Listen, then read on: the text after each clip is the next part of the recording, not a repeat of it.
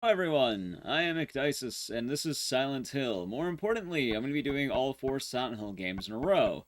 This is similar to both the Dead Rising marathons and the Clock Tower marathons that I do, but on a slightly smaller scale, because this is the Team Silent Hill games, also known as the Good Silent Hill games. Yeah, I'm not doing that one. I'm not doing Origins. That game's not one of the good ones. We're doing 1, 2, 3, and 4.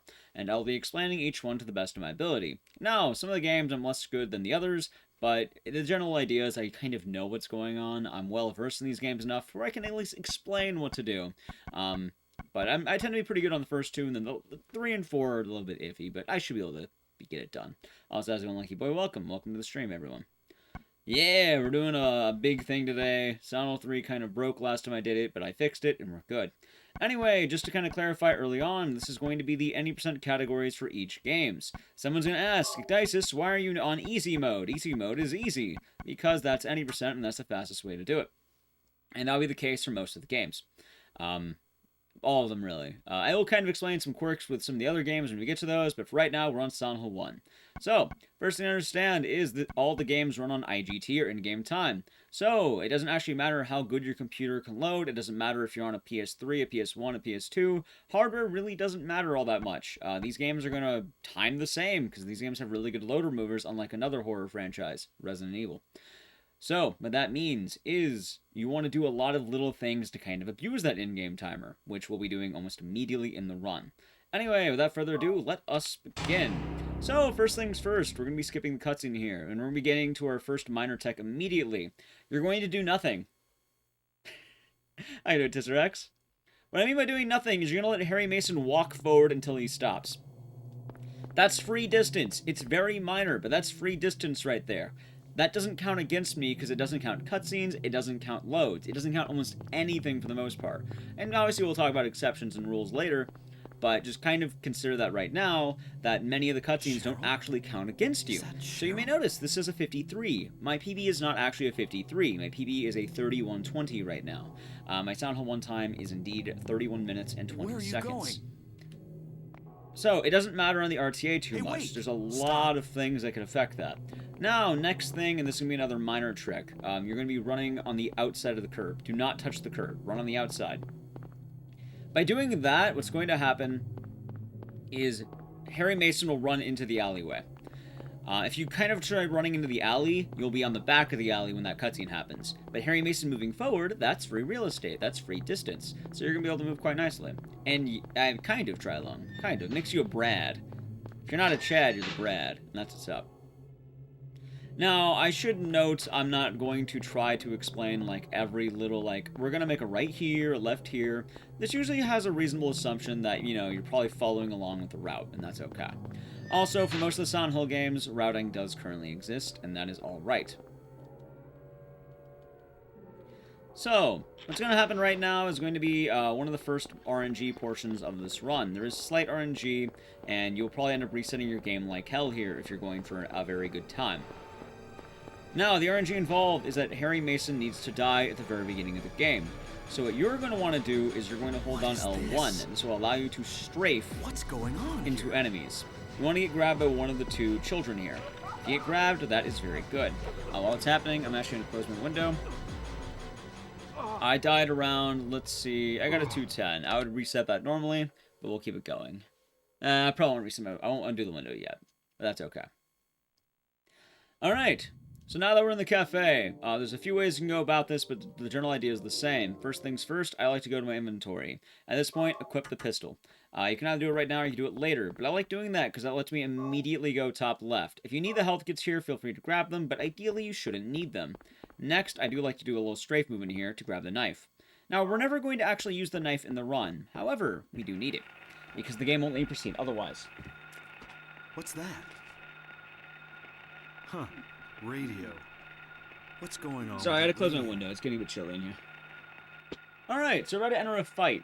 This is a mandatory cutscene, and he's going to be coming in the room. This will take anywhere from like 3 to 6 shots. You need to fire until it hits the ground, essentially. Don't worry about wasting ammo. It's not that necessary. Firing one more is a-okay. This is not a Now, dream. I should mention that there's other settings that to I've been this doing place? throughout the beginning of the run that will help you out. The main one you want to make sure that you do is you want to toggle something called, I guess, it's like a run walk. You want that on reverse. The reason why is because I don't want to hold down the sprint button the whole game. So what this does is it makes it so my default movement's actually going to be running. This is super important because otherwise you'd be holding down sprint, which that's not very good. You do use the sprint button to walk during certain points of the run, but you kind of don't want that to be the primary thing. So keep that in mind. Now, the next step for this puzzle is we're getting 3 keys. It doesn't matter the order you do the keys, but realistically, you're going to be going with this order because it is the fastest route-wise. And you're going to learn very quickly as you play this game, Harry Mason moves like a tank. What that means is his turning is rough, his movement is rough, everything like that. He moves like an absolute tank in the most tank way possible. If you're actually coming from Resident Evil and running games like this, you're going to notice it's not nearly as crisp as Jill or Chris's movements. Harry, when he stops, he'll actually stutter. He doesn't stop on command. He's actually kind of like, you know, a human being. So you're going to keep that in mind as the game progresses. Now, another thing I want to mention is the idea of quick turning, because you're going to have to solidify this into you. For quick turning, you're going to hold down your sprint button, which is actually your walk button, and then you're going to push L1 and R1 together. In doing so, it makes it very easy, and you can just pop quick turn like that. Thanks, Squid Scree. Yeah, I've let my hair down a lot more, because I'm feeling pretty good about it. You're going to be doing the quick turns like that quite a lot, so. Also, yeah, my sum of best is essentially the best possible I've ever done, and it's all my goals combined. It's kind of a good ideal to reach towards. And you're getting close to that, it's really good. Best possible time is the best I can possibly do left in the run. So since I lost 4 seconds early, or 5 seconds early, I cannot make that time back, so it's taken away from the rest of the run. And that, it kind of calculates it like that. We are Puri Puri for Silent Hill 1, 2, 3, and 4. Now, I should mention as well, the air screamers are annoying, and they're slightly RNG. These are the big bird dudes. They're going to be the ones trying to hit me. If you're wondering how do you avoid them, well, sometimes it's kind of not worth it because you might go any more deviations. But to avoid them, normally you want to move in serpentine motions, and then they might go away. Sometimes you'll just be eating a hit, though, so keep that in mind. Now, like I mentioned earlier, one of the large areas of time save is going to be the idea of you just moving in clean lines. So you can kind of see I'm starting, I want to end up in the middle of the street, and I don't want to like be wildly going left and right. I want to stay on the course as much as possible. You want to be very effective with your movement. If you're having to correct your movement all the time, that's not good. That's a general tip. Now, I'm a hypocrite because I walk like an alcoholic, but just keep that in mind. Well, I like to be in the middle of the street here because that's who you end up being. I know some runners end up hanging on the left and then they curve at the last second, but really there's a few options. See? You can also see Harry Mason kind of stuttering there. Also, even though you may know that there is a key in the doghouse, the key in the doghouse will not spawn until you touch that note, which is why you need to do that.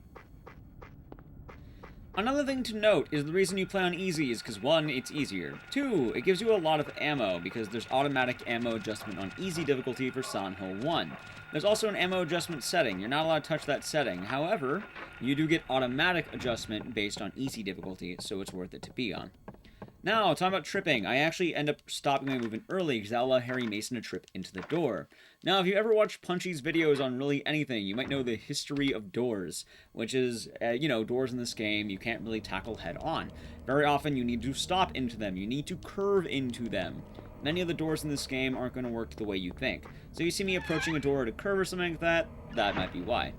Now, new lesson in this game. Light is super important. You'll be running in the dark at various portions. I actually do something called light toggling. It's not really a trick, it's more of a general strategy of the game. So, while light is good for you to see, light will also make enemies more aggressive towards you in all of the games.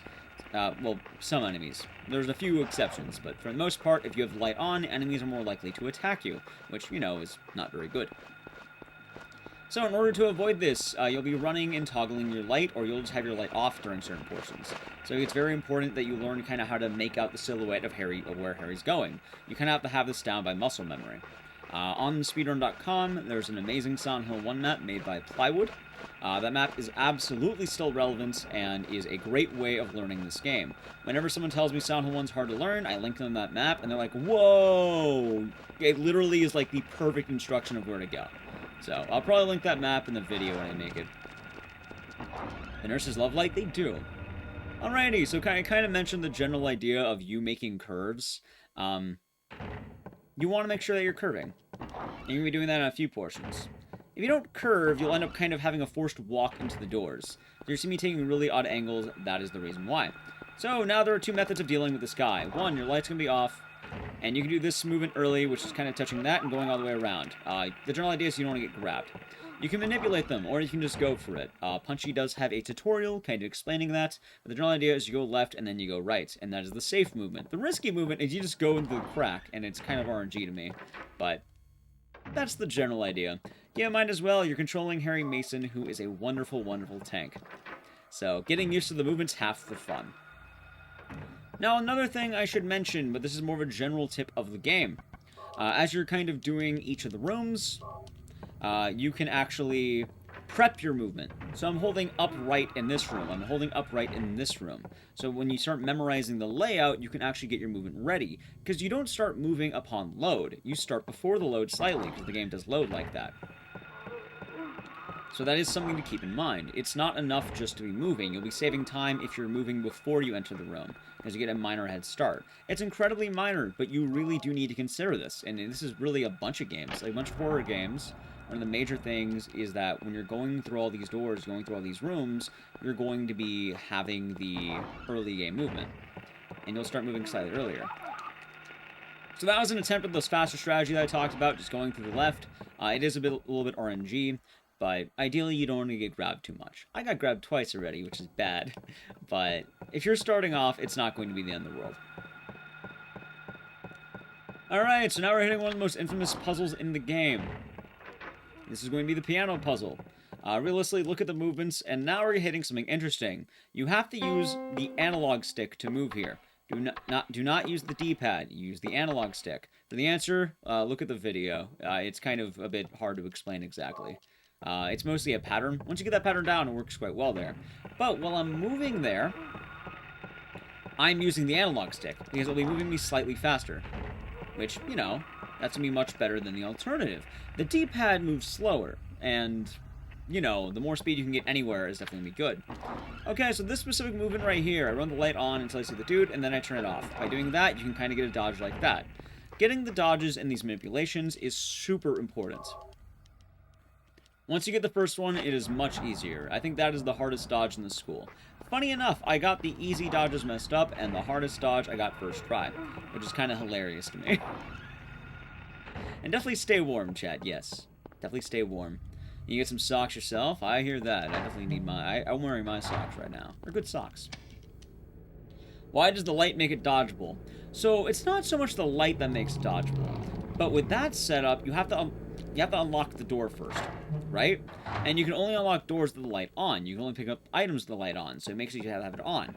Normally, if you're doing this dodge, you want the light off, so then you can just kind of run up and then hook right. And then in doing it... Wow, I missed the easy... All the easy ones I missed, the hardest one I get. For that one, you have to do that, because otherwise, you know, it's not going to work the same way, because you're forced to have the light on. If you run in there in the dark, normally it's a little bit easier. I like how I missed every single dodge that I should have had, and then the one I thought I would whiff, I didn't whiff it. That's fine. Alright, so now we're in the Otherworld School, and this is where the route's going to change a little bit. Also, I'm going to grab some safety health, because my god, I've eaten 3 hits already, and that's pretty rough. Also, something to be noted. You may notice that while you're moving, your camera angles aren't looking the same as mine throughout rooms. On L2 is a binded button where you can turn your camera. The camera turn button is super important. First things first, though, run through these rooms in the dark. There's going to be 2 little dudes. One on the right, and then one on the right again. After the second one on the right, you're going to start hanging left into the bench. That will allow you to get that movement right there. Now, the reason why that movement I'm talking about with the camera is important is because very often you want to be able to see where you're going. You can kind of get better movement if you move immediately. So being able to hold down L2, you know, you get like that. No, you do not move slower if you're hurt in this game. This game actually does not have a stamina system, which is very neat. This is probably one of my favorites for that reason. Harry Mason just moves like absolute ass. Which very often, I think Silent Hill 1's the hardest of the 4 games to learn innately. I think Silent Hill 3, between the first 4, is the hardest one to perfect. But in terms of sheer learning, I think Silent Hill 1's the hardest to pick up. I would say 1, 4, 3, 2 in order right now, in terms of difficulty. With 2 being the easiest, and 1 being the hardest. Although 4 is also really difficult, don't forget that. Okay, so now we're going to talk about something really minor. And again, Silent Hill 1 is a game where all the minor time saves will add up together. The minor time save that we're going to be doing is optimal menuing. But Igdisis, that's just menuing. Yes, but it's optimal. So you noticed earlier I grabbed a shotgun. That's going to be our primary weapon for the game. That was in the bathroom. That was the item I got there. Now, what I'm going to be doing is, one, after looking at the hole, we're going to be putting a ball in a hole. I also need to equip the shotgun. So, since I need to put the ball in the hole, I'm going to equip the shotgun now, and then I'll put the ball in the hole. So very often, the optimal menu there is, instead of immediately equipping the gun, I do it when I already need to menu. The ball must always be menued. The shot can be menued whenever I want. So, it's something where I don't have to go into the menu twice, because you lose time if you're going into the menu. So, by going, going to the shotgun, going to the ball, there you go.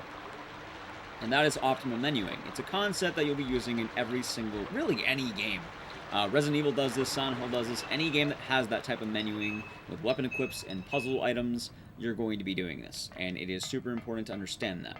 A lot of these games are going to be super important to understand.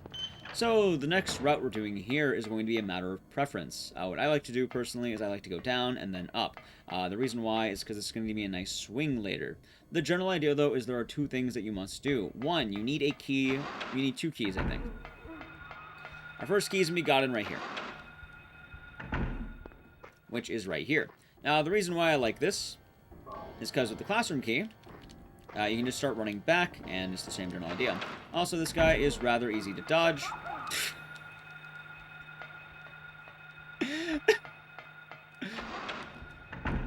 He's normally easy to dodge. Rather easy to dodge, huh? But this is why I like doing that, because I can just hook on over. Now, we're going back to the idea of the camera change. You can see there, I was able to run through very clearly, and I'm able to go exactly where I'm going because of that. Now, grab the shotgun ammo here. You're going to need it. You need a lot of shotgun ammo throughout the run. For you, it should be easy to dodge. I'm glad Chad had a laughing moment from that one. That was a fun one. Anyway, here's the other key that I talked about. We have both keys now. Now we can make our way. Also, you may notice there, I'm walking a little bit. Walking in this game allows you to get tighter turns. Tight turns are very... Oh, I'm not bleeding, am I?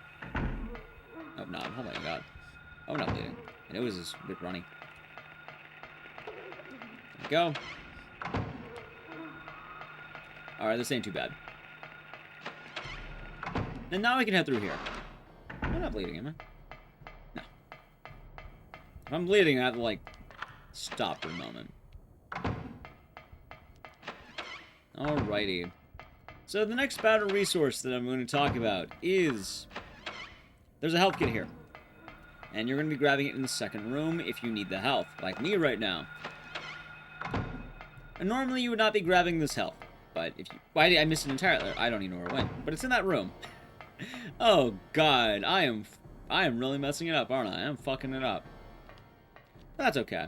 And also, there's the walk movement that I'm talking about. When you're walking, you get tighter turns, which is very important. Now, for this puzzle, what the answer is, you go right and you mash X twice. It's going to be left. Nice, Mr. Trotty. Very nice. That makes you a Chad. Thank you for the Prime Gaming as well for 5 months. So the right one, you're turning left twice. After this, you're then going to be going to the left, like that, strafe on over, and you're going to turn this one to the right once. So 2, 1. It will always work for you. How you doing, Mr. Trotty? And that's how you know the answer. Do not try to mess with the movement, otherwise it'll be way too awkward. Also, I am not bleeding, so that's good. Okay. Alright, so this boss fight, luckily, you might be wondering, Igdisis, shouldn't you heal right now? The health is actually for later, so I have a bit of time to wait, and there's more health I can grab, and I'll show it to you. So the way this fight's gonna work is you're gonna walk up to him, and then you're gonna pop 3 shots like that. You might get knocked down. You want... What? You want 3 shots until he does that movement right there. Once he kind of opens his mouth a little bit and closes it, get your gun back out and walk into him. That will cause him to open up. 2 shots in the mouth kills him. That's a pretty easy fight for the most part. I'm not sure why you did the double, but normally you kind of run not right in front of him. There's a certain spot where he won't hit you. That's where you want to go. I've never seen him hit me twice, so that's never happened before. It's always whenever I'm explaining the runs, I get the worst possible. That's never happened before. It happened during Blair Witch. Happens during this one. It's great, isn't it? Alright, so really quick thing. Make sure you grab the key. I know that sounds stupid and easy. You need to grab the key. Now, the reason why I stress this is you can absolutely forget the key. The game will allow you to leave this room without that key. And if you do, you'll go to a locked door eventually, and you won't be able to open it. So, keep that in mind. Anyway, I only lost 11 seconds. It's not so bad. And let's go into right glamorous jar. I'm trying to explain as good as I can. And that's the fun of it, ain't it? Don't you worry, though. There'll be plenty of safety health, and I can kind of tell you where it is as we're going. Also, the main weapon of the game will be the shotgun. The shotgun is immensely powerful. It is a very powerful weapon. So you want to be using it. Also, you kind of see I run through the trees. It's definitely a little bit faster to do so, but you have to kind of be careful with that stuff. And it is good to see mistakes, I think. Like, if you're wondering why I don't, like, why I don't redo the takes if I ever make a mistake, or why don't I just reset the run, you're going to make mistakes while speedrunning. It's perfectly natural to do so. Being able to get out of that and know what to do to correct the mistake is much more important. So that's why I don't ever mind. I think it actually kind of shows a bit more of genuity, in fact. Or genuineness behind it. Anyway, now that we're going forward, we're going to be making your way over to the hospital. The general movement's going to be the same. If you're following that map, you'll kind of have a general idea of what to do, like I mentioned. But before we go to the hospital, we have a couple things that we must do. Also, you may be dealing with the air screamers right now. The air screamers are going to be very mean. Like I said, if you go on you, the best way of doing so is you want to kind of serpentine, or else they'll hit you like that. The serpentine will generally be a thing where they'll swipe past you and then you go the opposite way. That will cause them to then fly away and lose aggro, but sometimes they just won't lose aggro. So that's why it's not the largest skill to worry about. See, that's a better example right... Wait. It was almost a better example right there. But sometimes it's just better to take the hit. Also, my health is absolutely tanked right now. Luckily for me, and hopefully for you if you grabbed health kits earlier in the run, which you can grab... There's 2 in the cafe that are really easy to get. So if you're starting off, grab them. We're going to be getting a health kit in the upcoming room. And also, this is where I'm going to be stressing the idea that walking is important. It's funny, because one of the fastest areas in the game is going to be walking. The hubris... Hey, sometimes you just get unlucky. I always got hubris, though. Don't you worry about me. I always got my hubris. Alright. So that cutscene is required. You need both of those items. You cannot leave without taking both of them. One of those is going to be the key to a control panel. And that room is going to be the worst one in the game. Yeah, Alone in the Dark 3 is terrible. I played that game. It's actually awful. Alone in the Dark 3 is a rough game, likely story. That's why I stopped playing it. It's also just all boings. It's boing, boing, boing, boing. Which I have no idea why that game was a thing. Alone in the Dark 2 was at least interesting, and I didn't hate that game. Alrighty, so the idea of walking will now kind of be in full effect. When I'm making a turn, you're going to notice I start walking partway through it. You can see I get a very reliable turn there, and I don't get a wide turn. Harry Mason turns very wide. You can get very, very phenomenal turns if you decide to walk, which is kind of like squeezing your way in there, which is nice. You can also see my health is very red right now. So what I'm going to be doing is I'll be grabbing the health kit in this room, which you can see on the left. Also, you can literally see the frames of the snow falling. This room has really low FPS, so do be careful with your movements. That is something to stress in that room. That is the one room in the game that has like single-digit FPS, and I don't know why. If you're wondering why I'm not worried about the health just yet, there's not going to be any more enemies until I get to the hospital otherworld. So we have a bit of time before I'm in danger.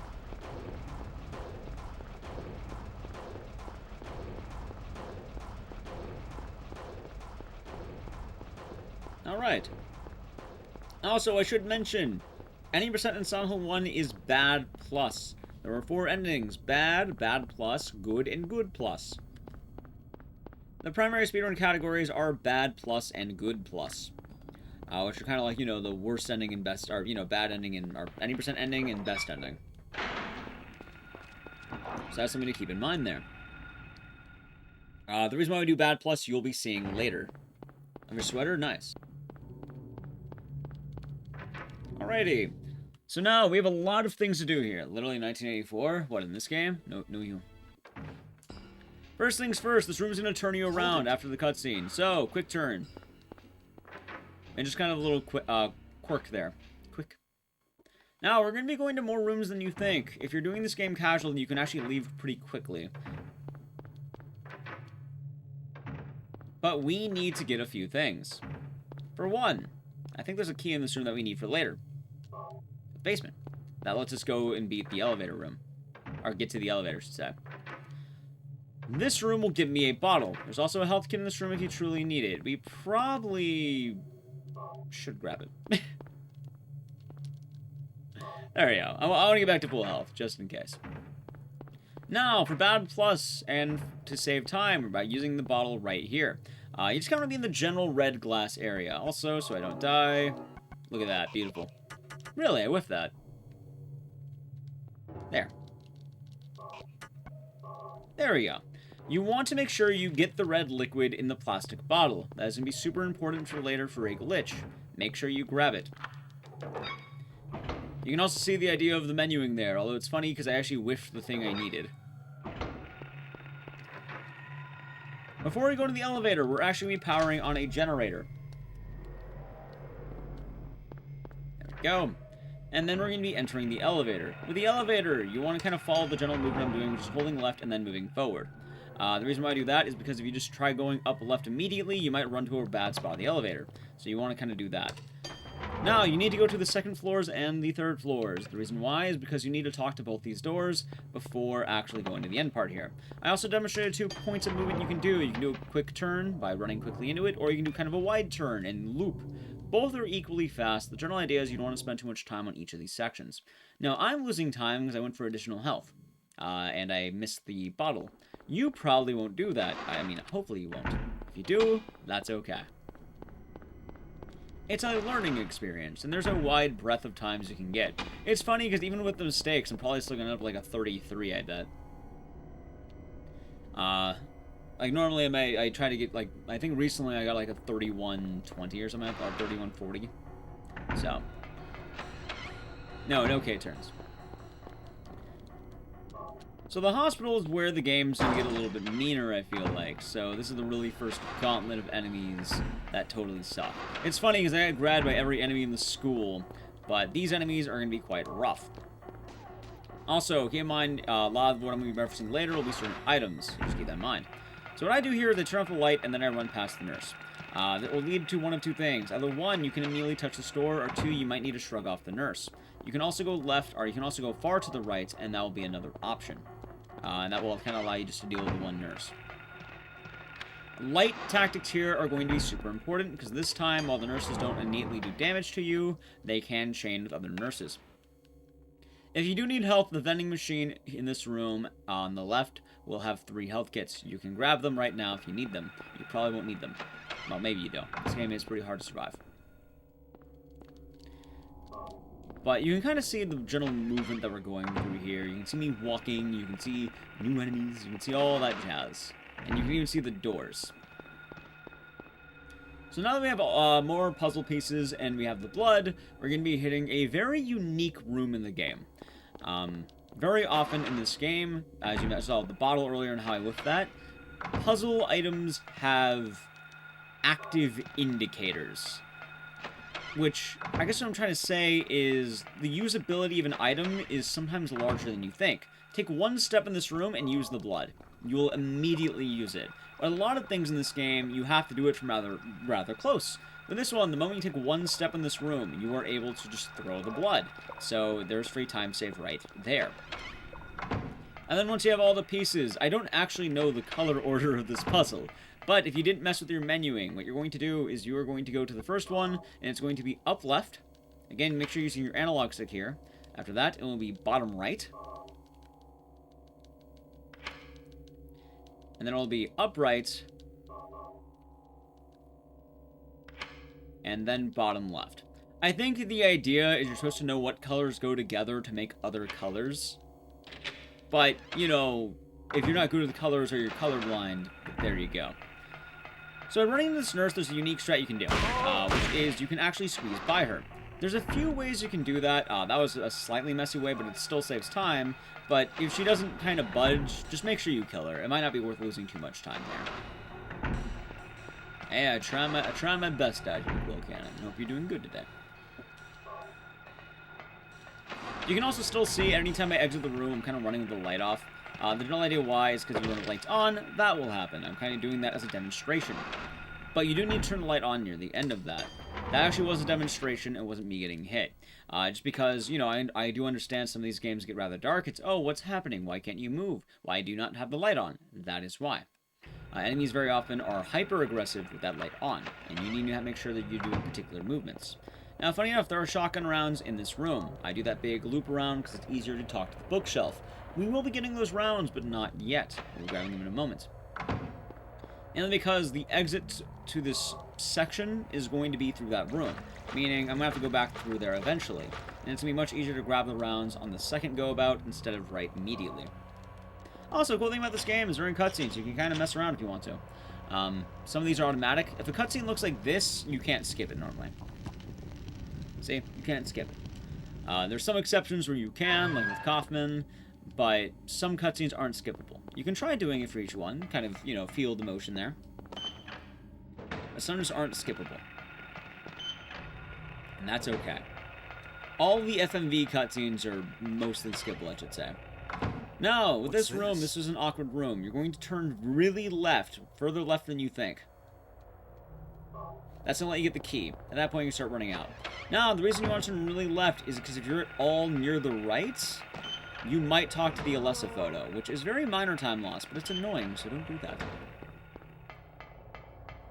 After that key, you'll kind of see what I'm doing here. We're going to immediately go up right. That'll take me back to where we're going. And now we're grabbing that shotgun ammo, because we can just run straight into it. And that's much more efficient. No, I'm turning left as a direction. Don't be weird, Silence. Don't be weird.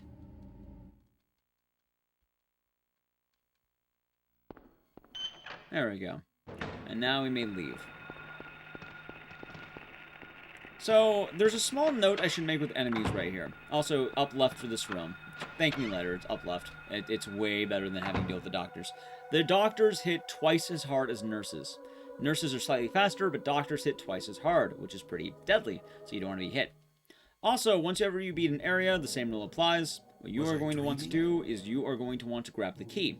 I like to do slightly up left and walk. You can try to run there, but you might bump or you might miss the window, so make sure you don't miss the window. Missing that key will be devastating, because it is a very long run. A super long run. Which is a bit awkward.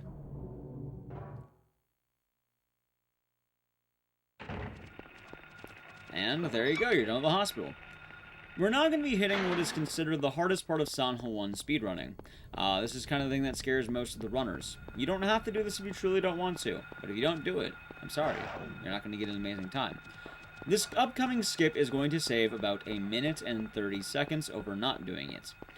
And it is so fast that you have 6 attempts before you start losing time. So if you get it within the first 6 attempts, you're probably still going to be ahead.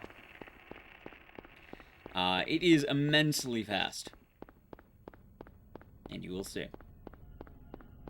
We're making our way towards the antique shop, and this is going to be the antique shop out of bounds. The idea behind the out of bounds is normally you're going to have a section where you have to kind of like run through the town, and then you fight a boss called Twin Feeler. Twin Feeler will then give you a sniper rifle, or the hunting rifle I think is what it's called, and then you have to kind of expend more ammo. We're going to be skipping that boss fight entirely, and we're going to be going straight to the following boss, which is named Float Stinger.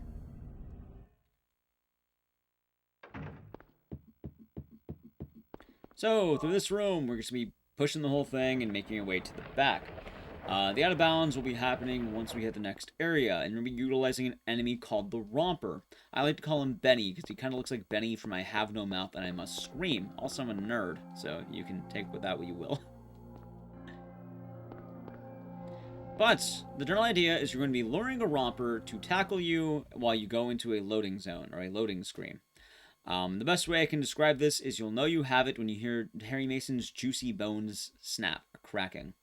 It's definitely an audio cue that I use here, and I have a very particular setup that I like to do. The general idea is there's a few setups you can do, but you need to make sure the romper tackles you into the loading zone.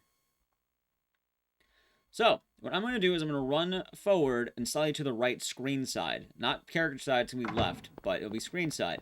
And then I'll quick turn and run back. So what I want to do is I run out, I lure the romper, I quick turn, and then I start walking here. That was a bad one because I walked in too early. If you mess up, you can try again. There's not really a lot of penalties here. So I lure, and I start walking about here. I messed up again. One more moment. So again. And then there we go. Third tries the charm, you hear the bone snap. So what this is going to do is you can run through the door now, and that works very well. You're going to be holding forward the whole time. You can also toggle the light if you want to see more. Now, I bet you're wondering, why did you walk into the door 3 times if it was that easy? So it's not really that easy. There's a few things I've noticed here. One, while walking forward, we're going to be looking for the roof of Float Stinger's fight. When you see a roof, you'll know. Walk with your light off, by the way. Walk with your light off. So it is an easy trick, I just kind of messed it up twice. Now the reason I messed it up is because I just kind of walked forward too much. But you need to walk forward, because that's what lures the romper. A lot of times what will happen is people kind of get ahead of the romper, and they'll lose the aggro, and the romper will get bored and go away. What I found is by walking, and then when you time your walk to going right in the zone, that will then allow the romper to tackle you, and you'll get a consistent tackle. So what I recommend doing is you can watch that back on my 3rd attempt there, and you can kind of see the general point I start walking. It's definitely a feeling-based trick. It's something you're going to have to practice. But the general idea is you're getting the romper to tackle you, he tackles you, and then you hear bone crunching the moment that loading screen happens. If you hear that, you know you have it. There's a few ways I've gone on accident. I've gone with a katana. Like, once you know what you're doing, it's rather easy. There's also advanced tutorials for this on speedrun.com that are pretty nice for learning that. Anyway, it is now a boss fight. You're going to be kind of spacing out your shots in a weird way. You don't want to fire too many. A good way of doing this is you can just kind of keep strafing. You're doing that. This is one tactic as well. You can kind of wait a little bit. You can get hit with green gunk, and you can also get stung. What I like to do is I kind of wait for the pools of purple blood to fully drain underneath Float Stinger. The reason for this is because he does have vulnerability frames. Also, that's probably dead right now. Yep, one hit away. He has invulnerability frames, so if you go pop, pop, pop, pop, pop, you can, and you will be wasting ammo. You have to wait for that blood to pool. The 2 ways of doing that are either 1, look at the blood, or 2, you can just keep strafing. But you kind of want to just end up by the stairs. I don't know the exact counter. It is slightly RNG, but that is the case there. Also, I am running dangerously low on health again. It should be noted that if I do die during this run, I'll have to reset it all the way from the beginning. Silent Hill games are based on IGT like I mentioned earlier. So what that means is you're not allowed to mess with that IGT. Reloading a death point or reloading a continue or a save that you have would put the IGT based on where that is. Because these games have really reliable IGTs, including if you die. Now, the issue with that is they're so reliable, if you end up saving the game and dying, it'll take where it was. So in theory, you can use that to abuse, like, oh, I made a mistake, and then you die to the same guy 8 times. So you don't want to do that. That'd be cheating. So don't do that. Alright, so you do have to talk to this door. What that's going to do is you'll see the lock, you're just going to shoot it. It's called an American key. So we're hitting another RNG portion of the run, and one where Harry Mason might die right now. I will show you a safety health, because I'm pretty sure I remember where it is. There's a couple in the sewers. Hopefully you don't have it. I was unplugged. So the dilemma is, there's going to be 4 Mantis Men, and I'm going to be moving in generally the same path, so just kind of watch the movement here. They can absolutely murder you. They're probably one of the hardest hitting enemies in the game. You kind of want to be able to get just kind of good paths. And you can see I hang on the right there. And it's not so much hanging on the right or hanging on the left. You have to know what to expect very quickly. I got really good RNG so far. I probably don't need to heal. If you see the Mantis Man on the left, you can go right. You see him on the right, you go left. I know that sounds easy, but this is something you develop with experience. You're going to have to keep an eye out for that. Ideally, the paths I just took there are actually the good paths. So, if you're wondering what the best possible path is, it was that. But there are 4 chances to be hits. I'm probably going to get away with 4 out of 4 clean swipes, which is good for me. But do understand, getting hit here is very normal. A lot of people get hit in the sewers. It is rather RNG on the Mantis Men, and you do need to be careful there. Also, there is, no guarantee I even get past this. There's very good likelihood that I could be hit on the 3rd or 4th ones. And just on 3 and 4, you have more vision and you have better movement, so it's kind of a bit easier. Although 3 can still be awkward. Let's see. So I did get hit the 3rd one. That is okay. I had a feeling I get hit at least once, but the 4th one is the easiest dodge. And you can kind of see the general idea there. You have to predict the Mantis Man. If he's on the left, I can then go right. It's something that's very, very quick. But also the Mantis Men are very... they misbehave. They do a little bit of trolling. So keep that in mind. Luckily, though, after you avoid that, you're pretty much home free for a good amount. The sewers, I think, is definitely the toughest part of the run in terms of sheer movements. Hey, well, thank you, Thumper. I'm glad you've been enjoying it so far. I try my best to explain these games. That's why I made the Speedruns Explained series for mine, or Horror Speedruns Explained, because I feel like every speedrunner uses the phrase Speedruns Explained, or Speedrun Explained. Also, guess what? There's health back here. And I am probably in the red. Yep. Yep, I'm in the red. I'm not going to chance it. That was actually really good, but I'm not chancing anything right now. So that is something to consider there. Alright, so the actual exit's behind me, but we need a key first. And the way this is going to work is usually the same. The layout of the map should show this, assuming you have this pulled up or you're trying to learn with it. But a lot of the movements are going to be questionable here. You can see I'm taking those turns. I'm kind of starting by going to the left. This is definitely an area where knowing where the exit is important, which is stupid that that's a strategy, but you might forget this doesn't have one big exit, it's small ones. Also, you can just mash X upon going here. You don't have to be in the center of the blood, you just have to be here. Also, I sure hope a Mantis jump scare doesn't happen. Oh no! Quick turn and leave, it's okay. Also, you can get the game, for speedrunning this game, you will need a legit version if you want to be on the primary leaderboard. There is an emulator leaderboard, but the best option right now is buying this game on PSN. It is normally very cheap. It's like $5. It's $5 for a pretty old game. And again, you're not going to be losing any time running this on a PS3. Most people own a PS3, so that is going to be my official recommendation. There is an emulator leaderboard, but again, you're not going to be on the main leaderboard. Keep that in mind. So... I like to toggle my light here, that causes him to kind of show up faster, and then I'm able to hook from the right, as you can see there. And there's the sewers. Quite good. Awesome cast blazing. So that's the best recommendation I have for that. PSN is your best friend. It is also quite literally like $6. Correct. The world record holder plays this on a PS1. My method of choice is on a PS2 with a disc. There is advantages and disadvantages even with the platforms being different. The best ones may be PS1 or PS2. PSTV is definitely the fastest of the official mediums. PS3 is the slowest. However, you're not actually losing time, you get less runs done. Also, Friaran, thank you very much for the Prime Gaming. Do enjoy the emotes and the scissors, and thank you. Hope you are having a wonderful day today. Alright. So now we're going to be hitting a very weird area because the city is turning into the other world. You see? Correct. So PS1 is, a good section. Also, in the world record holder's case, that is Aaron, I think he has an underscore. I don't think it's just Aaron. I think it's like an underscore. He likes the feeling of the original hardware. He purely enjoys that. I enjoy the feeling of the PS2. Some people also run with the PS2 fast disk speed. There's many ways of doing this. Many legitimate ways. Well, PS3 being the slowest is weird because PS3s are hyper-accurate to PS1 settings. However, while being hyper-accurate, they got too accurate, and they're actually slower than a PS1 somehow. But it's a legit way of playing, and you're not going to lose time. You're going to lose real time, which is this thing down here. The actual IGT won't be affected, so that's okay. You can run with that.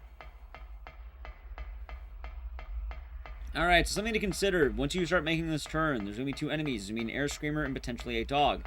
Make sure you toggle the light. The dog, if you just run up left, he normally will not hit you. Sometimes he doesn't even spawn. I don't know what makes him spawn or not spawn. There we go. Welcome back, Manicore. Alright, now time for an annoying gauntlet. Emerald, how's the stream? Tell me all about it. What are you doing today? Thank you for the raid. So the reason why this section's annoying is because you're gonna have a lot of rompers and it's gonna be a lot of toggling. No, we're doing all of them. We're doing all of them. We're doing 1, 2, 3, and 4. So I'm gonna have to run with the light off, and then I'm holding up right once I kind of near the top. The reason why is because even though I can't see anything, and this section's kind of rough with that, you need to do that. It is immensely important you do not turn on the light there. After that, you can toggle the light all you want. Do not even try toggling on that one portion. The reason why is because the rompers up there will absolutely get a tackle on you if you even think about turning on the light. The air screamers won't bully you too much because they're rather easy to deal with. Yeah, streams are going mostly well, I think. They're nice. Oh, cool. Well, they just came in with the raid, so. This is the general movement. Why do they only get you if your light is on? Because light, from earlier, the light makes enemies more aggressive. Also, you can see I do little star stuff there on that one, for the door. So having the light on, enemies are more likely to attack you. Now, the movement I do is actually going to be something like this. This is the movement of most runners, where it's run, run, run, and then turn a little bit. Because going up those stairs is weird. It's a spiral staircase, but Harry Mason, again, moves like shit. So, the problem becomes, well, Harry Mason will keep running into the wall if you decide just to hold upright. So, if you keep getting really fast and then small turns, you'll be moving more effectively, which will absolutely add to your time. Yep. So what you're supposed to do to actually tell about enemies casually is you want to use the radio, because the radio will let you know the static. Oh, there's an enemy here. So if you wanted to avoid them, that's what you can do. But it's rather simple. Alright, now time for one of the easier skips, and probably one of my favorites. You'll be able to see the full thing, and it will be pretty great. How's it going, Eskimo? Good to see you. The skip we're going to be doing is called the Red Liquid Glitch.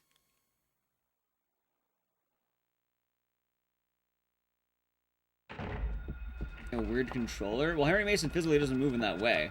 Again, you don't have, like, you can keep running upright the entire time.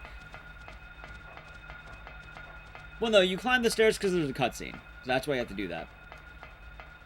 It's not the fact that you can stop running. It's by running, you're going to actually lose time because you're running into the wall. By walking slightly, you'll be moving slightly slower, but you won't be running into the wall, and your run will be more optimized, which is why you do the small walks in between. If you hold upright the entire time, you'll absolutely be running into a wall, which is not very good. And not much. Hope you're doing good. And yes, the plastic bottle from earlier, Thumper. That is correct. I'm glad you caught that one. So, I try to keep the light on whenever I do this casually, but when I'm like absolutely speedrunning this, yeah. Like, I am absolutely toggling this light. Also, be careful of the Mantis Man here. He might try to grab you. It's RNG. Also, while you're moving in the sewers, I'll give you a very brief stint of knowledge on movements. The guy coming up here, you're going to be able to... Or not the guy, but the hallway. That's a guy, right? With the hallway coming up, what you want to do is be on the right, then the left, and then all the way on the right. Mantis Men? They look like Mantis Men to me. There's also a Mantis Man right there. So you mostly want to be in the center, but for the first one, when you hear the noises, if you slide on the right, there could be a hole. Hey, look, I passed a hole. If you slide on the left, hey, look, I passed the hole. And then be all the way on the right, hey, look, I passed the hole. You might not expect those, but they're there. Now, the red liquid glitch is super easy. Earlier in the game, I got red liquid. That is used for the Sybil boss fight. So allow me to use that on Sybil. I'm not going to. I'm going to do a glitch. The glitch instead will be I'm going to run upright, and we're going to find a shadow baby. He's really hard to see, but he's right there. You hear his little squeaks. Even if your foot is in him, you should be able to use the item. If you use the item, you should get this. Do be careful. Some consoles do crash on this cutscene. I think it's only if you're on PS2 with fast disk speed. I don't use fast disk speed for this game. I like it with the OG loads. Anyway, enjoy.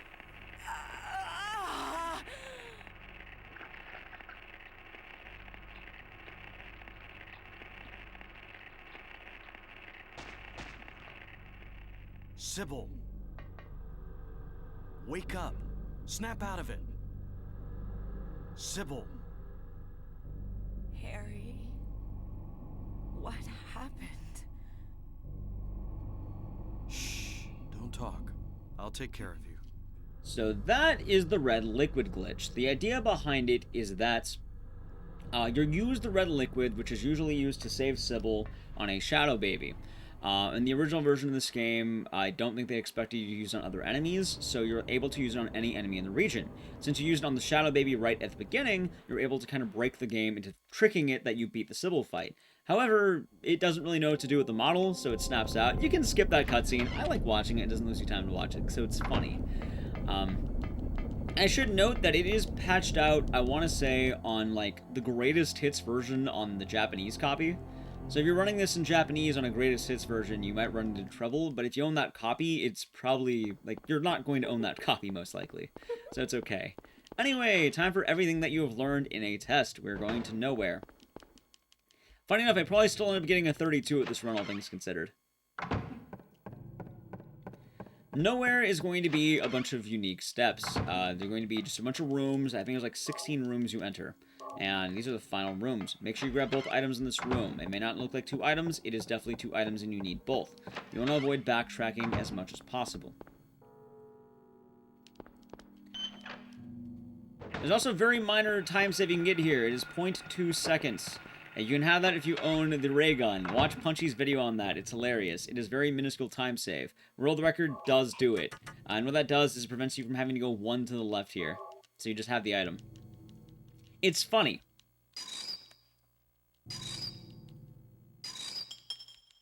So there's that. Alright, so now the order is always going to be the same. We have the key here, and we can go to 2 puzzles. These puzzles are fun to do. I actually really like them. The first one is I go to this room right here. What I'm going to do is I'm going to try going to the left one as much as possible. You want to see a centaur? It's 6.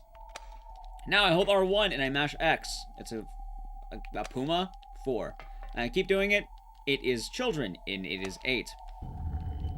That is the best movement you can do. Also remember, anytime you see that... Oh, not there. Anytime you see that kind of puzzle, you want to be using the analog stick. Do not use D-pad. I can't stress that enough.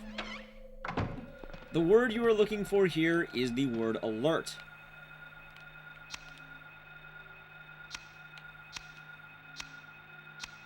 There we go. You need to hear that tick each time or you have not gotten the word. You can do drive-bys and it's really cool, but that is how you do it. You need both of these rooms, so keep that in mind. Now, the saddest cutscene of the game is in this room. You may skip it. It's okay. You can do it.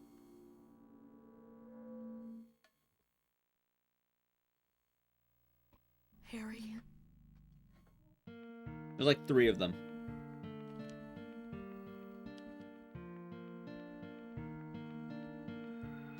Oh yeah, like number of limbs. Alrighty. If you do need to heal, there's a medkit in this room. You can use it while you're doing this puzzle right here. I'm in green though, so I should be safe for the rest of the run.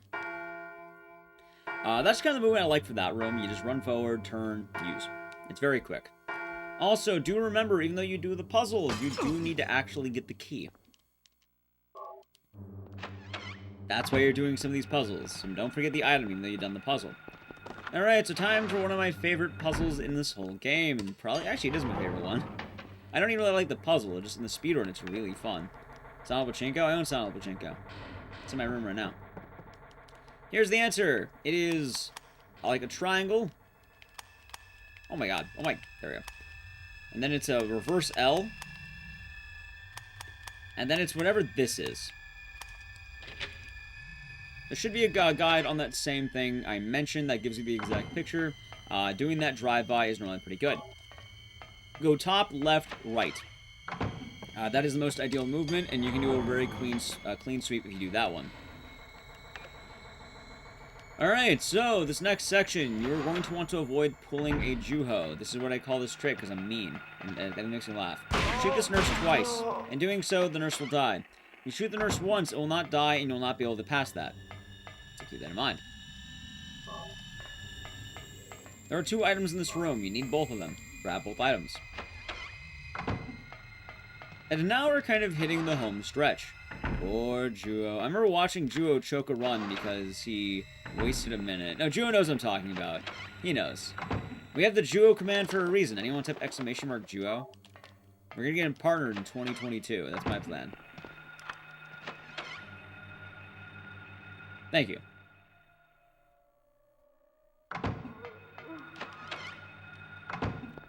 Alright, so for this one, this is a fun one. Just get the sword first and then use the ring.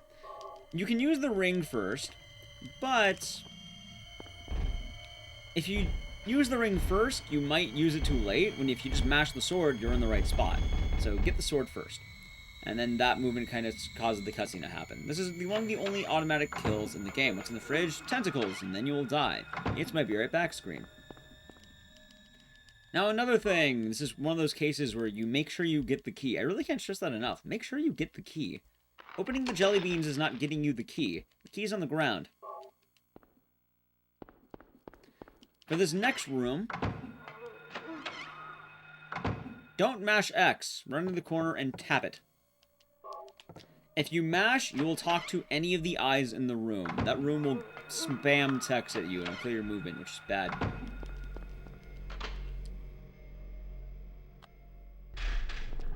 Alright. Harry Mason's my spirit animal. I'll be running with the light off now. So, with this room coming up, I hold up left, and then once he's kind of moving forward, I'm going to be doing that. If you do so, you may be able to get through this in a clean sweep. I did not. That is okay. Luckily, the way back is very consistent, because running with the light off is going to be reliable. That screwdriver I grabbed earlier, we're using it now. I should be safe for the rest of the run, even if I take both hits.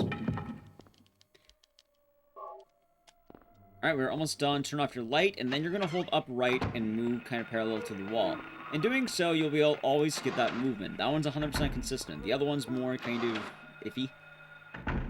That's definitely the way it works. Lastly, I like to move on the left here because there's the gurney there, and then there's a guy in the middle. So by hugging the left, it's a little bit safer on your movement. You can just avoid the little shadow baby. They hit pretty hard. Alright, lastly, you remember this room. Don't talk to Alessa. And you can just be good there. We're almost on the home stretch. The last room is directly in front of you after that room.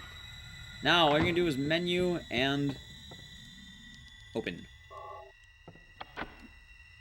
Like so. I'm doing this 5 times.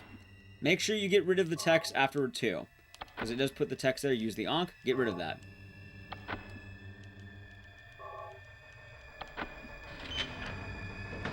Alright. Lastly, we're going to be fighting the final boss. The final boss has a few ways of dealing with it. Now, the best one is you're going to aim your gun and walk forward 4 times. You want 4 steps. Don't do 3, you'll die. You want 4. You're going to fire the gun once lightning comes out. So watch, I aim the gun. 1, 2, 3, 4. If you walk too far forward, you'll kind of bump. Once lightning starts, I'm going to aim. That does double damage. It should take anywhere from 4 to 5 shots. Maybe 4 to 6. Anyway, that is a GG right there. That is Silent Hill 1. Once you see the screen, you are now a Silent Hill 1 runner, provided you didn't die. If you died, try it again. It's A-okay to do that. Anyway, I haven't done Silent Hill 1 marathon commentary in a while. Cheryl! Also, let me clear all my emails. Thank you, Daddy.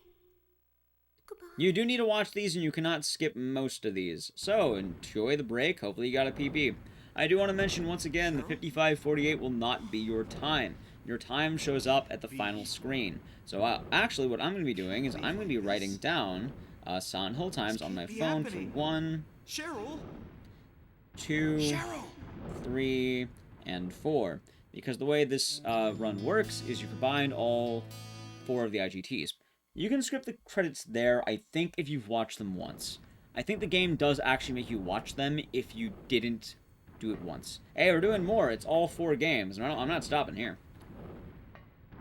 So, we're doing Silent Hill 2 next, and I'll kind of break that down into a lot of things.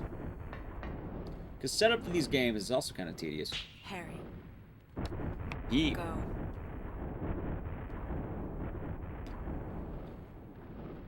I also do a clean little break. I should start doing that more with my YouTube ones. Kind of break it where each game is. Also, I'm going to say at the end of Silent Hill 1, you know, if you're watching this on YouTube, come check me out on Twitch. Or Twitter and Instagram, I have those as well. There's my social medias. Also, for that, Pickleton, thank you for the raid. How was the stream? Tell me all about it. What are you up to today? What are you up to? No, not Tingle. Welcome, Raiders. How's it going, Friday? How's it going, Hero Wolf Wood? Welcome, everyone. Horizon Zero Dawn. Perfect. Hope you had a good time with it. Yeah, we're having a fun time today. We're having a very fun time. And hope you had a fun time as well. Up next will be Silent Hill 2, and that'll be a nice thing. Also, I like to listen to this because I like blooper reels. If you don't listen to this, you're a coward. Nope, this is the first one. We're doing 1, 2, 3, and 4.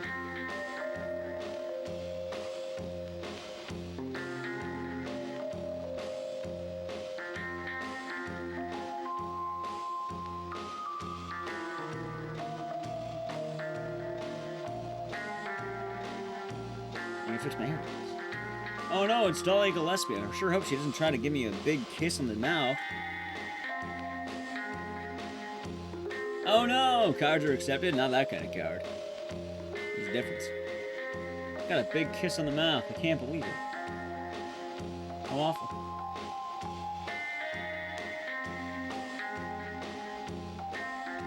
But yeah, if anyone has any questions, do let me know. I'm going over a lot of these games today, though.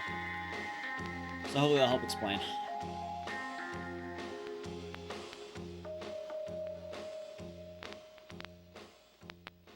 God, I'm just realizing how many links I need to include in the description of this video. Sweet. Alrighty, so I got a 3240. That's actually not that bad. It's like 120 above my PB. That would have been a lot better if I decided to reset it early, because, you know, how many times I get grabbed over here? That's a-okay. A 3241 is even not a bad time. My PB is a 3120, but, you know. Sometimes just get runs out. It's way better. Oh, if you want to see something cool, look at this. I have like 1,000 attempts. How many, let's see something. I finished 203 runs in this game. I finished a lot of my runs in this game. Like, 1/8 of my runs complete. I like to finish. I don't edge myself the entire time on speedrunning. I finish, baby. Alright, anyway, with that being said, we'll now be going to our next run, which, let me just edit my layout again, because I don't want that there the whole time. Finishing a run will be way better than the alternative. Now, if you're doing 1, 2, 3, and 4, you're going to be doing setup for each and every game, because each and every game has a unique setup. At this point, Silent Hill 1 has been done, and now we're going to 2, because I like to go in chronological order.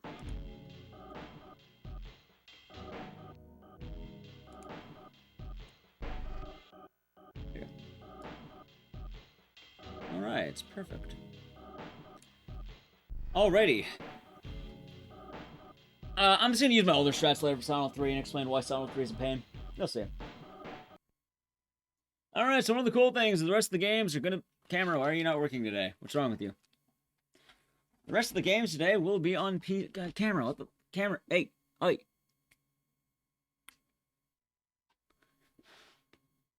There we go. That's better. So, at this point, if you're watching this, we're going to Silent Hill 2. What does that mean? It means things are going to get tedious. Now, you're going to need a few things. 1, a PC version of Silent Hill 2. Rent it from Blockbuster. Buy it. I don't know what to tell you. Find a copy of it. Find it. It fell off a truck. Next, you're going to open Task Manager. You're going to have to go to the Details tab here, and you're going to scroll down to the letter S. On my end, I see a few programs there. You're going to the letter S for Silent Hill. So preferably try to go to SI or SH. No, we're doing regular Silent Hill. We're doing regular runs. Now, you're going to be having... Oh, wait, did it? It says Silent Hill 2 right now. I know it does. Oh, you're right. It totally does. That's weird. I see what you mean. Silent Hill 1 to 4. Speedrun. Series speedrun. With cool explanations. Which percent? No, we're not doing that one. Alright, so like I mentioned, with Silent Hill, what's going to happen is, for 1, Task Manager is now open. You're not going to see it on my end, because obviously I'm doing this in the background. I don't have them immediately showing up.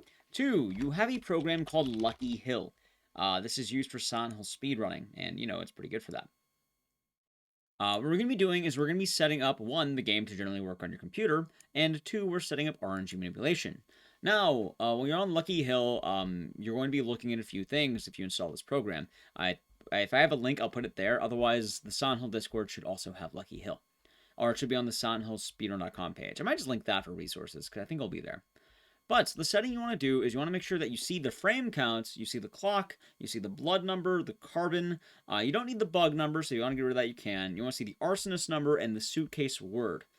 This will remove all the RNG from the game. It'll be quite good. Make sure you have this tool if you are running the game. You're not going to be needing anything else at this point unless you're playing differently. As well, you want your riddle difficulty to be on normal.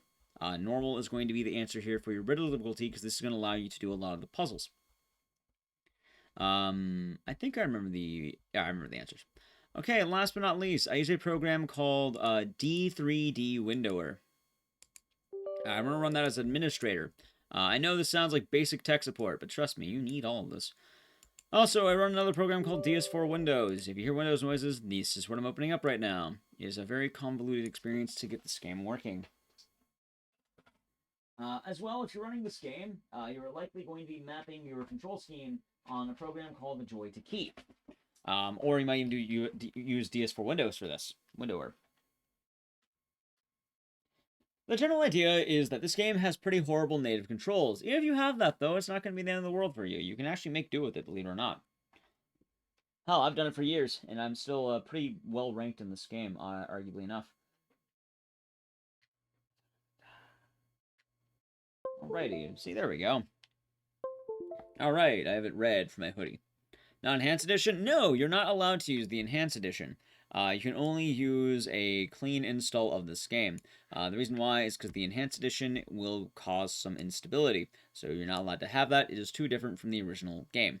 The Enhanced Edition is only for casual. So if you try using the Enhanced Edition, your runs will be rejected for having inconsistent lows. As our non-RNG manip category, RNG manip is super easy and it is everything you want. You wouldn't want to do that one. If you do want to, you can run it on console. Or if you just don't do it if you don't want to. But trust me when I say you want to do it. Because RNG manip saves this game from many flaws. Now, funny enough, I'm actually going to be having an issue. I think I mentioned this in my hard mode video, but I'll be doing it again. When you boot up the game, you're going to have to do some pre-setup. I'll show you what the pre-setup is, just in case.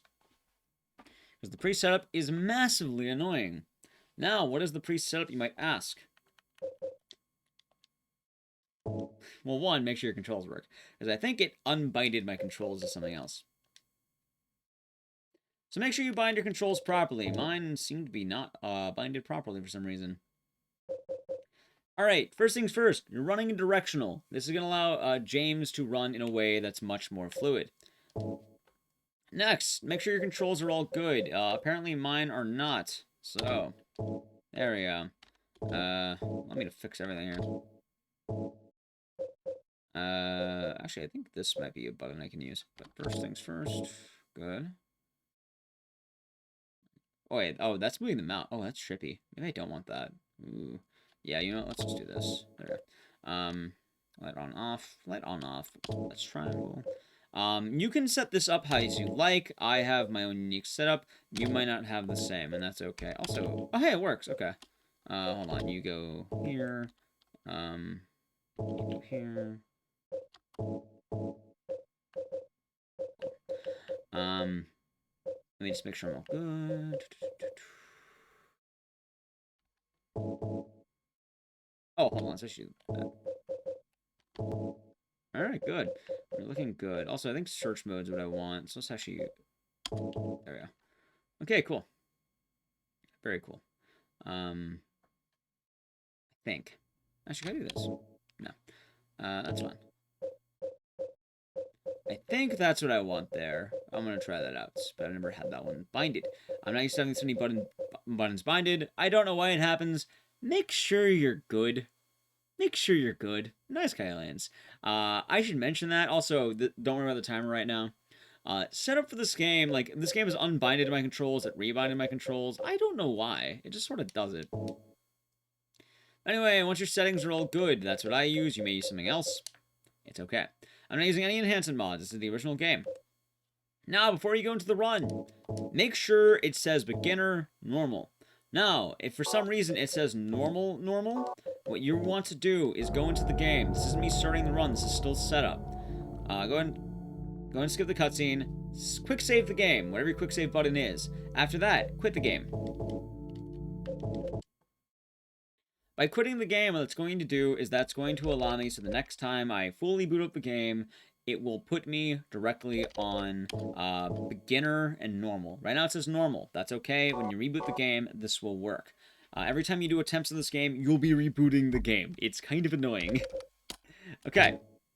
So now that all that setup is now done, what you're going to be doing is a very specific set of actions. One, once again, task manager is open with details. Your D3 windower is ready to boot Silent Hill 2. You have your splits up. And Lucky Hill is also up. You want all these things visible on your screen. You're going to need all of them. Now, once you boot up Silent Hill 2, you're then going to go over to Task Manager after Alt-tabbing. You're going to be setting Silent Hill 2's, whatever the file, it'll pop up near the that whole area. Make sure you set it to single core affinity. I think there's a way to make it happen every time. I do it every run, because it's kind of annoying. But what's going to happen is I see SH2PC. I set affinity from all processes to my CPU 0. That fixes that. Now, I let these two windows play, all these windows play out. Once the game opens, I'll be going to New Game and mashing the X button. Beginner normal, that is now toggled in. The run should begin automatically, and now we're ready to go, and Silent Hill 2 is ready. So, no, they're not HD. Not HD. That's a unique category.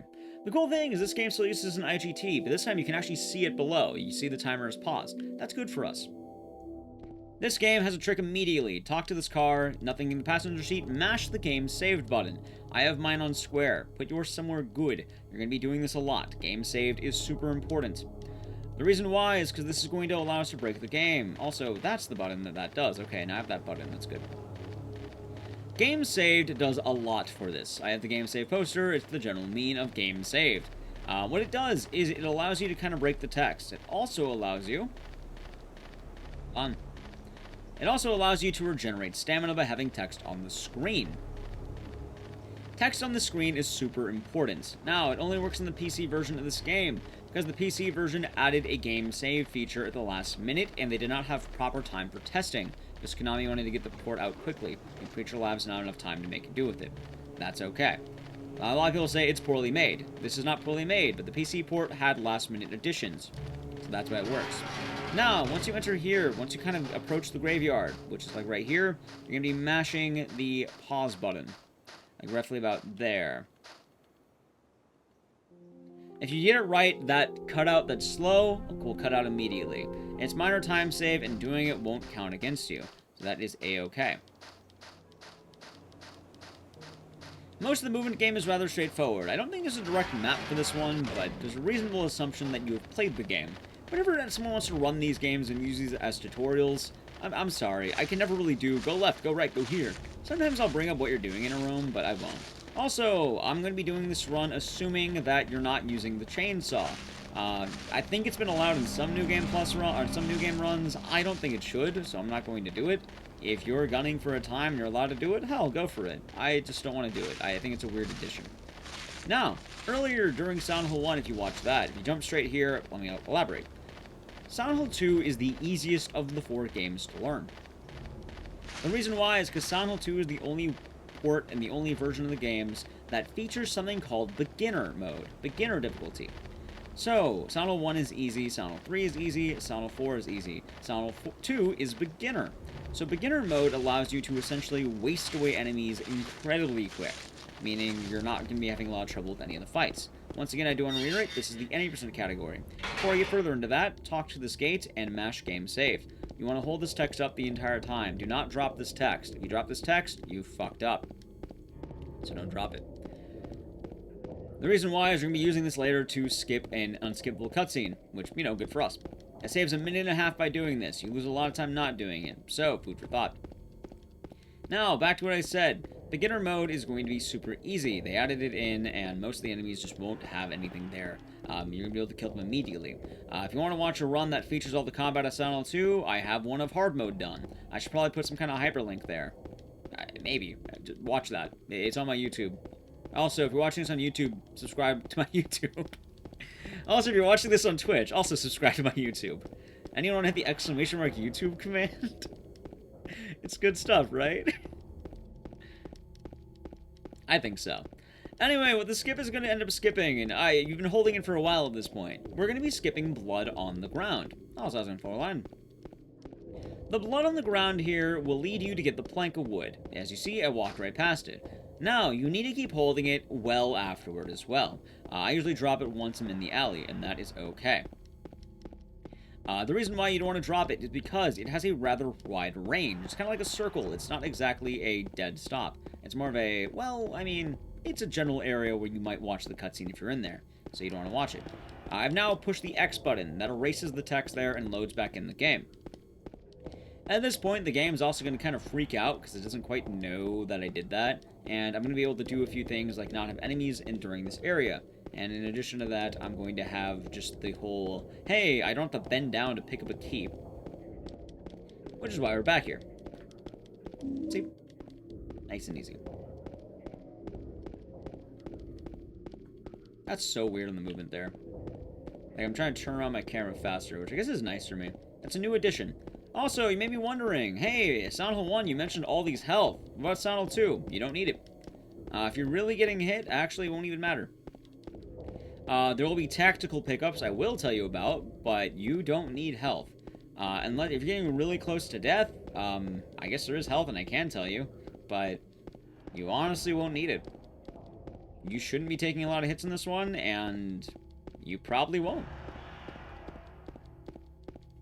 The beginning first 5 minutes is mostly running, so it's not too bad. And that's pretty rough right there. Hopefully okay. Also, I like how the new setup I had actually kind of made this section worse for me. So I'm trying out a new button. Anyway, if you really need health, you can grab that one. It's okay. I don't need it. You can grab it. Hey, we'll get past the walk-in sim in a moment. Now, game saving isn't as mandatory inside. So if you want to stop pushing game save, guess what? You can. Thank you for the follows, by the way. We're going to have to gather a few tools. First one is the light. The light right here will allow you to see and grab items. Make sure you have a nice button to toggle it. I put mine on triangle, because that's going to allow me to do that. There we go. And good. You won't be doing too much toggling in this category, but it's something to consider. Also, you need to weapon swap in a moment here. If you don't weapon swap, that is also bad. We're going to be getting a gun right here. Yes, Silent 3 will work. We'll be doing that right after this one. Oh my god. There we go. So we got the handgun, as you can see. You're going to need these things to actually cause a event trigger to happen. And if you don't do that, it won't happen. So including this, you also need to try to grab this key. I swapped to the gun. You see there, it's a pretty quick swap. That's going to be good for us. You need this to reload the area after this upcoming skip. So I'm going to be mashing game saved, and it's going to skip the screen here. And be able to run past that. Now, the downside is I've deloaded the game, so I'm not going to be able to open doors. How do I reload the game? Hold down ready and attack until he turns red. My button is R1. Again, your buttons might be different. Keep this in mind. Whatever you bounded it to, it's the attack button. We're now going to be getting the portion of RNG manipulation. RNG manipulation is why this category no longer sucks. Back in the day, you can lose literally minutes of time if you just didn't get the right RNG. Now, that problem is mostly gone. And there's still slightly better RNG, but it's kind of like a, well, you tried, as opposed to a, well, this sucks. So, as you booted up the game the way you did, what's going to happen is you're going to be seeing a clock. The clock is going to be on a certain time. You need to be able to read an analog clock for this. Be able to tell time. It's easy. Google it if you can't. I'm sorry.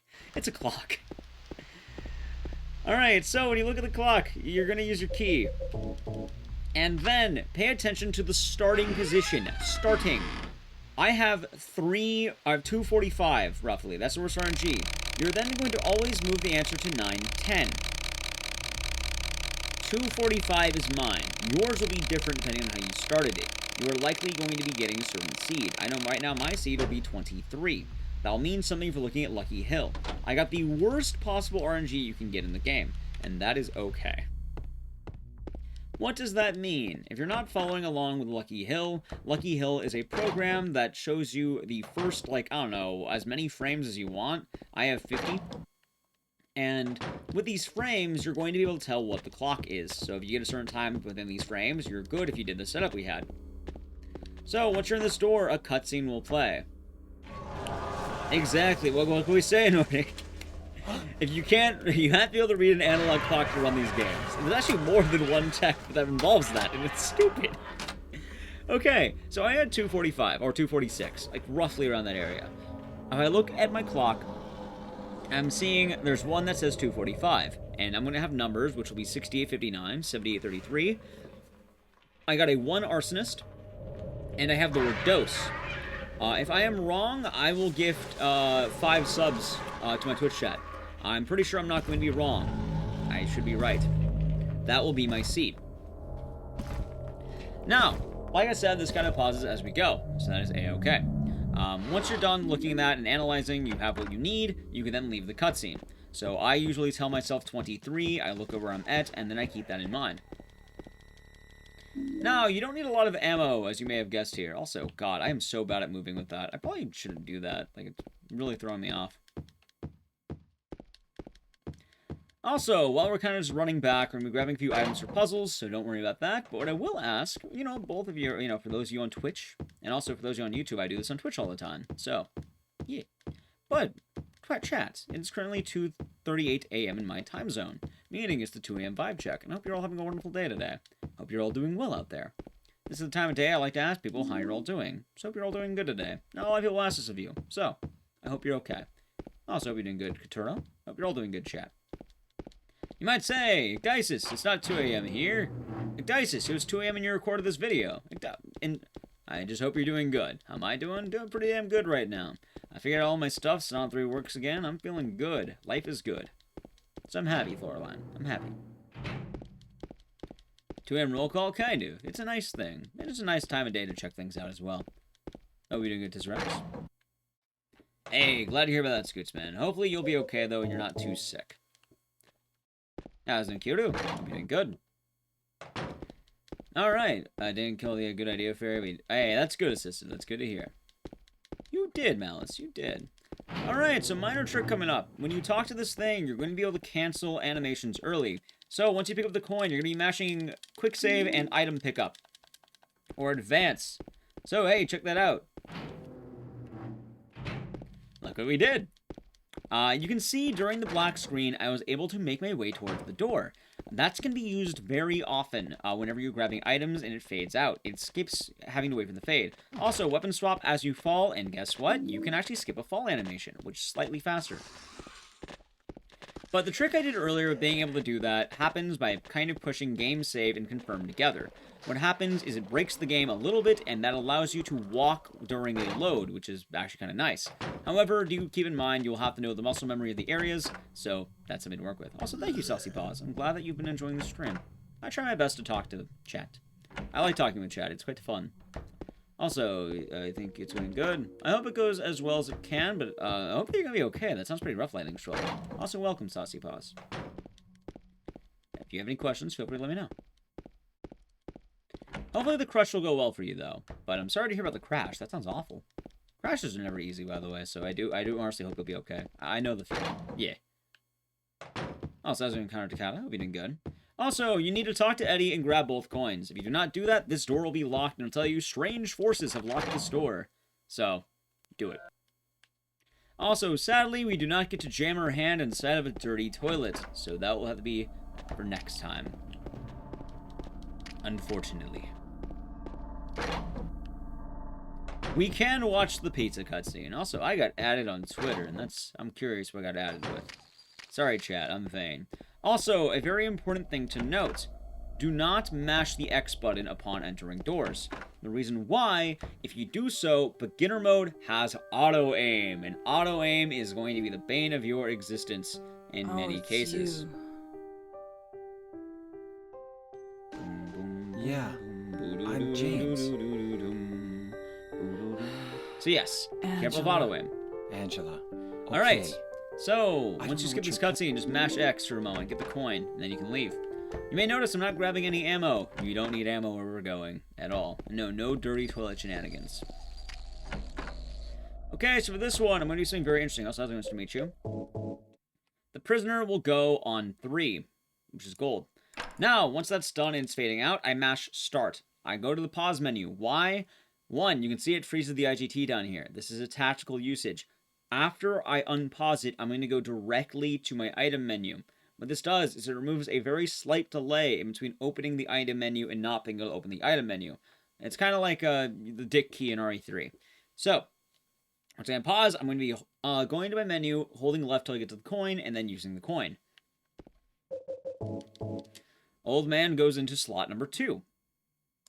Depending on the difficulty, this puzzle might change, so keep that in mind. Also, another thing to mention while I'm doing this, whenever I'm moving coins and I'm entering that menu, it's kind of like Silent Hill 1, but worse. I'm actually going to be going to my physical mouse, like on my, my mouse and keyboard. You want to use your mouse for these puzzles. The mouse will be much safer and faster for you, so use the mouse. Okay, last one. Also, the reason why you hold left is because that allows you to instantly start scrolling. If you don't hold left, it will do like a 1 and then it will start scrolling. You want that instant scroll right there. So that is something to consider. And that's used for any time you use items throughout the game. Having an instant scroll will be much faster. Alright, we're hitting the first boss fight of the game. It's going to be oh so scary. Oh, so scary. Will it? No, obviously I'm kidding. I mean, it might be scary for you if you haven't played this game in a while, or if you're more afraid of things, but that's okay. You don't have to worry. It's alright. But the easy strat for Pyramid Head on beginner is you are going to be shooting him 6 times. Walk into him. GG. After that, you'll hear a large siren. With that siren, you can just walk in this corner and he won't touch you. He's a coward, like me.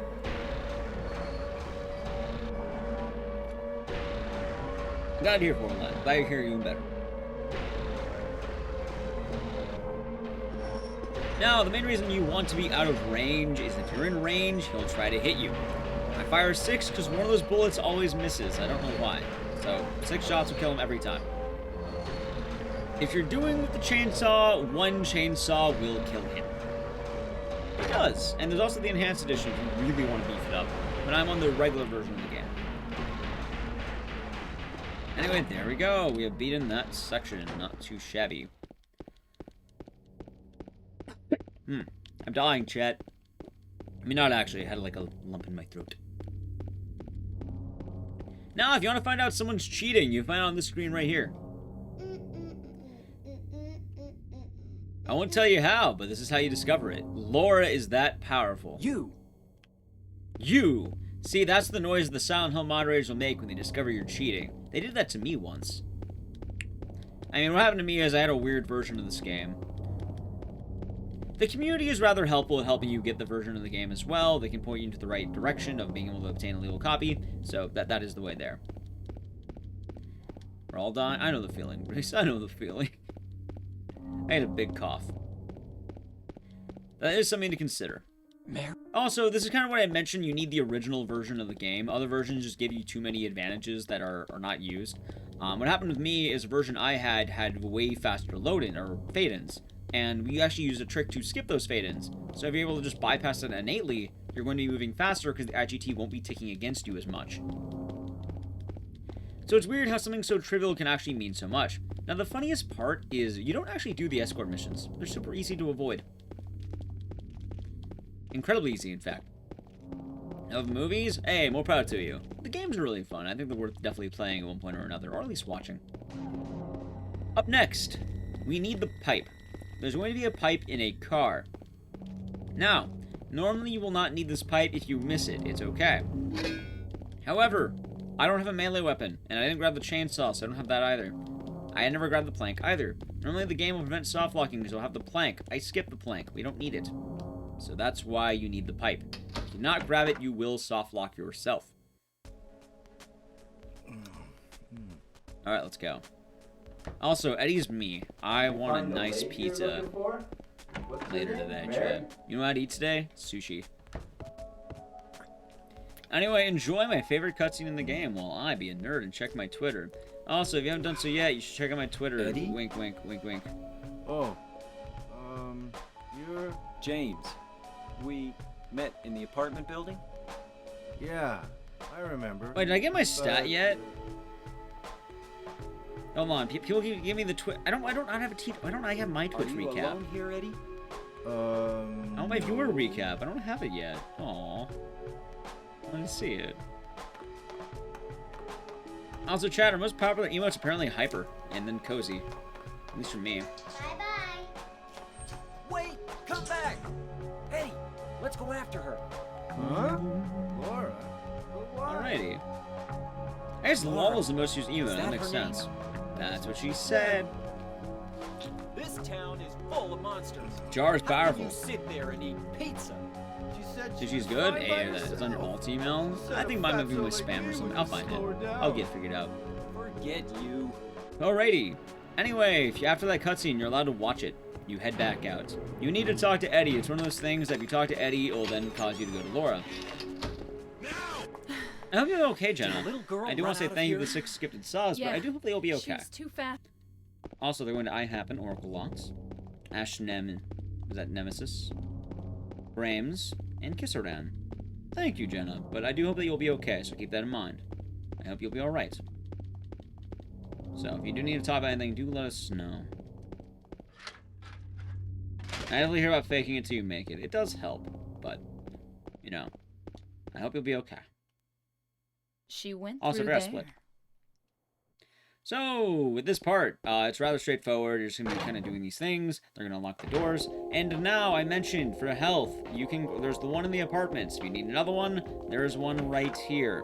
I assure you, you won't need it. If you do need it, it's right there and loses you maybe 1 to 2 seconds, and it's okay if you need it. It's not the end of the world. I do understand that there's different power levels when it comes to these games. Not everyone's going to have the same capabilities in playing a game. So if you're doing this on beginner and you're running here and you need that health, by all means, grab it. At some point you won't need it though, so do ignore it. Now the reason you won't need it is because most of the bosses will die in one shot. Also, good morning to you, Mr. Jester. Now, RNG manipulation will play its full hand. Why will it play its full hand? Because I know the answers to puzzles I shouldn't know the answers to. What happens is, upon boot up, the game decides the answer. So, since I booted the program, since I began new game, I have now set in motion every answer to all the puzzles in the game. It sounds good, Jenna. You are tough. You're very proud. So, you will be good, and I definitely hope so. I also grabbed the bent needle and the shotgun from this room. Keep that in mind, we'll be using these later. The shotgun is essentially going to be your weapon for the rest of the game.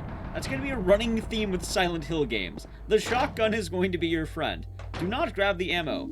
Only grab the key if you can. Grab the ammo, not the end of the world. But try not to grab too much ammo. You don't need it. Next, you may think, don't you need to go get the number from that room? No, because I'm using RNG manipulation. And if you remember your number, which mine is 23, you will be using that. Now, the answer to this is 7335. This is always the same, and you can always type that in. Now, we're dropping off Maria. Now, the reason I told you your health does not matter, because you don't want to heal yet. If you took damage, do not heal yet. The reason why is because you will always be taking, like, 90% damage when you go to the roof. It will set you in place, it will never kill you. But you'll be on low health. Not, like, ultimate low, but, like, kind of low. Once you're on the roof, kind of skate by these papers, and skate by this thing right here. That will allow you to get hit by Pyramid Head during this cutscene. You're going to look at your numbers. So I have 6859 and 7833. I'm also going to swap over to my shotgun while opening that door. I'm going to run through these hallways too, because the enemies pretty much won't be hitting me. How's it going? We are the Borg. Hope you're doing good. Welcome to the stream. Once you enter this back room, you now have all the keys you need. You're going to be using the Lapis Eye key and the Purple Bull key together, and then you'll have numbers. Like I said, we have 7833 on the right, and then we have 6859 over here. I'm sorry, chat, you do not get 5 gifted subs, because I know how to manipulate my RNG.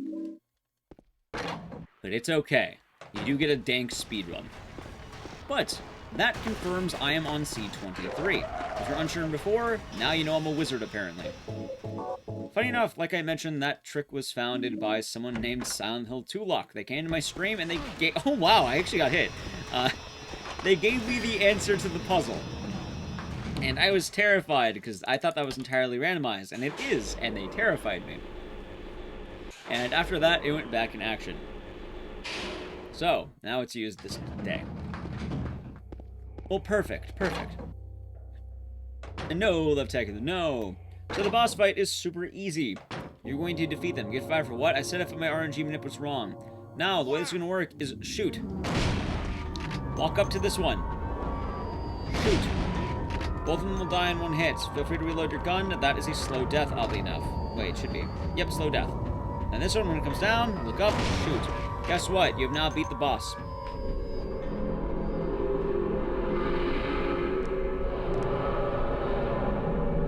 That is why I mentioned you are not going to be dying. Every boss actually dies in one hit. This isn't me, like, you know, overreacting. You one-shot actually everything, except I think Pyramid Head at the very end.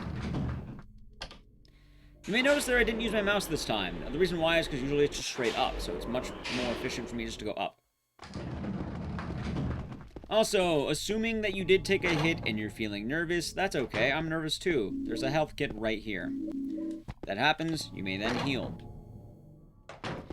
So, the thing is, on beginner mode, the shotgun's immensely powerful, and you're going to do a lot of damage. Yes, we're on beginner, because we're doing all the any percent categories for 1, 2, 3, and 4 speedrunning. Normally, I like to run this one on hard mode, because I really like the fights. However, you know, I still abide by the rules of being to Silent Hill 1, 2, 3, and 4. As well, this is the most popular category. So while I'm not a big fan of one-shotting everything, I will tell you that is how you may want to run it. Because very often, what I like to challenge myself with and what people might want to do is very different.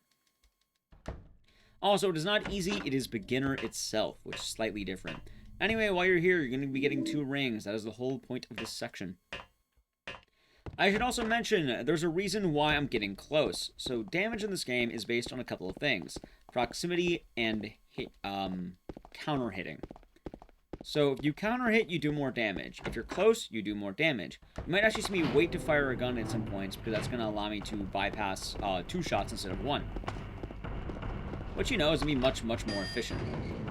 Personally, my favorite category for this game is currently hard mode, and that is good.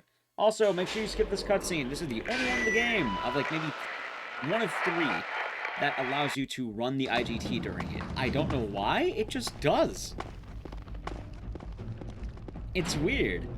It's that one, I want to say it's one of the ending cutscenes, like at the very end of the game. And then lastly, it is also the, what's the word? I think in the Labyrinth there's one more. Anyway, now that we are up top, we're going to be doing this. Also, there's a quick save and quick load you can do in these elevators. I don't know exactly how it works, but I feel like it's a very minor amount of time save for what it's worth.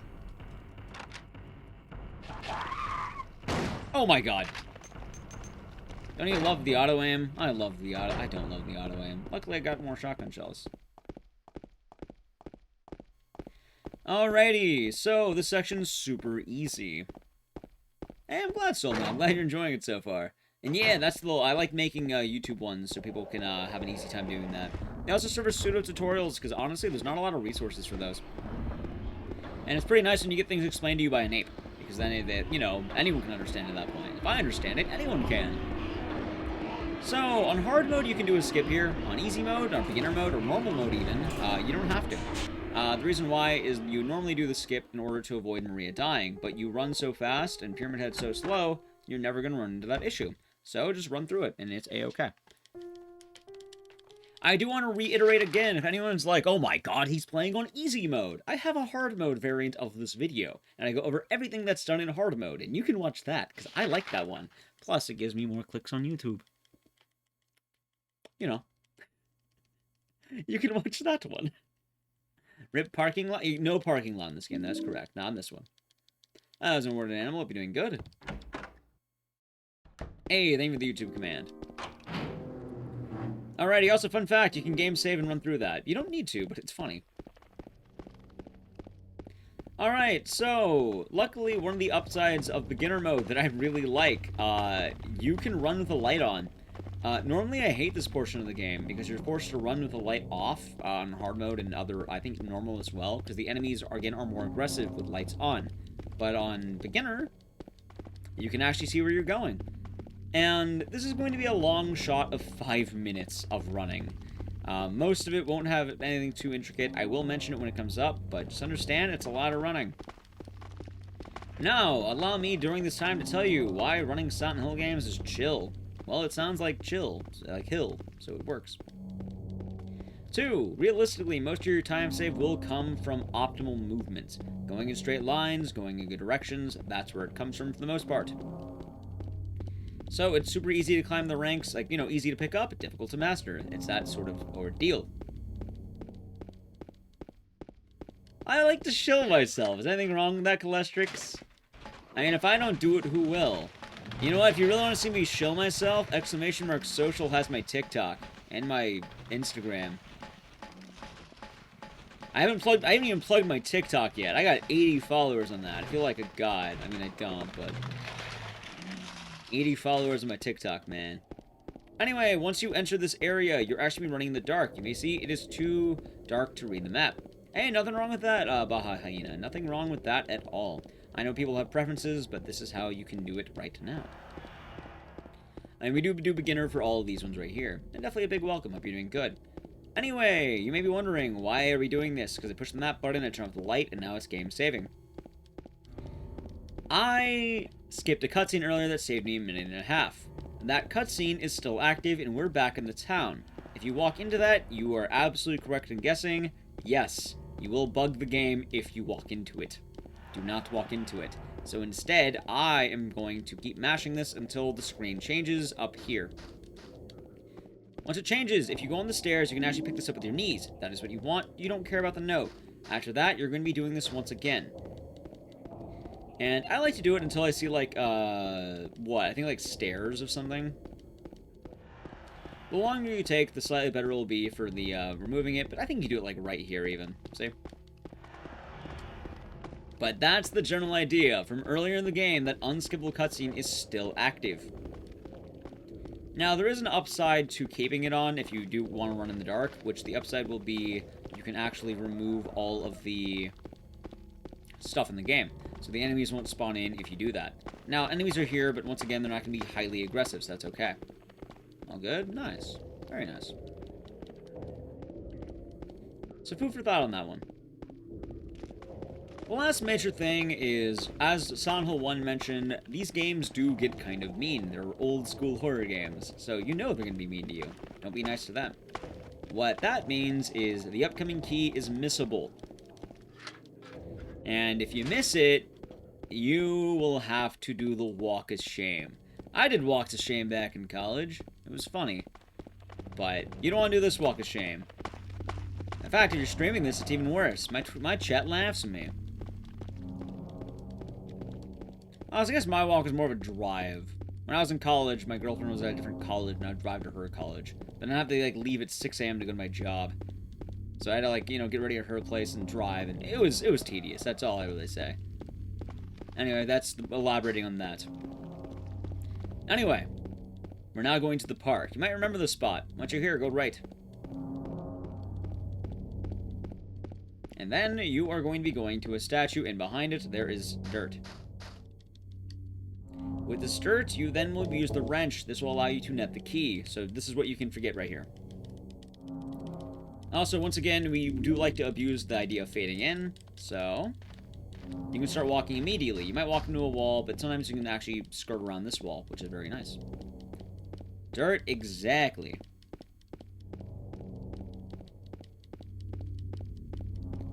And let's see. At this point, assuming you've done all that, all you have to do is run forward all the way to the end, and you'll be good to go. Now, I should mention this, and you might be wondering, hey, Ecdysis, what should I play this on? Controller? Keyboard? Well, I use controller. The reason why is because controller gives you a full range of motion. The full range of motion will allow you to get, you know, like you can kind of wiggle, use any kind of controller.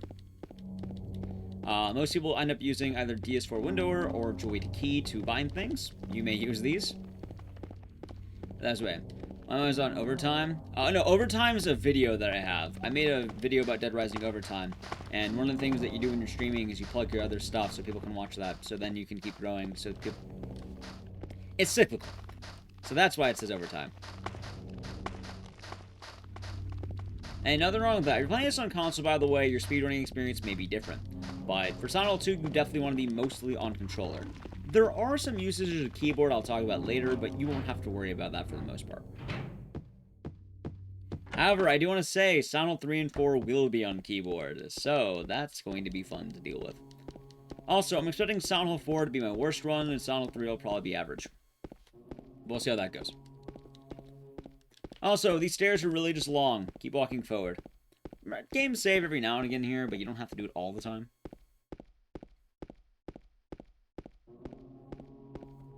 Also, I've been talking up a storm these past 2 days. Oh, because these are explanation videos. Yeah. If I wanted to grind this for world record, I would have reset it right when I got bad RNG. I'm fully explaining these, which you're not always going to be getting the best of circumstances. The fact that I got a 245 is actually reset worthy, because that lost me like 10 seconds alone. So, that is something to keep in mind. Also, I don't really care about any percent Silent Hill 2 as an actual grinding category. I don't really want to do it. Also, get out your pipe here. The reason why I got the pipe is because of this. You're going to be using the pipe down here. Also, for that one, my favorite is... I don't know what it's called. It's like blue bitberry or something like that. You can animation cancel upon following, and that'll be good there. And now we have an upcoming skip. This is the only usage of quick load allowed in the previous category. It may have been more added, but once you move the item, you're going to game save. You may now put your hands up. You can even stretch them if you want.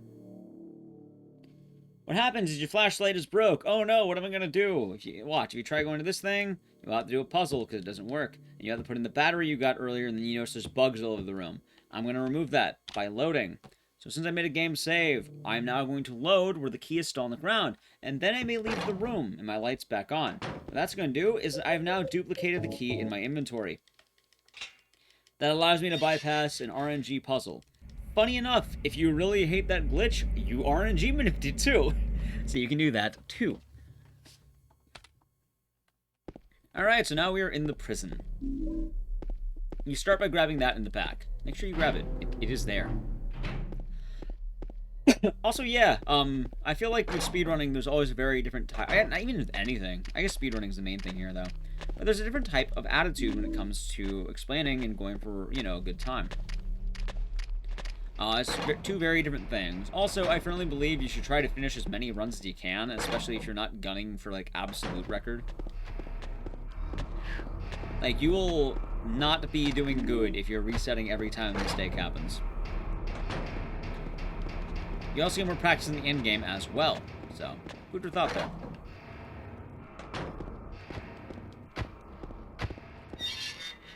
Alright.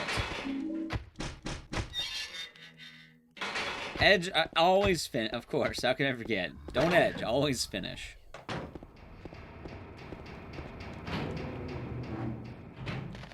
Now, Chad, do you know this game actually had a recording of me? You can hear what happened when I heard I got accepted to HEDQ for Dead Rising. Listen.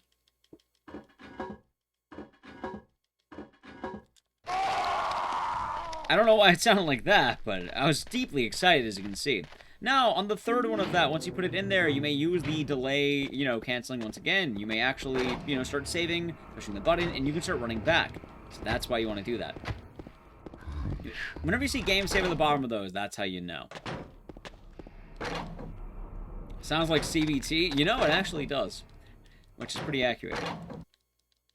Alrighty, now you got all your items. This last one is going to be a little bit weird because you're going to just hold down right, and then once you kind of near the handle, you may use all three. I do it by just holding down right. There's a few options of movement there, but that's how you go. Modders? No, nodders. Hey, look at that. I saved a second. Yay. Alrighty, and now comes the most important part of the run. You're going to be jumping down a lot of holes. Now, why is this the most important part? Because I am grabbing a medkit here. I'll also be grabbing shotgun shells and pistol ammo. At this point, I'm going to reload all my guns, because why not? Now, why it's important. 1, be on the pistol. Also, no, we're doing Silent Hill. It says in the title. I don't do Blair Witch all that often, actually. It's on YouTube. Watch my Blair Witch video on YouTube. That is there. Alright, so the cool part about this is I get to check Twitter and my text messages and stuff. Yay. Thank you for the follow. And you can check out my Twitter. Haha, I get it. I just checked this out. Let's see, anything good on Twitter? Yay, people followed me. The Absolute Mad Lads. They actually did it. I can't believe it.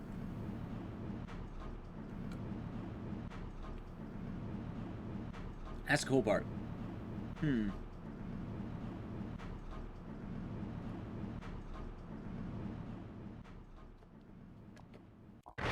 Alright, once you hit the bottom, it will open and then you're good to go. Now, on any percent, you don't need the great knife. Twitter? Hey, I like Twitter. I gotta do a lot of cursed tweets on there. I got a tweet about the Ring Terror's Realm today. I love doing that. You don't need the great knife, so you're going to be going right. Now, why do I mention that? Because on normal and hard, you need the great knife. In this category, you won't, so you'll waste time by getting it. The answer to this will always be the same. It is either yellow upside down or green upside down. I do green because James is green and the game is green, but everyone else decided on yellow, and I don't know why. Now, if you're wondering, how do people get into Silent Hill 2? If they do yellow upside down, they got in through me. If they did green upside down, they got in through me. If they do yellow, they probably got in the game through Punchy. Most people do yellow. That is true, Pineapple Buddy. It's a pretty average knife on the beginner. So that's how you can tell who's doing what. So, if you do green upside down, let me know. I actually would like to see that more.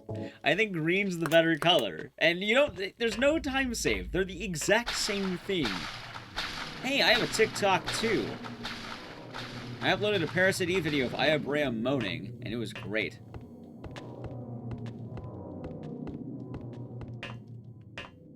Yeah. And let's go up. Alright, so this guy, having your pistol, you'll be firing 3 bullets into his spine. He will now die. On beginner, he will always die after 3, so it's pretty reliable there. Also, the directions here will always be the same. It's pretty easy to avoid getting lost in the labyrinth, provided you always go the right way. So make sure you pay attention as you're going through here. Also, welcome in, Pineapple Buddy. Hope you're having a great day today. Hey, I criticize people who use Twitter. I saw some weirdo like a tweet that said General Grievous jacking off 4 guys at once. What a weirdo, right? Can't believe it. Alright, so now we're going to be skipping a boss fight called Abstract Daddy.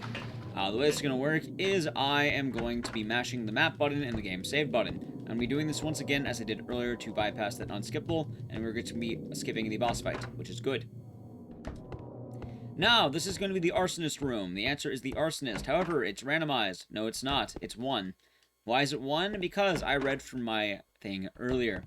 I know on C23 it is 1. It'll be numbers 1, 2, 3, 4, 5. For your instance, 1, 2, 3, 4, 5, 6. It goes in a loop. So keep that in mind. If I say 6, I'm meaning the one opposite of 1. It's not 1, 2, 3, 1, 2, 3. It's 1, 2, 3, and then it loops. So just keep that in mind. And excuse me, what? Yeah, check my Twitter likes. It's cursed. And you know, it may be Rio. Just maybe. And it's fun for a line. It's chill. And it's like listening to a lamp. And it's kind of great. Oof. Alrighty. That's actually the cutscene with the IGT rolls, so make sure you skip that one. Alright, so now it is time for the boss fight. You actually still want your pistol out. The reason why is because Eddie is a 2-pronged fight. And this is going to be a very, very minor area of time save. So, Eddie will die in 1 pistol shot. The pistol fires slightly faster than the shotgun. So for phase 1, use the pistol. And that will net you some time save. Also correct, Manicore. Very correct. Also, my family has the heater on. It's wild. Also, it is necessary to watch this cutscene, I assure you. I'm not just messing around. Oh, I forgot to check Instagram. Did anyone follow me on there? Maybe. Eddie, What's are it you doing? What's it what look does it like? look like? He always busted my balls. Alright, there we go. You- So, one bullet on Eddie will kill him, like I said, in Phase 1. Now swap over to the shotgun. Phase 2 is slightly different. Let Eddie walk into you. Once he starts to punch, shoot him. This will save you from firing twice. As I mentioned, counter hits will do more damage than regular hits. So that's good. Okay, and now it is time for the boat. The boat is super easy. You're going to be getting your hands off the controller, and you're going to be using your keyboard. I hold the W and D, which is upright. Now, hold this until you see the light on the right side of the screen. Once you see the light, you're going to let go of D, and you'll continue holding on to W.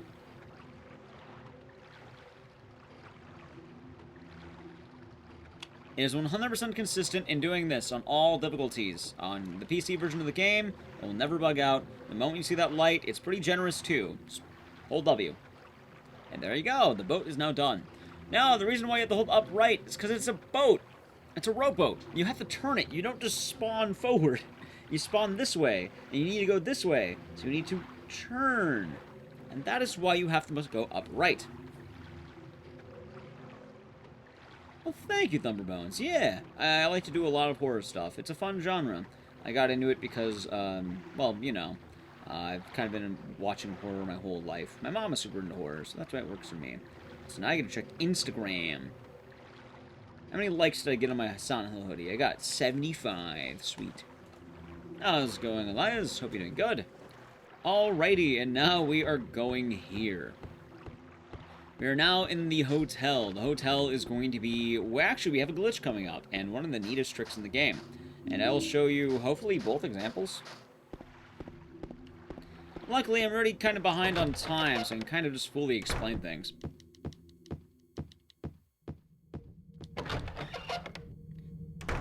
Yeah, hey, glad you're having an awesome day. So, after doing that, shoot the piano. It's terrifying, it's spooky, it's necessary. See? Did I scare you? Yes. I always like that, because Punchy did it. It made me laugh, so I like saying that now. Alright, time for one of the weirdest glitches in the game. So, there's two ways of doing this. One, you're going to be game saving and doing this once again. And now, one of the options is you can kind of like wiggle through here, but you may notice if you try doing it, you'll fall out. This is what World Record uses, and like, you know, sure, we can do that pretty quickly, but what if I told you there's another way? So what I like to do is I go to my keyboard, I hold down W, and then once I'm up here, I go right until I'm roughly about, let's say, I want the feet out. So you want to get your feet roughly here. Once your feet are out, I tap left while holding down Shift, that's my walk button. I tap it again. You want to kind of get that kind of idea, and then you just sort of wiggle in. So obviously I have a weird position, but let me get you to exactly where I end up usually. I kind of do a combination of tapping down and right, and then I end up here, right here. Now, you have a few options. One, the feet might be here, the feet might be further out. You're then going to go up. I'll turn automatically. Once you have this, you are golden and he will fall. It takes ever so slightly longer, and that's okay. I like doing it that way. I think it's much safer. So again, your options for this are either one, you can try to wiggle your way through with some kind of inconsistency. I actually got there immediately, funny enough. Or two, you can try to do this, where I kind of wiggle a little bit here, get the little feet out, and then once the feet are out, you may just tap a couple times, and then you will always fall the same. Those are your two options. I highly recommend, if you can't get the one, do the keyboard. So, once again. Also, how are you doing today, Mr. Enigma? Hope you're doing good. Also, funny enough, even with the keyboard one, you can even correct yourself very often. Let's get it once again, because there's a part 2 to this. There's a part 2. Also, I messed that up. That's okay. There we go. Let's assume you got out of bounds. You're going to your keyboard. Hold down D and W. You want to make sure you're running straight forward W on this angle of the camera. You can also let go of the saving. You don't need to do it anymore. Keep holding W. You're going to see two things. You're going to see a load. Ignore that. You're then going to see a door. Once you see the door, let go of W, push A and S, and tap A. Make sure you're kind of hovering in this position. And the camera's not wildly jumping. You'll hear a fall. Once that happens, go left. And there you go. That is the out of bounds. And that is the best way you can do that. It is super efficient on both ends. It is not immensely difficult either way, but if you're having trouble for one, definitely do the other. Also, I hope that you are having a wonderful day, Mr. Enigma, and I hope you're doing well. We'll be doing some Silent Hill 4 later, by the way, so... A true maestro is in chat. I hope I don't embarrass myself. But I hope you are doing good. If you do not know Mr. Enigma, he is a proprietor of pretty much all the Silent Hill stuff, and a general maestro of many games. So, you ready? Perfect. That kind of helps us out too. Now, we are wondering, wait, Ecdysis, didn't you want to submit this to a leaderboard as a 1 to 4 run? Yeah, it's called Contents. So, I'm going to eat time loss to help you. You're welcome. You can thank me, I don't know, by liking this video on YouTube. There you go. Alright, so funny enough, the RNG manipulation does not end. We still have one more thing. I mentioned earlier in the run, it will be dose. Also, here, Metal Gear Solid 5 is cool. I heard you can drop boxes on people. Also, fun quirk. You can't actually open this without the light. You need the plug-in. It's weird. Even if you have a flashlight, it doesn't work. It's funny. Exactly, decaffeine. Alrighty, anyway, that is a large skip. It saves a lot of time, because you don't have to put all your stuff on an elevator and get your stuff back. You just immediately go there, and then you end up in the right spot. So it's very worth it to do. Now, I might be losing time there. You know why. I did the trick like 3 times to show chat. Yeah, Zeus, it's quite fun. Alright, as well, I hold bottom left while doing this one, and that's going to allow me to kind of run early. You can see, if you're ever wondering, how am I getting so far after the load? That is why. It's because I'm doing the delay, you know, the load thing. Alrighty, so the last bit of RNG manipulation. This is now solved. This saves like 19 seconds over not doing this. So, it is the word dose for me. For you, it may be different. That is okay. Pay attention to your RNG seed. Once again, the clock will help you out with that. I'm on seed 23 for this one. Your seed might be different. But that's why RNG manipulation is cool. You don't have the problem of that anymore. I ran this game back in the day when we didn't have that. I liked it because I went for like wild strats, but most runners weren't doing that, so it helps most runners, including you. Anyway, the answer to this is always the first box. So it's middle, left, right. After that, you can actually start game saving and move over here, and I'll move you closer to the door once you're done. And it's a nice way to save a bit of time. Now, make sure you grab the key. I forget it every single time. Now, if you've never played Silent Hill 2, there's going to be a big plot twist. I'm not actually going to spoil the game for you. I'm going to tell you a fun joke. So are you ready to laugh? The big plot twist of Silent Hill 2 is...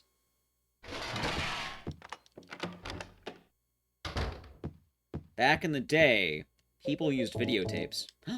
Ooh, dead media! Ah, I can't believe it! Ah!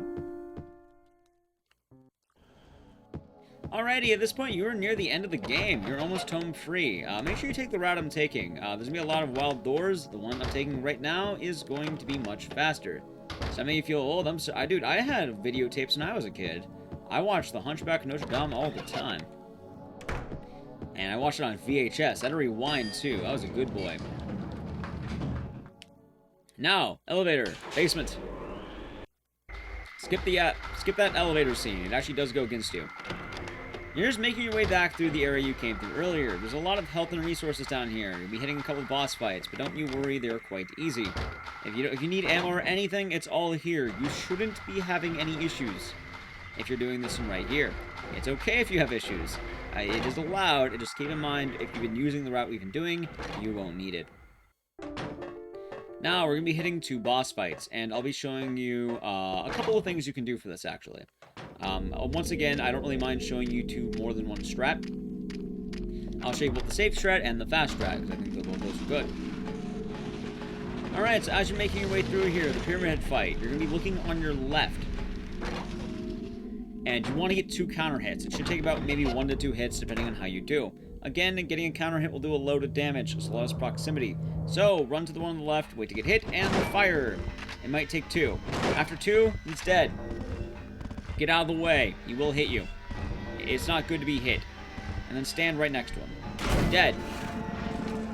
All right, now that we've done the pyramid head. Now we're done with pyramid heads. Get their eggs. Pyramid heads lay eggs. So this is where the run might go into some hiccups. I like to go to keyboard for this for particular movement. But you're probably going to be using, for a while, the safer strat. Now, the reason why you want to do the safer strat is because you might not be used to a weird tick of this game. If you're not, right now you'll be swapping over to tank control movement. That is called rotational. So if you go to options, there'll be an option called rotational. I'll be doing that near the end. But for now, you know, if you're not, it's okay to not do that. And I'll show you why in a moment. But you're going to run through here, and I like doing this with keyboard, because then I can just hold down and up. I don't have to worry about my controller drifting. Keyboard's really good if you need to move straight, because it won't really move. It won't drift you. I brought you some flowers. So it's good. Flowers? I don't want any damn flowers. Just go home. The thing is, you're able to use something called exploration mode or search view. That's going to allow you to do a final skip, because whenever you try going up these stairs, you're going to have to be stopped. So if you try walking up, you'll see in a moment, hey, why is he walking? However, let's assume I go back down for a moment. Let's go back down here, right? If you use search view and you hug the corner, you can actually, hold on, run the whole time. And there's a way where you don't have to go into the options menu, and you can kind of bypass that. Now, you know, in some of these sections, it will be faster. In others, if you don't get it immediately, it might be slower. It's kind of awkward because you have to catch the camera angle just at the right spot. So, like, you'll see it more, like, right here. Like, see, look, I got it there. Now, if you don't want to do that, what you do instead, go to rotational. You do this at the bottom of the stairs. And then you are able to strafe. And you can strafe up these stairs, and the same thing will be accomplished. If you can learn how to do it with the directional, you'll end up saving 12 seconds. However, strafing is also fine and okay. It's actually recommended you do the strafe. You'll save a lot of time. So, time for the final boss. Run up door and shoot. I'll take about 2 to 3 shots. Alright, swap your weapon over and slap. Or, you know, you actually want to get the pistol out if you can. I had mine bind to the wrong button. But that is how you would do it. Anyway, by doing that, you are now near the end of this game, and that is quite good. During the main ending, that is when the timer will tick. So make sure you skip that. Outside that, these won't tick, so you can kind of listen if you want to, and we are at a 42:31. That could have been a lot better if I decided to not showcase a bunch of things, but you know what? It's called throwing for content. Anyway, that's a 42:31 for that game, and I'm going to keep looking at my times here. 42:31. Okay. And we'll now be going to the next game, which will be Silent Hill 3. Yeah, you get a lot of saves. It's actually kind of hilarious. Anyway, if you're watching this on YouTube, feel free to sub. It's good there. Watching on Twitch, hello, you're here already. My room is getting really warm now. Playing Society. Yeah. Oh, my back. I feel like an accordion or a slinky.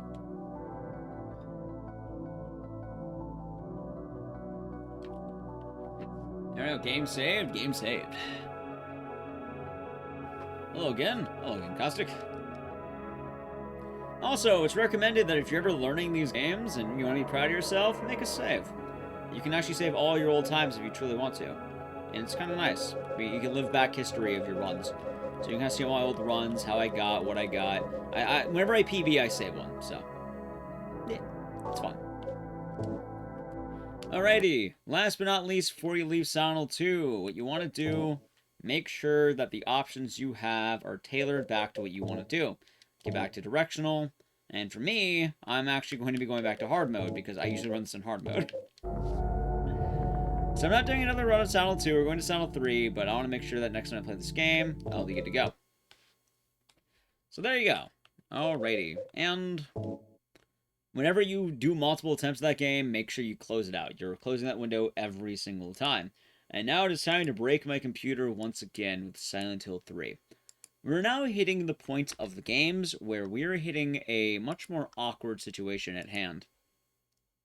What's awkward? Well, Silent Hill 3 is a very widely varied game. I can do commentary on it, and I'll try to explain what you can do, but do understand that, you know, watching something like Record will show you all the strats, and there's also, you know, multiple categories, but I'll try to explain as much as I can as to why things work or why they don't work. Also, at this point, I don't actually use controller. I'm going to be swapping over to keyboard for the next 2 games. So we're going to be going here. Yeah, I dropped a lot of frames running Silent Hill 3, and that will happen quite a lot. So, for this game, you'll also be using the PC version. There's a lot of fixes online if you do need to use them. Very often, if you're running the game, make sure it has higher priority on Windows, and also run it in compatibility mode. The compatibility will have to be something like, I don't know, Windows XP Package 3, I think. Oh, no, it works. We got it working. And I'll kind of explain a lot of the hiccups. So, while I'm watching the intro, this game is neat because there's so many categories now. Why is that neat? Well, you have no quick save, quick load, console. They broke it down into everything because there's so many different things you can do now. And it's weird what's allowed and not allowed. I'm going to be doing a modified version of quick save, quick load. This shows you some cool stuff while also not being ridiculous, because you can kind of break your computer. If you want to see more breaking your computer, I recommend checking out something like Punchy's Run or Mr. McSqueezy's or the recent world record by Sephiroth. These are all good examples. There's also a lot of tutorials talking about the glitches I will be talking about.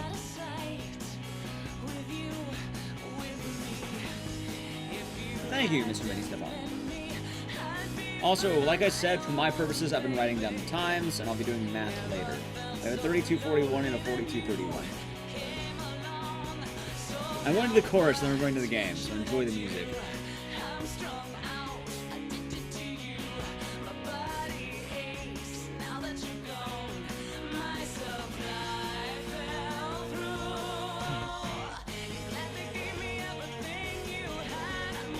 It was fall, by the way.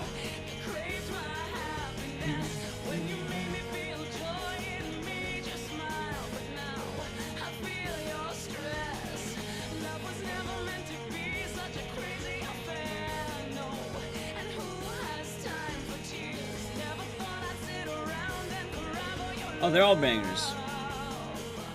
Alright. So, going back to the game, you better go to your options immediately, because your options are going to be wild here. For one, make sure you're in windowed mode. Strategies we might be doing, we're going to need windowed mode. I'm assuming you're probably going to be using, maybe you want to dip your toes, you don't want to totally dive into the wild stuff, but also you want to do some of the glitches. That is what this run will be assuming. For button configuration, you may do how you like. I'm pretty standard. I have a lot of this stuff here. Important things, make sure you have your movements. I stay on action. I have my light, all this stuff. Search view will be necessary at some points to turn your camera. Make sure you have that. I use F to attack. For items, that's my menu. I could probably put on a better menu, but I'm used to it. You do what you want. And this is all based on preference. I also like using strafe on J and L because I do that as well with Silent Hill 4 with something similar, which I'll talk about there. And in addition to that, these are my last ones. I have it on skip because my hands are always just ready on that. Pick what you like. The important thing is make sure you're aware of weird buttons like zoom and supplies, because I'll be mentioning that and you better know what you're doing with that. Also, quick save and quick load are good to have. I use backslash and apostrophe. You may use what you like, but make sure you have these binded somewhere. They're not super important, but they are important. Okay, last but not least, I recommend turning off noise effect. It's annoying. Also, as always, reverse the walk and run control. Okay, so, with Silent Hill 3, you have multiple options. If you are being an absolute Chad, absolutely ballsy, you'll be going on normal and easy. If you are going for something a little bit easier and probably more akin to what most runners in this game are doing for a while, it will likely be easy. The trade-off is normal easy has tougher skips but more time save. Easy has easier fights, and while you have to do more fights, they are ultimately easier and you don't have to do those really tough skips. The really tough skips can be especially rough if you're streaming this game, as they can crash your computer, they can drop frames, they're kind of mean. So I'm going to show you the less mean ones. So I'm going to be going to easy. However, I will explain what you do at each point. So, if you are on easy, you're going to have to kill, you're going to have to die in a specific way. If you're on normal, you can die immediately by holding down up right, which is WD. There's a cliff you can run off immediately, and on normal you kill yourself instantly. What about hard? Hard's its own unique category. You'd be running a hard mode category for that. But this is mainly going to do the any percent. These are your two options for any percent. I would say easy is the easier route, while normal is the faster, but, you know, tougher route. Now, the downside of easy as well is you have auto-aim, which, you know, auto-aim kind of sucks. And as well, you're going to have to try to kill yourself on this guy, so make sure you turn your camera, and you want to eat the knife on his left hand. So, not the one that he hit me with, but the other one. This is RNG, he won't always attack you, and you need to make sure that if you are getting hits, you're getting rammed with the knife hand. You just want to take as many hits as you can as well.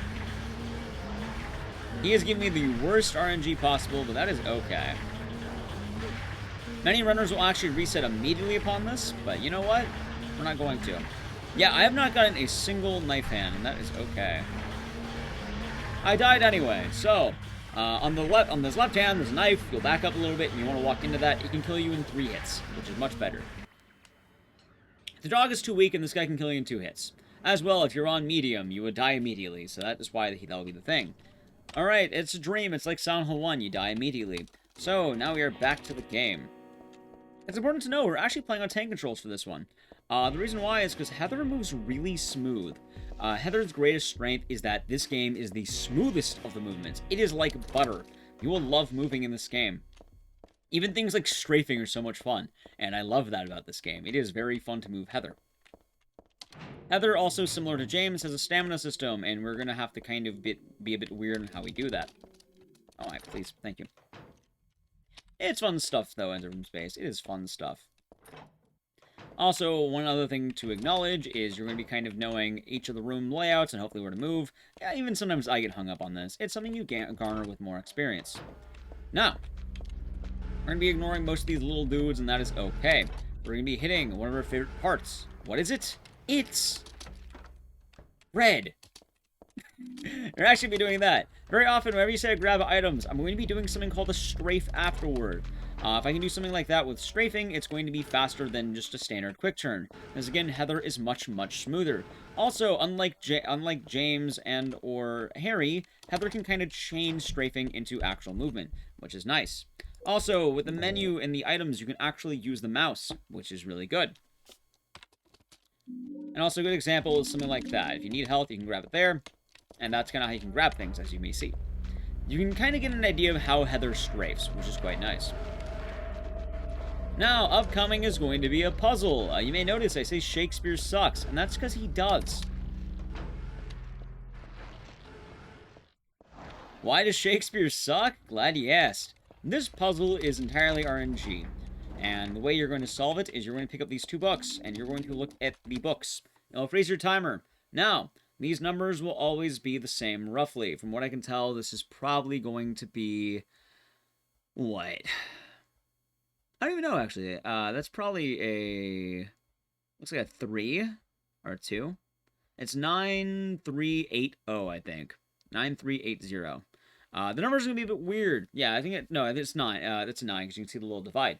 The more you run this, you'll kind of be able to tell what the numbers are from a blind guess. If you have trouble doing it, it's okay to put the books in there. It is A-okay.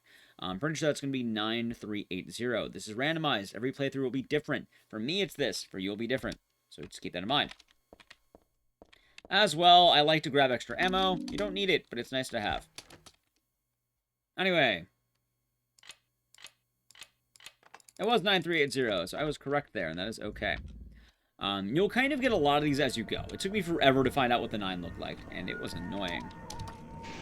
Now, a quirk is on normal. What you'll do here is you're actually going to want to reload your gun. Because on any % easy, your gun will always automatically load. So if you're doing no quick save quick load, you actually don't have to worry about this. If you're doing quick save quick load on normal, you will have to do that, and you'll want to do that here. Now, keep in mind, not every fight will be tailored exactly. If you're doing this on normal, some of the fights can be much more rough, and again, I encourage you to watch one of those runs. If you're doing it on easy, and you're, wanting to get your bearings, this is nice. And I think learning this run on easy as well kind of helps you learn the route, which this game is mostly routing. So it's quite nice for that. Now, on all of the runs, you're always going to need to have a flashlight. So that is where we're currently making our way. Funny enough, there's like a puzzle coming up where like you're supposed to like turn off the light and see a flashlight. The flashlight's there anyway. You can just grab it. You don't have to know it's there. It's already there. You don't have to like, oh, there's a flashlight here. Nope, you know it's there. You can grab it. It's kind of sweet. As well, I'm making sure I'm not mashing buttons once again, because like Silent Hill 2 on beginner, we're going to be having a similar issue, where this game on easy has an auto-aim. And the auto-aim can be kind of rough. Some people say points for these games? No. I like doing these. I like putting them on YouTube, and I like providing content to people. So, you can enjoy it for free. However, you know, any amounts of support are appreciated, whether that be, you know, things like general views and likes, whether it be just being here in Twitch chat, or it be more monetary based, like, I don't know, subs or bits or something. Either way, it's a general thank you always around. There's many ways of supporting people. Hell, my favorite way people support me is to like my shitpost on Twitter. Wink, wink.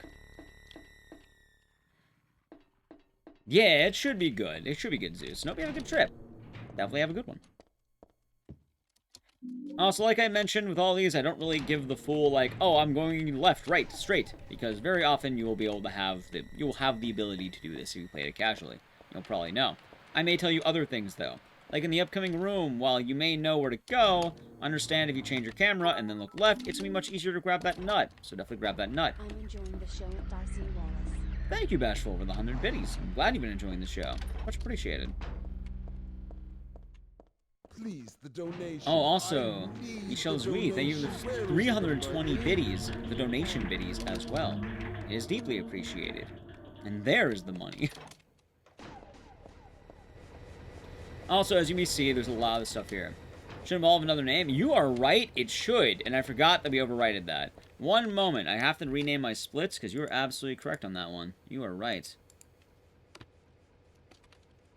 Thank you for reminding me. I almost forgot.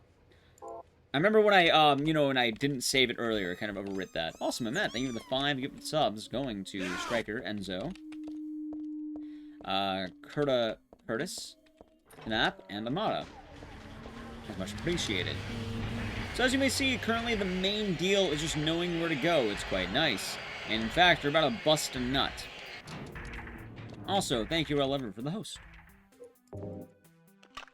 You can get through these very quickly if you know what you're doing, and it is great. It is grand. That is nice. Now, the main thing to know is you can kind of make your way back immediately by going left. Also, thank you, Mr. No, for the train to Bustin. You might be busting a moan there. Thank you for the 100 biddies. It's appreciated. Also, at this point, for movements, you're just making your way back. So if you know that, you'll be good to go. Don't you worry. Just trying to remember the general layout of the buildings. We'll kind of have more tech-wise coming up, but for right now, we're just going to be getting ready for our next fight. Now, another thing I do want to mention about this game is you can also use the mouse to move Heather.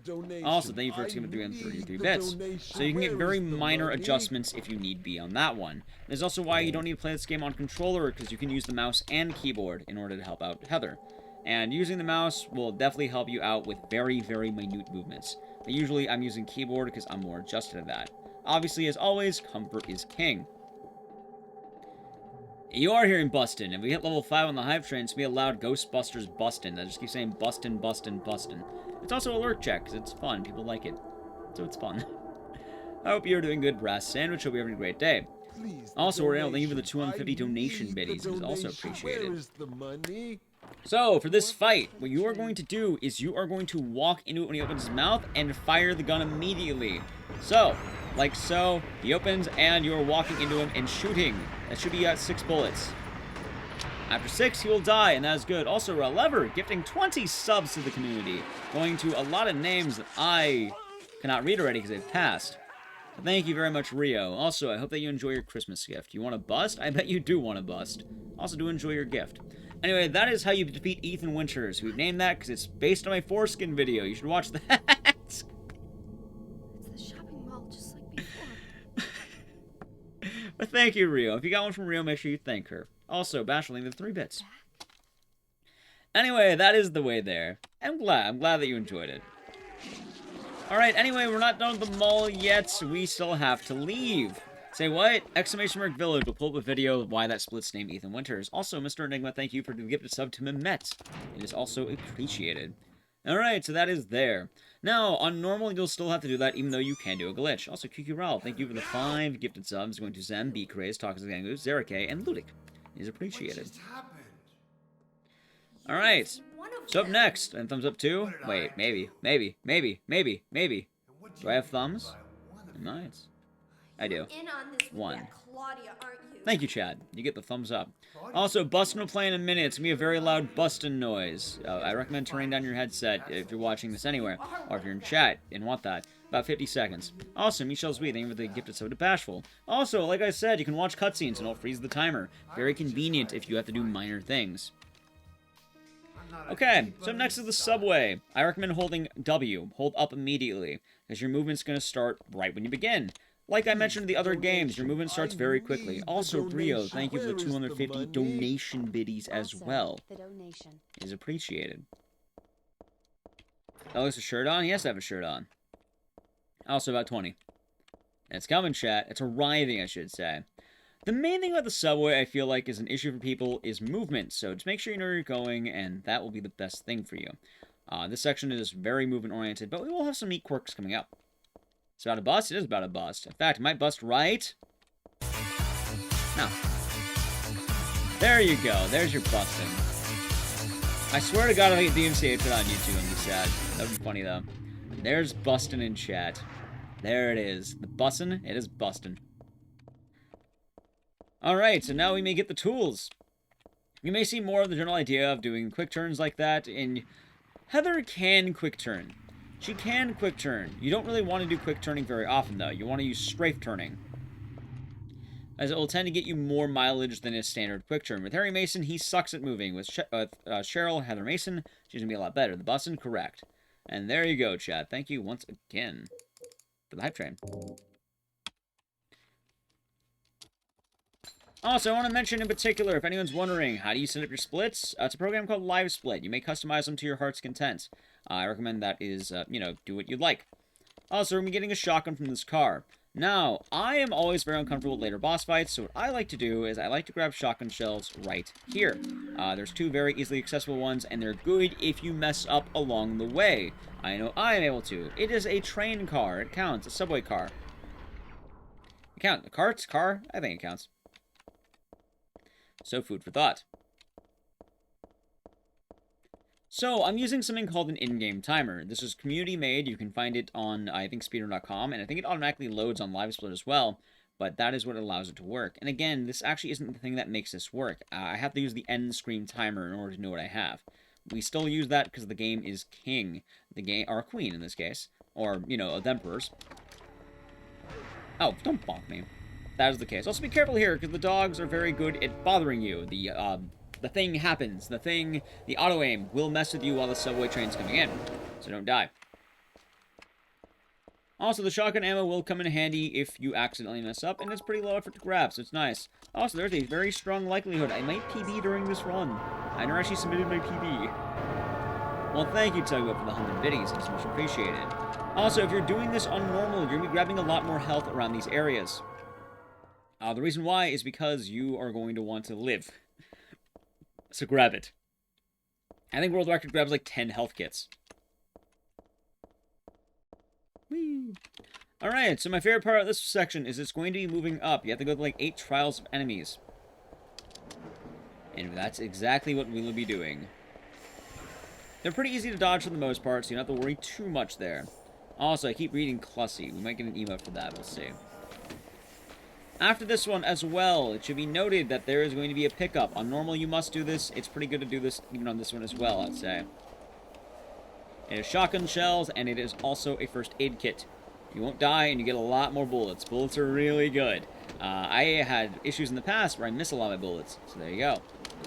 And welcome, Drowsy Pro. Hope you've been enjoying New World. Hope you've been having a good time. I know the feeling of grinding MMOs and watching Twitch. I had a lot of moments in Burning Crusade when I would be killing dudes from motes of fire, and then they'd get pissed off at me. One guy tried to blacklist me with his guild. He told me, if you keep farming here, I'm going to kill you. So I kept messing with him. I thought it was funny. So that is the case.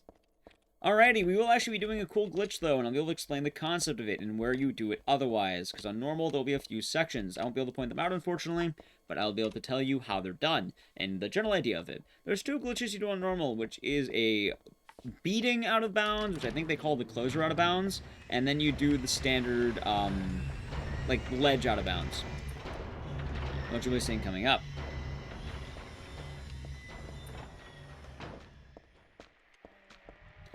Alrighty, as well, like I mentioned, a lot of this game is going to be where you're going, so just kind of keep that in mind.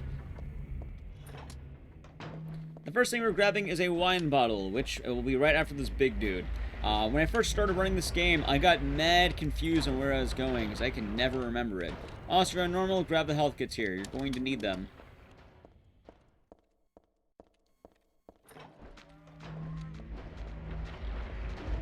Oh god, I got slapped. I actually have written notes for this exact thing. Let me get a shout out. Oh, I'm just... Well, yeah, kind of. Yeah, it's Twitch chat. That's one of the joys of streaming on Twitch, I feel like. You're more able to talk to people. So, yeah, that's a standard hello. Hope you're doing good. I like to talk to a lot of Twitch chat here because it's quite nice. This is the experience I like on Twitch, and I think a lot of people like that experience as well. Which is the best dick monster in the game? James Sunderland. Alrighty. So now we are approaching the glitch in a moment here. Also, it's not this way, it is this way. But yeah, I hope you are having a good day. Good answer, right? The glitch you're going to be doing is going to allow me to kind of zoom through walls, which is really neat. Normally, the game's going to have you grab a hair dryer, and then you got to use it, and it's a whole tedious process. We're going to bypass that almost entirely. Also, the cool thing is you can actually use text menus as well to pause your timer. So if you want to get your movement ready, you can absolutely do that. It's just a good thing to keep in your back pocket in general as well. Alright, so for one. Good. There we go. And then we are down. Is left, not right. Keep in mind, my directions of this game get thrown off a little bit, because this game is not as fresh to me as 1 or 2. But I'm still decent at it. I think I'm on the upper half of the leaderboard. Anyway, I'm going to be skipping that split, because I don't need it. I'm going to show you a fun glitch. Remember, your game save and your game load button. You see mine right there? I have mine on slash and apostrophe. Take your whatever you want, it's comfort. So, you're immediately going to go left here. By going left, you're going to be able to break the game. So, I'm going to go right here, and then I am going to save the game, and I'm going to walk back. So, I'm going to go like that, and I want to get the point right when that happens. Now, what's going to happen next is I'm going to hit quick load, and then I'm going to hold down the aiming button. By doing that, the game should launch me if I did it right. If not, I'll try it again until we get it. I did not get it. What you want to do is you want to save the exact moment that Heather falls off. No, she does not actually crash into walls on harder difficulties. You actually get more tech on harder difficulties. It's just on this one, it's a lot easier to do this. Yeah, and... Oh, I missed it. Luckily as well, this trick's pretty generous. Like, you know, if you fall, you can only just quick load back. This is allowed currently. You can't do excessive quick... Oh my god. Oh my god. Can I get even an attempt going? There we go. That's an attempt. There we go. So you get that right, you should have this. And then Heather will be able to move forward. Hold down W and go, like, slightly left. What you're looking for is a hallway. You can then run in the void. It's okay to have your flashlight on here. Other sections might be in danger, but you want to look for this hallway and this door. You find that, you have done good. And then you have done the out of bounds, which is nice. It skips you having to get a hairdryer, having to kill a dude, and doing a bunch of stuff. You can do this during a few more points on normal difficulty, because on easy, you're able to jump in the water. On normal, you are able to die by walking off a cliff. This category on easy will not allow you to walk off a cliff, which is why you're kind of limited on the types of skips that you're able to have. So it is kind of funny to consider that because you're able to die more on normal, you get more tech.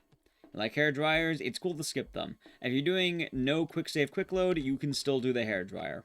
Which I know a lot of runners ended up going to no save, quick load, no quick save, no quick load, because they don't want to have to do that. The absolute, if you want to go for record now, you must be playing on normal. But he's gonna run the game. I think doing it on easy is a nice way to get your bearings and kind of learn the category. And that's why we're doing this.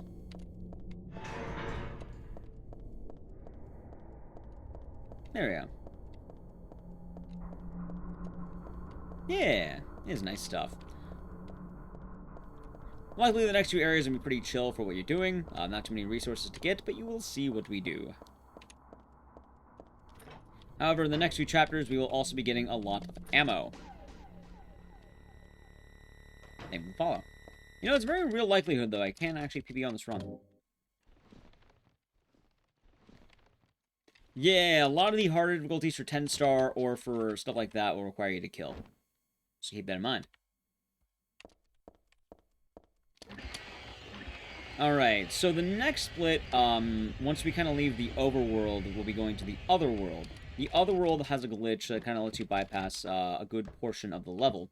We're not going to be doing that, like I mentioned, but that's because we can't do the... What's the word? We can't fall off a cliff. But I'll explain what it lets you get to. Alright, so we've got this. Got the rope. Yeah, thank you. Most of the movement will be the same, though, if you're going to go between the various floors and such. So, like, right now, for instance, we're going to be going up. We're going up to the 5th floor. There's, like, 3rd floor, 5th floor, stuff like that. I need to get a nice water later today. I don't know if I'd call James the Throat Goat. I don't know about that one.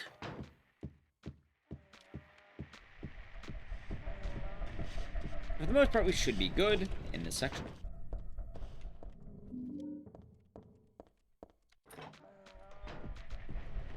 There we go. And now we may actually go back. I forgot to split 2, so that's okay. So it happens. It's not always mandatory. Dehydrated? Absolutely. The Pillow Prince. What a name. What do you mean the Pillow Prince? What a powerful name. The Pillow Prince. Wait. Oh, I'm dummy. I'm dummy. That's fine. Go to the elevator. I went the wrong way because I'm dummy. I misread the room. There we go. No downpour today. So you're going to the elevator on the 3rd floor, and then you can go back down. And now we may go here. That's what I was trying to do. And now we are good, and that is Hilltop. In Otherworld Hilltop, you do have the glitch I was talking about, but that's Hilltop 1. Alright, let us now go. So, what we're going to be doing is we need to do the puzzles, and we need to get the medicines. In order to do that, you're going to be going to these rooms, and you're going to be getting the things that we are grabbing. Also, I don't need that. Also, assisted. Thank you. Oh, thank you for giving a sub to the Pillow Princess. It is much appreciated. What a name. The Pillow Princess. Grab everything in that room and then leave. And then you're good to go. You need everything in that room because it's going to be a lot of health, and it is also going to be a little bit more as well. Now, we're going to be going to the elevator. I write down the names of the elevator so I remember. I recommend doing the same. So, right now, I'll be going to the 1st floor. If you're going on normal, you'll be going to the 4th floor. You're able to skip what I'm doing, and that is okay. Also, thank you, Rio, for giving a sub to Drowsy Pro. It is appreciated. Also, I think it was the other... Hold on. There we go. No, it was this way. In this room, you're going to be grabbing the shotgun ammo, and you're also going to be grabbing the liver in here. Pork liver. I don't eat pork, but you may have it for the puzzle. Now we're going to be going back up. It's kind of a large gathering. This allows me to get to a special room later, but we don't need to worry about that. At least at the moment. Oh, of course.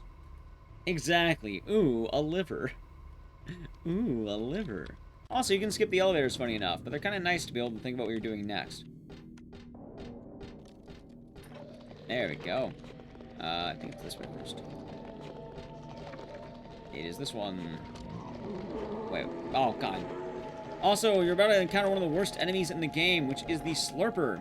The Slurpers are quite annoying. Also, they are right here. Matches. Thank you. After this, it's not so bad. A lot of the movement you'll kind of get the hang of, and the direction as well. That is the main thing to consider. Also, in order to gain entry to where we're going next, we do need to actually combine these items, which is going to be combine, and burn. Similar to that. See? And then you're able to go through. And it's nice and easy. I think this gives you a ladder or stairs, and that brings you back down to the 4th floor. This is why going to the 4th floor will allow you to actually bypass this later on, because you're able to do the glitch. Also, I made that stuff up. Also, I really hope I didn't go the wrong way. My muscle memory is the main thing I'm going off of today. No, I am actually good. Okay, thank God. Also, the Slurpers will be the worst enemy in the game. Do not even think you can try beating them. What they do is they slurp. What does that mean? They will attack you and they don't have actual detection. So they're not like other enemies where they'll just kind of go based on vision or noise. They just attack you. It's entirely randomized on them, and they're quite mean in regards to that. And now we can go back to the elevator, and you're back on track with normal mode if you are here. There we go. They want to throw... Of course. They want to slurp you. No, I mean, running out of ammo against God's a normal thing. On 80%, we're not going to have that issue. So it's going to be this way. I'm not like other enemies. They're really not. So, there's not really a good way of dodging them either. They just sort of decide to do. And if they decide to do, too bad. Alright, but luckily for us, we'll be hitting our second boss of the game in a moment here. And the second boss of the game is, I think, the Missionary. The Missionary's an annoying guy. He's not too bad to deal with once you get the hang of it, but he definitely has his quirks. Also, now you may leave. The front door is right here. You're now done with Hilltop if you made it this far.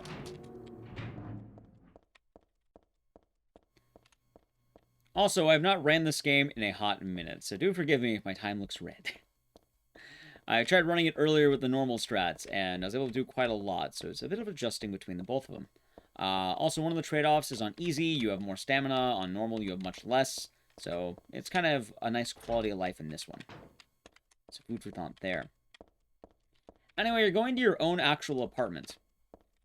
And you're going to find the hero of Silent Hill 1, well, in a compromising position. Now that we're going to the boss fight, what's going to happen is you are instantly going to be getting out your shotgun. So, go to the menu and get out your shotgun. You then want to shoot him in the back. And you are then going to hold shift and whatever your down button is. So shift and back. And attack. That's going to allow you to get more of these attacks. Plus, every single time you aim at him, that's going to allow you to... Also, he's dead now. Yeah, he's dead. That was actually a really good fight. Probably one of the best fights I've ever had. It's shift, which is your walk button or whatever you binded it to. Back, which is your movement button, and aim. It's that particular movement to aim down. That is my issue with this game. Aiming down is surprisingly not easy. You would think aiming down would be one of the easiest things you can do, but unfortunately it is not, somehow. So it's kind of weird to explain that. Also, my Lexi, we have to kick him while he's down. That's going to come a lot more in handy later. As you'll be able to see. Alright, so one of the cool things is if you run Silent Hill 2, this is going to look very familiar to you. Because, hey, guess what? We're back at Silent Hill 2. So, if you know how to move around in Silent Hill 2, you know how to move around in this game. Now, the difference is, Heather doesn't have game save. She has save completed. What you want to do is look at Heather's arms. When they stop doing those big-ass swings, you're going to save complete and load. If you're doing no save, no quick load, I'm sorry, you have to use ampules. Or if you're doing console, you have to use ampules. In this category, you can actually use them. Usually it happens like roughly about when I hit the street. So right about here. Yep, there we go. You see her arms aren't doing the big-ass swings. I want the big swing. Yowie swings. Oh, of course. Yowie swings, like yowie hands. That is how you get it. What, for the Silent Hill movies? Oh, I guess. I only watched the first one.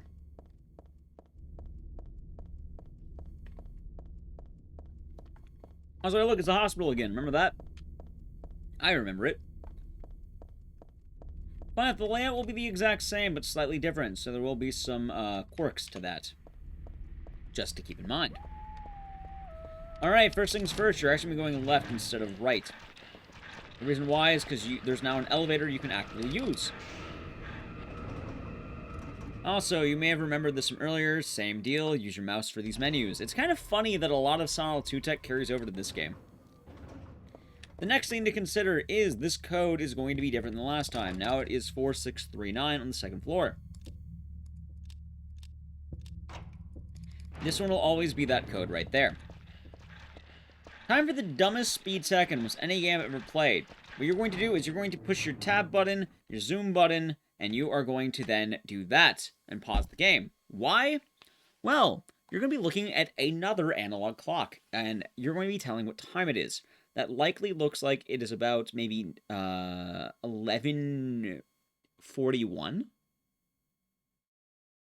That looks about 11:41. A little bit. I definitely recognize this part pretty well, but then later on it gets kind of messy.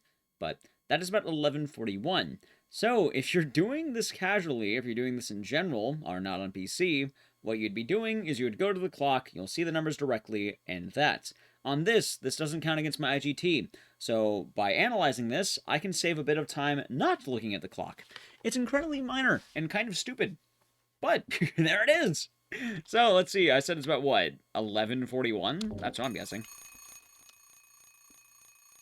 So, 11:41. Yep, 11:41. And I was right. So, also, there we go. I actually golded that funny enough, so that's pretty good. Now, before we go back down, since we're on the second floor, you might remember in Silent Hill 2, we grabbed a shotgun, go back to that room. It's actually the same, again, same exact layout as last time. So that's pretty good. Grab bullets, grab that, and out we go. So it's quite funny. As well, the stairs currently aren't operational because we don't have a key, so we actually do need to get that key from what I remember. From all I remember, I think you can actually take the stairs, but I don't remember, and that's been one of the routing issues I've been having.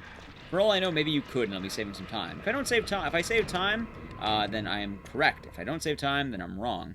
I think I might save time. Yeah, I'm pretty much roughly on my time save. Oh, I'm dummy. There we go. I would have saved time, but wasn't totally dumb. Yeah, so there's the stairwell key. You can't take it until here. So there we go. And now we can head back to the stairs, because that's the key for the stairs.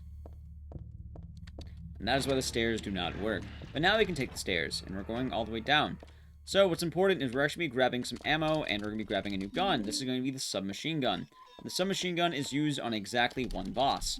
Also, I may have grabbed some extra ammo I don't need, but it will come in handy just in case. Also, this game also has RNG, shockingly enough.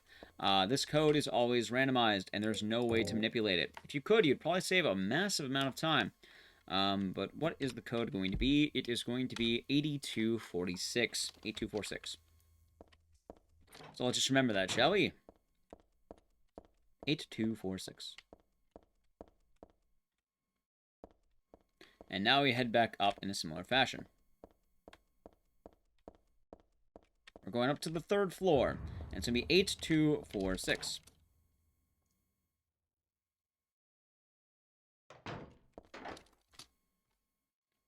If you forget the code, you can look at it. It should be in your inventory, I believe, or in a note, and you may look at that note. You're going to be going to door number 12 here. I'm saying this because these doors all look alike, and they have numbers on them. I usually remember it after the nurse, like 2. And then you're good. Ah, yes, 42069 on a 4-digit code. Beautiful. And now we just go back down to the second floor, and you are done with the hospital overworld. The other world is going to be a tad bit confusing, though, so keep that in mind. Does this game have seeds? No. I mean, maybe, but nobody's figured out this game yet. So keep that in mind. Allow me to show you some dumb time saving. How's it going, pimps? Hope you're doing good.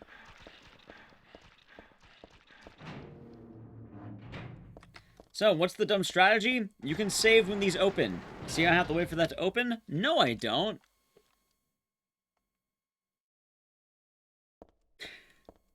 This is only available on Quick Save, Quick Load. You can actually do that, and it's funny. The moment they start opening, just hit save complete, and then you're back in.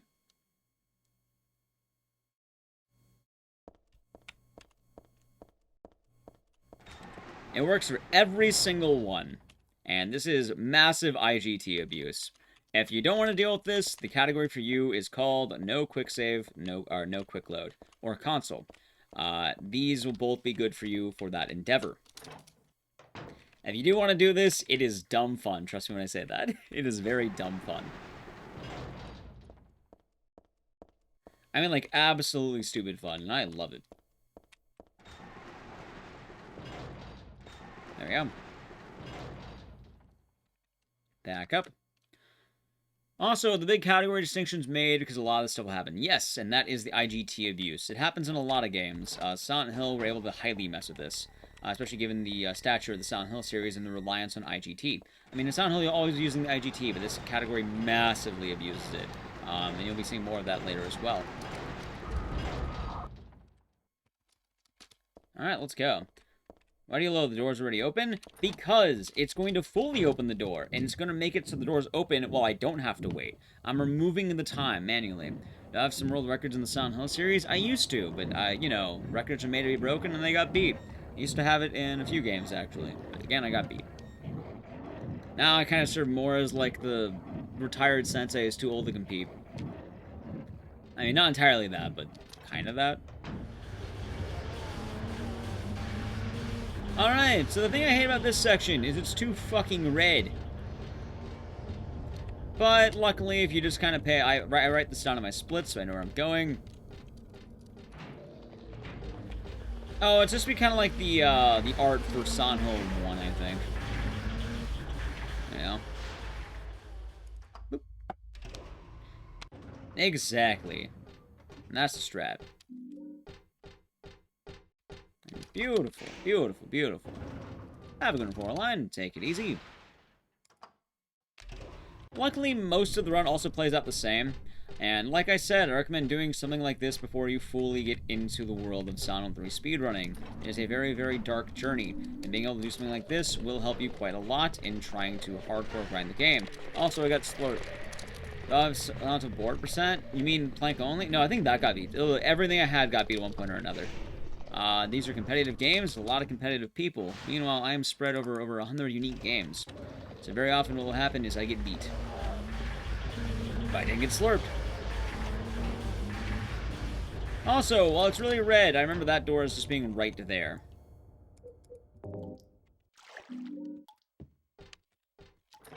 There we go. And then, we can just head back. I learned the game's taking a lot of them. I like to be on the upper half of the leaderboard. If I remember correctly, I think I'm on the exact halfway mark for this fucking leaderboard, which is kind of funny when you think about it. I wasn't trying to be on the exact halfway mark, but I'm on the exact halfway mark. I at least have a 39.05. Oh, this run could probably still do really good in the end game, I think. I feel pretty good on the fights. So that'll be good. No, it's this one. There we go. And we're now going to be hitting our next boss. So the next the next boss, what's going to happen is it is going to be Leonard. Leonard is probably the most annoying boss in this game. Because if you mess up, my god, he sucks. Anyway, first things first, equip the shotgun once again. And then you are also going to be using the blood. There you go. Wait, hold on. Yeah, that's right. Oh, I typed booed. Why did I type booed? It's blood. Alright. You're not going to be going down. The way this is going to go is you are going to shoot, and then you're going to immediately swap over to the SMG. So, what's going to happen is you shoot, you swap, and then you are then going to go to this and reload it. Now, you're going to be doing the strategy once again. Thank you. Aim down. He ran away. You can get that immediately and stun lock him if you're careful. I did not, because this game hates me. And this is why this is one of my least favorite fights in this game. I whiffed it entirely, and now I have to do the fight manually. It is okay. There's a reason why this category is not as favored for me as Silent Hill 1, 2, or even 4. The combat in this game is rather rough. It is as difficult as it looks. It is quite awkward. And that is a major gripe with this game. Anyway, if you want to see a perfect execution, they are, you know, on the bots I mentioned earlier when starting this.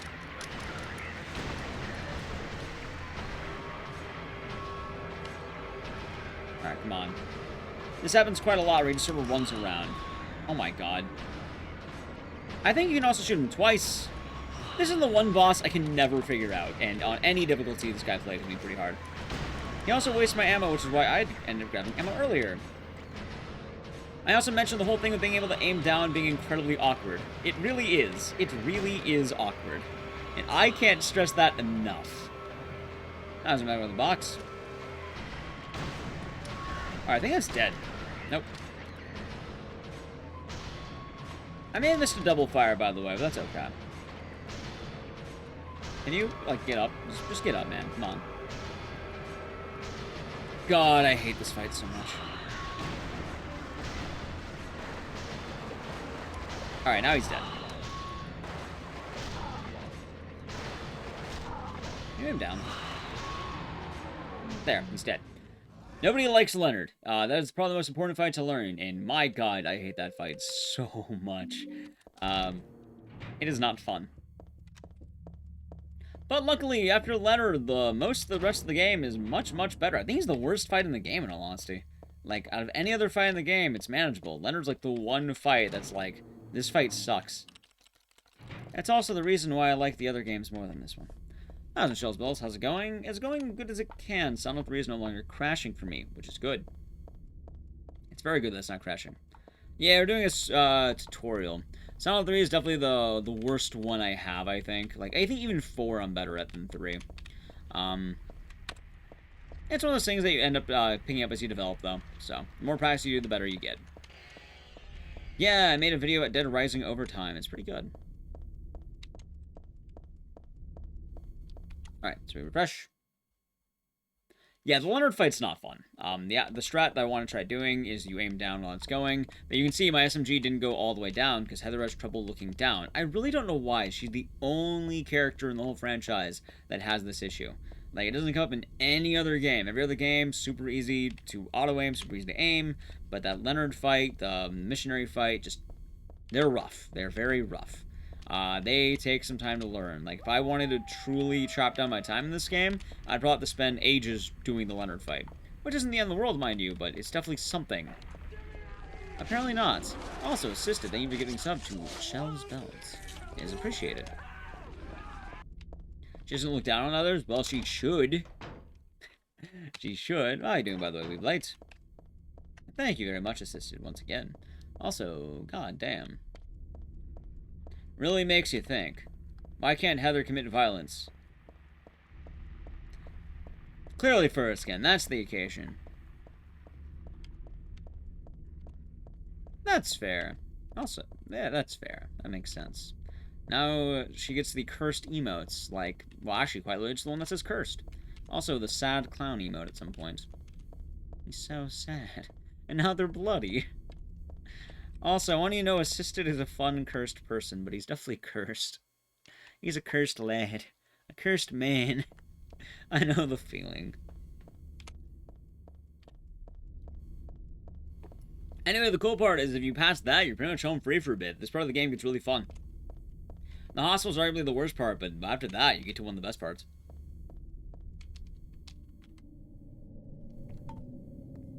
Am I drinking water? It's healthy for you. It's like Vaseline for my throat.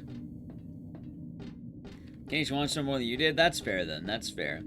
Alrighty, let's talk about some details. Hey, remember this place? This is the beginning of the game. First things first, you're going to be going into the shop. You're then going to be grabbing... Or you're going to be running to the back of the room. This is time-gated. You have to wait.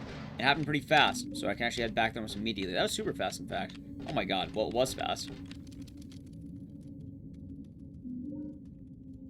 Alright, that was actually pretty nice. Actually, I don't think I golded. I think I split wrong. I think I go here. That looks more accurate.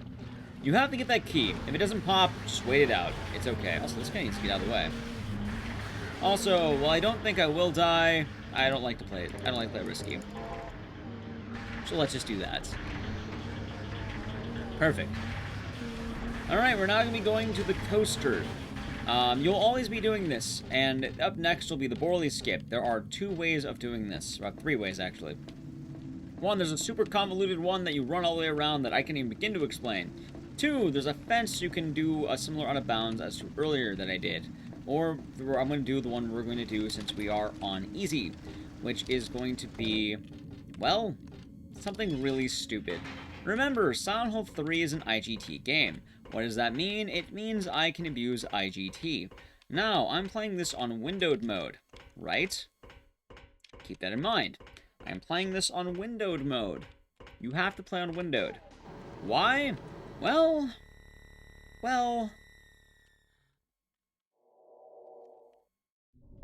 You'll see. Anyway, we're going to enter Borley. This is going to be a haunted house, and it's going to be kind of scary. So we're going to enter the Borley Haunted Mansion. Welcome to the Borley Haunted Mansion. I Alt-Tab and I hold the window. Please come inside and look around. The time you wait is based on the audio file. The audio file will play regardless. If you Alt-Tab and hold the window, it will freeze the in-game timer. So if I just wait, I can do this for each and every room. So what you'll be doing is you'll walk to the end. Do you hear those voices? A family of 4 was sliced into bloody pieces in this room. There you go. It's just this, so it's nice waiting. Yep, I'm holding the window. Was caught. Do you know why he said he killed his family? So it's kind of interesting. It's a really dumb strat that only works on PC. You don't do this on quick save, no quick save quick load though. I don't think. I'm lying. If they do, that'd be weird that they allow specifically this. A joke. I wanted to scare you. Actually, they might allow this because I did it in my PV, which is on no save, The truth is, no save, no load. only one person died by suicide. So you still have to wait in real time, but IGT abuse is fun, yo. Alright, so for this one, you do have to activate the dialogue, and then after that, you may go back to the door. And then, guess what? Doing it again. That's Danny. Isn't it a great strat? This is why games have such a weird dynamic, I would say. His hometown is New Orleans, but he came here after first losing his way. Oh. Maybe you might know. It's just waiting. Where is the path to This is why I like normal though. Like if I wasn't worried about breaking my computer, I would like to go with that. So please, I'm so sorry. Funny enough, if you aren't any harder difficulties when you try doing this room. Oh, hold on. The mechanism is broken, you see. And you hold it there, it'll keep going like it'll keep making that noise, so it's kind of funny. Alright. Why is it allowed? That's the category separation Neverwinter. So this is quick save, quick load that allows IGT abuse. No quick save, no quick load shouldn't allow IGT abuse, and that's the occasion. Alright, so now we can go. Alright, now you have actual gameplay again. Hey, look at that, actual gameplay. The general idea is just, you know, make sure you can turn properly. This is something you learn as you keep playing the game. As you get these quick turns, that's good. Don't go into the light. The light is bad. But that is why it is allowed. Also, it's a more interesting dynamic to save time. If you really don't like it, there's other categories dedicated to not doing it, and that is the general rule. So it's not really having the even need of a playing field like that. You can just not do it. If you ended up doing the Borley skip otherwise, what you do is right there, you would be all good. And now we're going to be hitting another weird trick I can describe, which is the Alessa skip. You can only do it on normal, which is kind of why I said normal saves more time, because you end up skipping straight to the final boss, funny enough. So, normally, you know, well, that's going to happen after all the chain stuff we're doing right now. There's going to be some things you don't have to do, and you can do that by breaking the game by alt-tabbing or alt-entering. It really messes with the game's files, so it can kind of bug out your computer, which is why I'm not wanting to do it right now. Earlier, I dropped a bunch of frames, and I was worried that my OBS was going to crash, which is bad. However, you know, if you're running this offline and want to give it a shot, I highly recommend looking at it. It's a very unique situation, and I think it's definitely an interesting category to give it a shot. Like, they're fun. They're just rather difficult.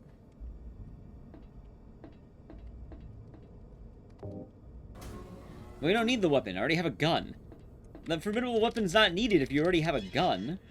A gun's going to be better than a shoe attached to a chain. Also, I keep getting split, and that is okay. There we go. At some point, I should probably mad derust this game, and I could probably get away with it. At the very least, I have it working again. I was worried when I got the new computer that this game was going to be absolutely broken. Also, where in the world is the end? Oh my god, where's the entrance? Game, thank you. Thank you, by the way, Quentin, for the Tier 1. Welcome to the Swarm. Enjoy the emotes and the scissors. And thank you very much. Hopefully you are having a great day. Yeah. Alright, it's a matter of time. Let's get lost. Anyway, the skip you would be doing is actually right over here. Instead of going into the door I'm about to go into, you'll try to get knocked into that pole. It is a very wild, out-of-bounds adventure, and my god, it's terrifying.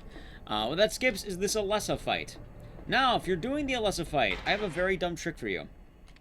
One, you're going to talk to one of the horses. I think it's like the diseased horse. This one. Alright, now, you're going to talk to the horses. The horse is alive. This pauses the dialogue, and then it allows you to shoot it. For every horse, you're going to continue abusing the IGT, doing so. The horses are dead when they stop moving.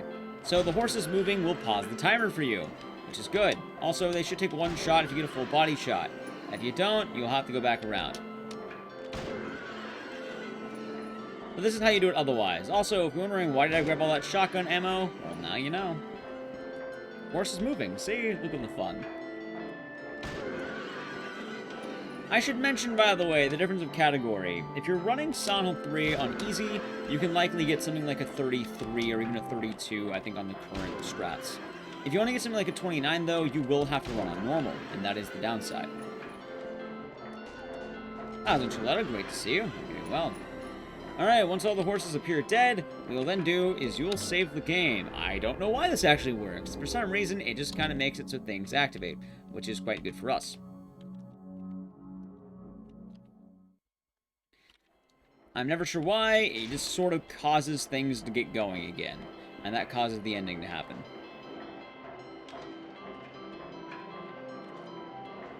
There you go. Now, the Alessa fight. You're going to run up to her and shoot her. Wow. Make sure she's down on the ground, and then pop her one more cap. Actually, I think she died. Oh, there she is. There we go. Are you not dead? There you go. Alright, once she dissolves, you just kind of keep running forward, she'll eventually spawn again. So, the cool thing about the shotgun and this category...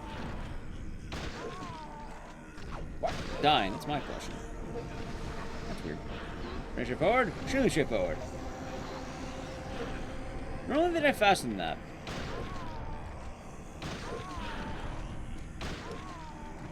Yeah, I've never had this many shots. I'm wondering what the hell is happening. And normally it's like a shot to the back and a shot on the ground. But you know what? Whatever makes it work. There we go. That's more like it.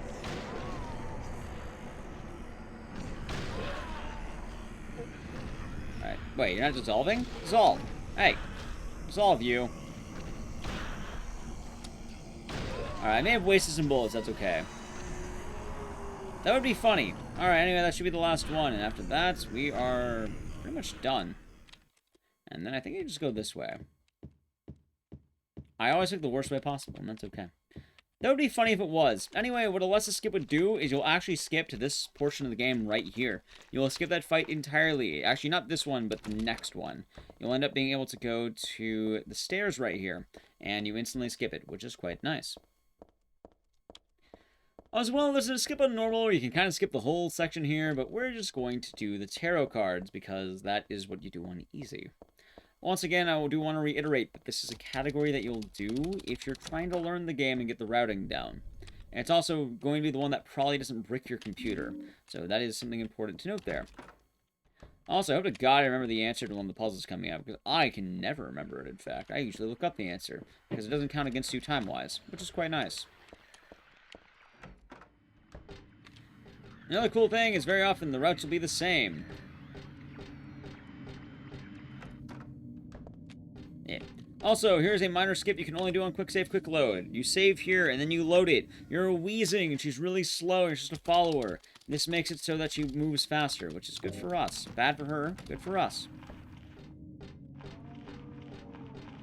I can break a PC? Well, you're alt-tabbing pretty much 100 times. If you want to watch it, watch the VOD earlier, or, I don't know, watch one of the other ones. I'm not going to do it right now, because I don't want to brick my PC. That is not a smart move.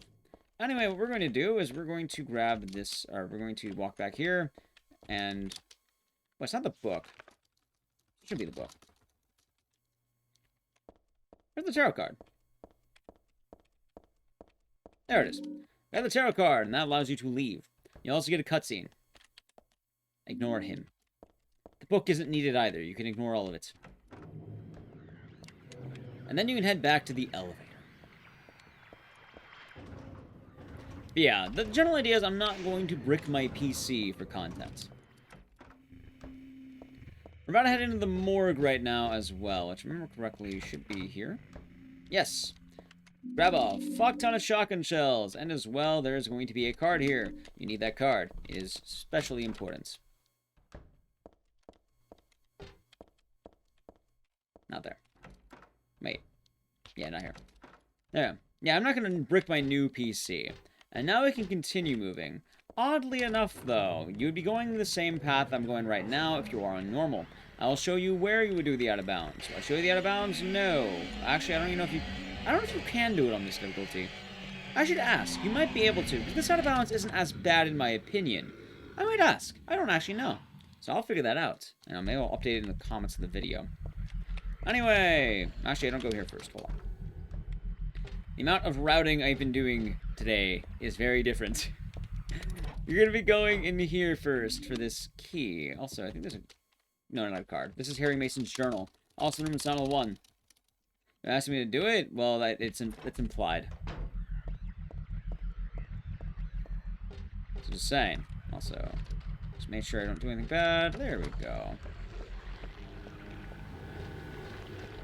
You do the out of bounds in this room right here, and it is pretty bad. Also, another one of these. You can see the footsteps there. Too slow. So we're going to save it, and that fixes it. No, it moved like all my windows and moved like everything, and it's horrible. Like, it's horrible. No, restarting my PC on stream is not the move. I'm not going to restart my stream on PC, like, at all. I don't want to... Oh my god. Pick up the book. I don't like to restart my stream or my PC. There we go. The book. So I'm not doing it. It's as easy as that. One of the worst things I can do on stream is restarting my PC. And also, it's annoying to have my stream stutter the whole time, and the chat keeps hearing Windows noises. Just trust me when I say you're not going to like it, and I'm not going to like it, and that's okay. No, I mean on stream. There's a difference. I mean, it's gonna brick it for the day. That's what I mean. I'm not trying to be facetious. I mean, it's gonna brick it for the day, and I'm gonna be in bad shape stream-wise. That is what I mean, and that is the intent there. I think that's a very fair explanation.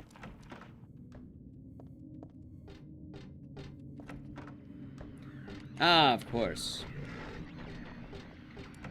Also, at this point, you're just backtracking all the way back to the beginning, because we got a key for that. Also, I think it's actually just right here. Yes. And this is the general move. It's mostly just good movement. I think Silent 3, if you're not doing the wild glitches. Also, I get to do something fun, because I learned I'm allowed to do this. I'm allowed one of these. Exactly assisted. I learned that. Also, trash boat ahoy. Thank you very much. Oh, hold on. Thank you very much. For the tier 1, do enjoy the emotes and the scissors, and thank you. Also, I learned something you're allowed to do. Is you're allowed one of these, where you can reset enemy positions using quick save, quick load. However, I don't know the exact rule on abusing it. I heard everybody gets one. Also, if that doesn't work, because these guys seem to be blocking my way out, absolutely. Luckily, the store right here will be good for you.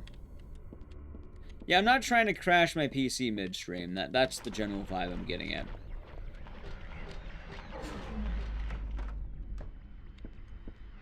Anyway, at that point, then you just head back.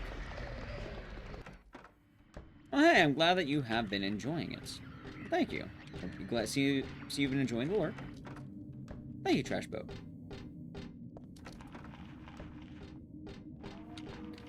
I primarily have a larger goal while I do more things in terms of the game. Yeah, that's the right way, okay. I'm trying to make sure I'm going the right way, because I always get very lost here. Alright, luckily we are almost done. Oh yeah. So on the tech, I mentioned where, like, rerunning the VOD. There's a lot of ways of saying it. Like, trust me, you don't want to see it. I'm not going to show it. It's easier just to rewind the VOD, I think. Alright. Anyway, we are almost done, and I hope to God I remember the order, because I can never remember this order. We're going to use the tarot cards. Alright, do I remember? I want to say it's the eye in the middle. This one up here. Full one's on right. Hangman on left.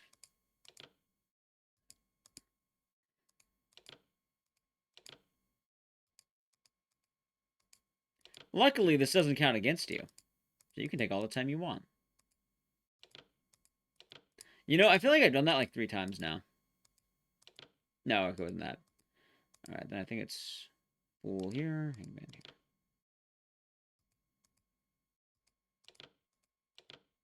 I'm just gonna look it up really quick. I don't remember the answer. I can never remember this answer because I don't know what sounds very much. Okay. What was the answer to this puzzle? What a god, right? Looking at the answer to Sound of Threes. Alright, so apparently I am absolutely dumb. I had all of them wrong, except for these 2, actually. So it was this one here, this one there, and that one here. But really quick, I want to go back to my actual menu. Luckily, the cool part about this game is, as you can see, I have messed up the order, right? Oh, well, never mind. I canceled the order. You can see the timer doesn't actually tick, so this game is quite generous with that. So you can just do that. Anyway, though, I probably want to look up if I can actually do this glitch. Yeah, that's all you have to do. If you don't remember it, write them down. I really can't emphasize that enough. There's no rule saying you can't look up the answer mid-run. I mean, it might be frowned upon. There's nothing telling you can't do that. I do it quite frequently if I, don't remember something. I'm not ashamed of that. Also, before I go get my weapon, before I do the finale, I am actually going to be equipping my shotgun. I also am supposed to equip an ampule. So for supplies, you actually want to equip the ampules. And that will be on your supplies button. Well, you can't abuse it too much, but you can do something like that. Anyway, the fight is wait for the auto aim to look up, and then fire once there, and fire once in the head.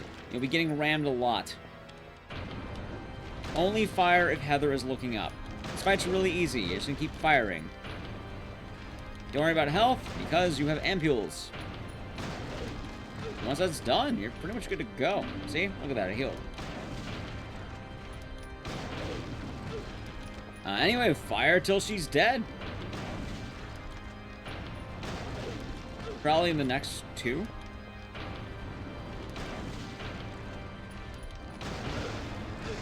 Alright, one more to do it, I think. Oh, of course. Yep, there we go, and GG. That's a 42.56. What a god. I looked at the answer mid-run for this one. Anyway, not bad for doing this here. Funny enough, all the other games I remember so much more about. Oh. My PP? Oh god, no. My PP is like a 3909 or something. But I can at least run Silent Hill 3 again. Yeah. Yeah, Silent Hill 4 has been a fun one lately. I like that game a lot. But Silent Hill 4 has some quirks. I'll definitely say 3 is my weakest of them. But Silent Hill 4 is be fun.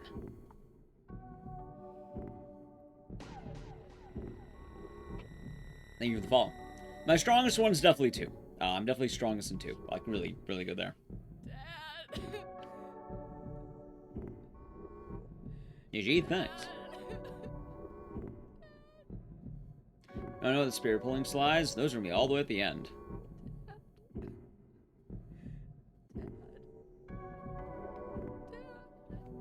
Oof.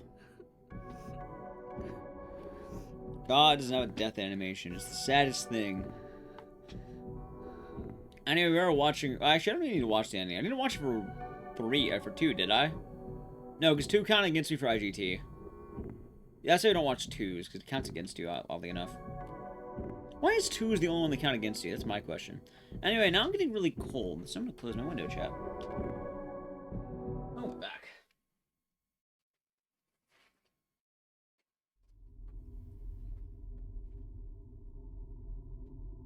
This is why I wear my socks.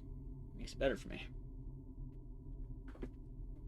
Our back music, great. Theme of Lore is the absolute banger, though, man. Theme of Lore all day long. Alright, I need to do math. Okay. Hold on.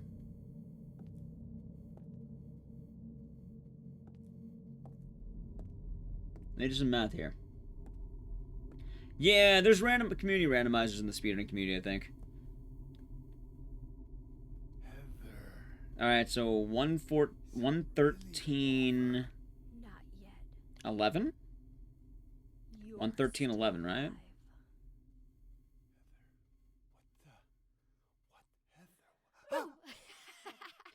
alive. 113.11. You've got terrible I'm taste. sorry. Oh, 7. You don't have to call me that. I'm not hiding anymore. Hold on, 113.11. Real name? What was it again? Cheryl. Also, look, DVD. There's the lore. The name my father. Her name actually is Cheryl. People get really anal that it doesn't say Heather. It actually is Cheryl. It's really Cheryl. Back to I watched the ending of Silent Hill 3. I know. I wasn't someone who got pissy online when they called her Cheryl. Try to do math. I can't do math. What did I say? 113.11? 113.11. 156? 156.07. Okay. 156.07. That's what I got. Neat. Anyway, here we go.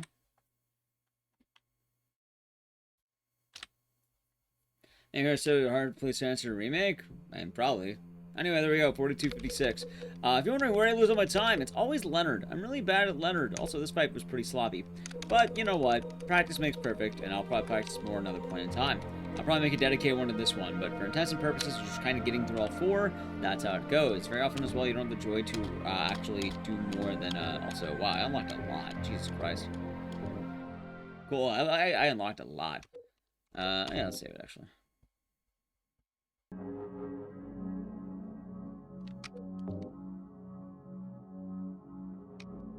There we go. Sounds good. No, we're not doing Walter percent. Okay, now we're going to Silent Hill 4.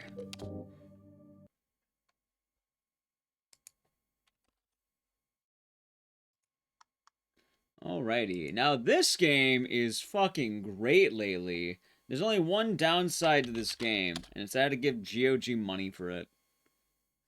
That's the saddest part. However, you know, after that, it's pretty fucking good. What's Walter percent? It's a category, meme category that Rio wants to do, where you watch every single Walter Sullivan cutscene.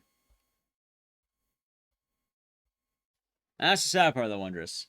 But, you know, the port does run well. Can't hate them for that.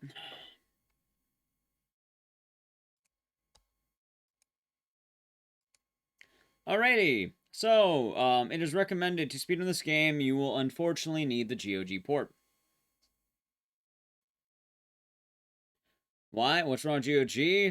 They are a terrible company. Absolutely terrible company. I'll leave it at that for right now. They snubbed GOG. I know, they snubbed Red Candle Games, and I will never forgive them for that. Let's skip to the hardest. I'll explain everything. There's going to be a lot in this game that some of you may know or some of you may not know. I really don't know these for Silent Hill 4, but as always, you know, default control, make sure it's run, stuff like that. Make sure your button configuration is set up on certain things. This is the one I use. I like V to skip demos. Also, you can do things like with the right click and stuff like that. Hey, and very nice Pagan Zero. I'm glad. There's stuff to keep in mind. Another button to keep in mind is your camera changes, your ready weapon, and stuff like that. And also your shift. Just to know. Alright. Anyway, Silent Hill 4 has probably become one of my favorites in recent times. I didn't think I liked this game as much as I did, but it is quite fun. Now, there is a downside to this game. Your IGT will be based on the ending, so... Piccolo, what they did... Alright, I'll explain what they did right now, just so I can get out of the way.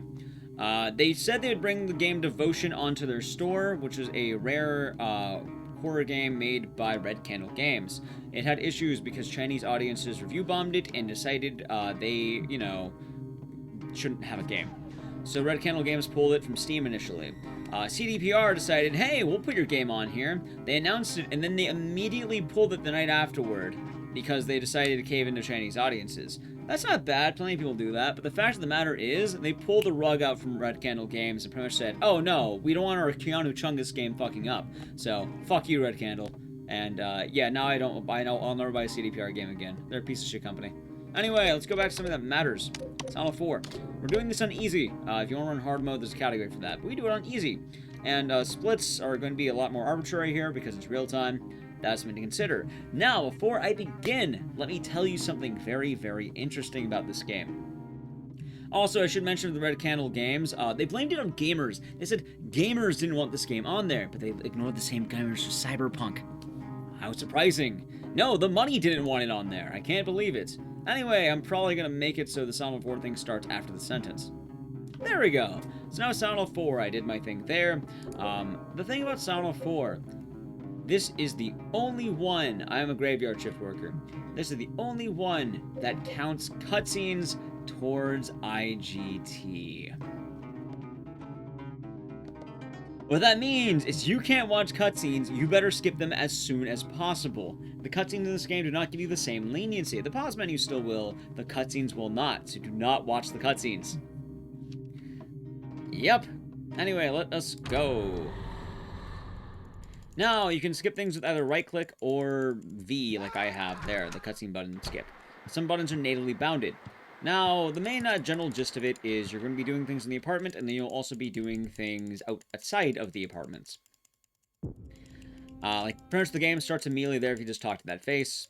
And before we leave the apartment, we have to have a big ready list. You may hear me pushing 2 different sets of buttons. Also, like all the Silent Hill games, you can actually move in the dark, so keep that in mind.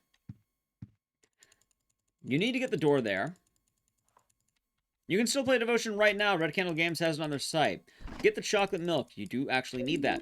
Once you got the chocolate milk, what we're doing next is we will be then talking to this. This kind of gives you the tutorial of the what is that? A suitcase, a drawer, the box. And then last but not least, you'll be going to the window. At that point, you have done everything, and you're ready to now go to the first level. It is a room. It's like me in quarantine. Haha, I get it. I made the joke.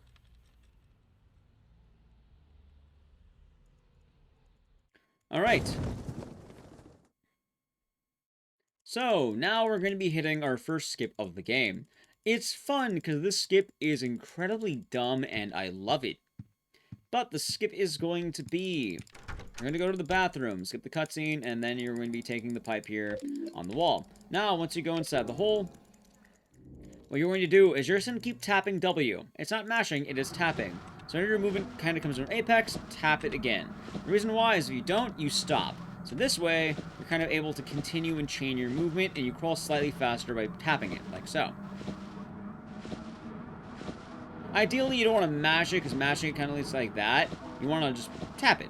Rhythmically tap it, kind of get the fast part of the movement, and keep going. And that will save you... well, my PP hasn't had this yet, so that will save you, let's see... at least about, like, maybe 8 seconds or so, 7 seconds. It'll save you a lot of time. Game lengths, those are allowed, and also they're trusted people. Now, Silent Hill 4 is kind of weird, because this game has pseudo-tank movement. It's not tank movement, but it is tank movement. What that is he'll try to move like a tank, but he'll also kind of move directionally. So you can't even really hold forward down, because eventually he'll try to curve. Very often, in order to do micro adjustments, you're actually going to be using your camera buttons, which are I have bound to J and L, which is like the thing I mentioned, which is kind of weird. I like it, but it's very unique tech there, and you'll see. What button on my controller is my W key? I'm on keyboard. I mentioned I'm playing keyboard for Silent Hill 3 and 4. So this one is going to be a keyboard game. Alright, we actually do have to go back to the apartment here, though. For a few reasons. We need to get a coin, and the whole way to get the coin and a gun is going to be right here. Now, in order to progress, you do need to look here. And you also need to grab the gun. I also could be wrong. I highly recommend if you do want to see a very skilled run of this, you can check out runners like Chuleta or an Eternal Enigma. Both have very good playthroughs. As well, the world records and high-tier runs, anything in the top 10 are always very good. Hurry! Save me! If you need a token, there's one here. Boom, boom, boom. Exactly. Alright, now we can head back out. What that's going to do is that is going to allow me to get a coin. We're going to need this coin to kind of make our way through the subway. It's funny that it's a coin, but, like, it's infinite coins, so you never actually run out of money. Now, one of the awkward things is the menu in this game is on the bottom. Now, I know that doesn't sound like it means a lot, but what that means is very often you're going to be using items, using the control button. Which, the way I use control, you have an item activation button, and the green highlight is referencing what item you might be using. So that is important to consider there. Also, you can kind of see the little bits of movement that I'm talking about. It's a lot of micro adjustments and a lot of weird things. Also, the camera changes seem to carry momentum better than just kind of changing innately like that. So that is something to consider when you're moving.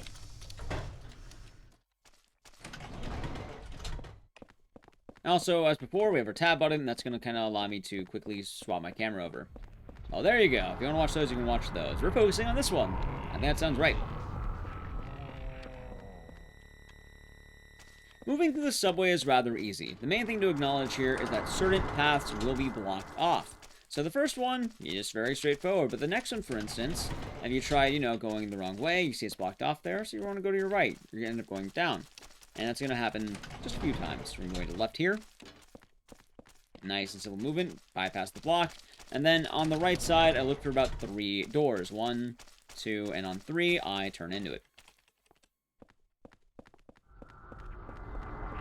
I once again want to mention one of the most important parts, not just of this game, but any Silent Hill game, is going to be the idea that you can move a lot earlier than you think you can move. Also, this game really likes to move the camera. And I'm not entirely sure why. So that's kind of why you see little micro adjustments. He also doesn't run perfectly straight. That being said, in terms of what you play on, it is just a matter of preference. If you like controller, you may use controller. For this game, I really prefer keyboard. Also, I'm grabbing the bullets there, because that doesn't come in handy for a very late game strategy, which is kind of hilarious. Like, we're really planning ahead with this run. I learned this routing from Chuleta, but I don't know who actually found it. There's a rare chance as well that this dog can shove you. I've never had it myself, but I've seen it. It is beautiful. Alright, now comes one of the worst parts of the run. This is where a lot of beginners will tend to struggle. I know this because I struggle here a ton. There's help there if you truly need it. Hopefully you won't need it. The room will also heal you. I recommend waiting in the room if you're just learning this. Now, these guys will punch you. You can always dodge the first one. There's going to be 2 attacks, an overhead swing and a... Wow, I actually got a weird dodge. The swipe and the over. The over, you can tend to run through. The swipe, normally you will have to wait on. So that is something to consider. Sometimes as well, they might go turbo, like that. The general idea is you want to be very observant of how it goes. Getting hit frequently is definitely a way to go through this. Also, I am getting absolutely horrible RNG. Hey, oh my god! And you're on flipping orange, that's right. Thank you, that's what's supposed to happen, just like that. I won't die, luckily, but this is all an RNG section. You got, oh my god. That's what you want, a big swing like that. Okay, well not for me, I am entirely dead. That is the worst escalator I've ever had in my life. But you know what, when I make these videos, and I make these things, that is always the way it goes, because they know I'm not allowed to reset it when I normally would be resetting it absolutely. Like I mentioned as well, you can actually end up healing by waiting in the room. See? little bits of health are increasing. I'm actually going to wait a moment, because my god, that was terrible. Yesterday went better? Well, yes! Well, not yesterday, but 2 days ago. That I was dead? Thanks for the vote of confidence from you. You can also wait and walk around. I think there's actually a health drink, like, somewhere in this room. I don't remember where. Normally, I wouldn't be waiting here. You must never want to wait in the room. However, I was 1 hit away from death, and my god, that was bad. Alright, now I'm back to at least something respectable. There we go. Now I won't die on impact. Normally, it won't go that bad. Like I said, they can turbo. You kind of get more of the one swipe and then you wait. I got some of the meanest turbos repeatedly. But now you might know how to deal with that. I got this? Thank you. That's why I waited. That is why I waited. So, the weird thing, too, is this game doesn't get bad. I know what you're thinking. Wasn't that bad? No, actually. That's considered one of the better parts. This game gets bad in part 2. Oh yeah, my luck there was atrocious. I was absolutely atrocious there. Like, I have never had that bad of luck in this run. But like I mentioned, whenever I do these, in any game I do, I get hit with that's never happened before, so I get hit with brutal luck. I think that's just the commentator's curse, isn't it? It really is. Anyway, the reason why this game doesn't get up till later is because this game has our escort mission in the halfway mark. The RNG isn't so bad, and the escort mission's much, much worse. Which you will see. There is RNG, by the way. This is definitely one of the harder ones to run. I still think I give Silent Hill 1 a slight once-over, just because I think living in Silent Hill 1 is really rough. And the Out of Bounds is a bit more rough than most of this game's content. But this is definitely the one where if you were to go pure glitchless, this would be the hardest one. But also, it depends if you're going for a good run, or if you're going for a completed run. So in theory, you can wait in the room in the first half of the game, and there's a lot of resources. But you can say the same about any of the games. Yeah, my resolve is absolutely being tested, but my god. My god. That is the case, though. Also, if I'm losing time here, don't you worry. Actually, I might not even be losing time. I think my PB was also pretty rough.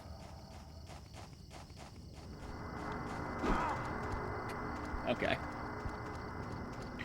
I don't think I've ever been hit by that guy, but I guess that happens. God, that was annoying. At least we're back on track. Anyway, now we've done that. We've talked to a young Walter, and that allows us to progress forward. You have to do it. I'm actually not entirely sure why, but you have to talk to him. If you don't, you cannot proceed. What we're going to do now is, since we're back, we're going to give this guy the chocolate milk. This is why you needed the chocolate milk. That trades in for a shovel, which we'll be using coming up soon. Also, God, I have like a weird headache on the side of my head. I'm gonna have a brain aneurysm from running this game, Chad. If I die from running this game, I want that on my. I want man's dead on my gravestone. Just man's dead.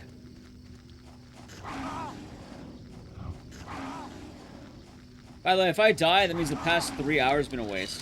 So I hope I don't die. I'm playing it very safe coming up. I've been getting really unlucky. My god. Luckily, I know there's help. That's the fun of backups, isn't it? Alright, so you want to use it directly on the hand. That is going to allow you to do that.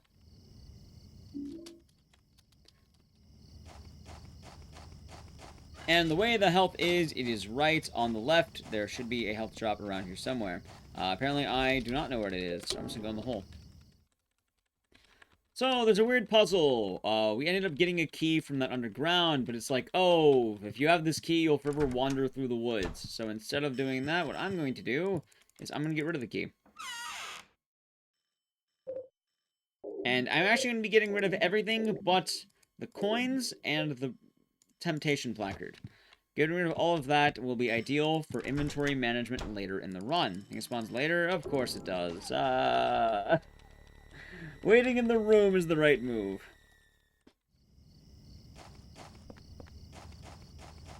But now we can head back, and that is okay. Luckily, the dogs and the birds don't do too much health.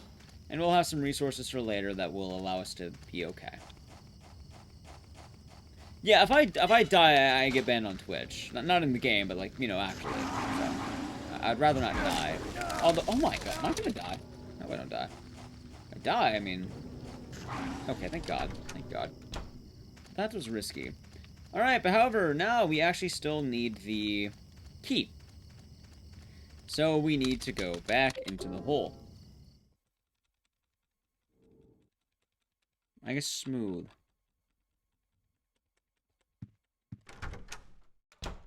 Let's get our item back now. So now we get back the key. That was the next ganja. There we go. That is correct, Let's. No, I don't get banned from Twitch by dying in the game. I'll be okay there. Also, it's funny that I didn't lose that much time, all things considered, because of how bad that was. But, you know what? This game is really a feast or famine sort of game. It's quite odd. Anyway, now that you have back the key, you end the mission by just going right here, or end the chapter, I should say. And then you're good to go. People are banned when they're killed. That's right. There we go. Okay, and now we can proceed forward, and there's gonna be a lot more things coming up that's gonna be good for me. You know, even with all that health regeneration, that wasn't so bad. I thought it'd be much, much worse. Okay, so cool fact, you're just me running down.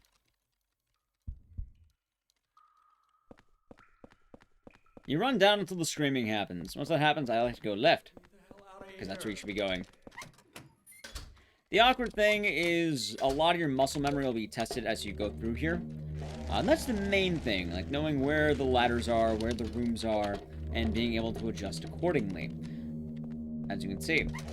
This is a long, fun run where you're able to kind of hold the camera and then you'll keep running forward. This is also the best instance of the camera control being to your advantage.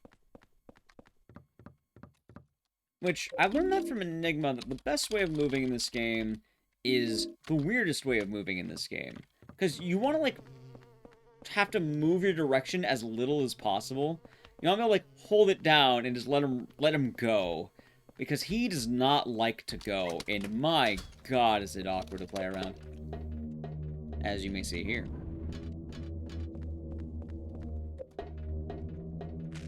Alright, luckily though, after that I do end up getting the key. And now we're going to be hitting a unique skip to this game, which, like I mentioned earlier, cutscenes in this game do cause time to happen. So, I kind of want to avoid getting into cutscenes, because they'll count against me. What does that mean? Well, in a moment here, I'm going to be spinning 6 wheels. The wheels are going to be mandatory in order to progress through the game, and I need to spin 6 of them. Not this one, mind you, but the next ones. Now, I can do a glitch that's going to allow me to bypass the animation, or the cutscene, or this cutscene entirely. It just kind of prevents it from happening, and the wheel counts as spun, which is good for me. Also, I'm not bleeding. I always check, whenever I check my nose, sometimes my nose bleeds, and that is bad. I'm dying out here. Alright, I hope I'm not dying. Let's take an aspirin. You know what? I can teach you something. I might grab an aspirin. I'll be nice and healthy. Just be safe, you know? Be a safe lad. So, cool thing about this game is whenever you have text on the screen, you pause the IGT, kind of like Silent Hill 3. You see, I'm expecting a YouTube comment at some point behind this. It's going to be like, hey, are you dying? Hopefully not.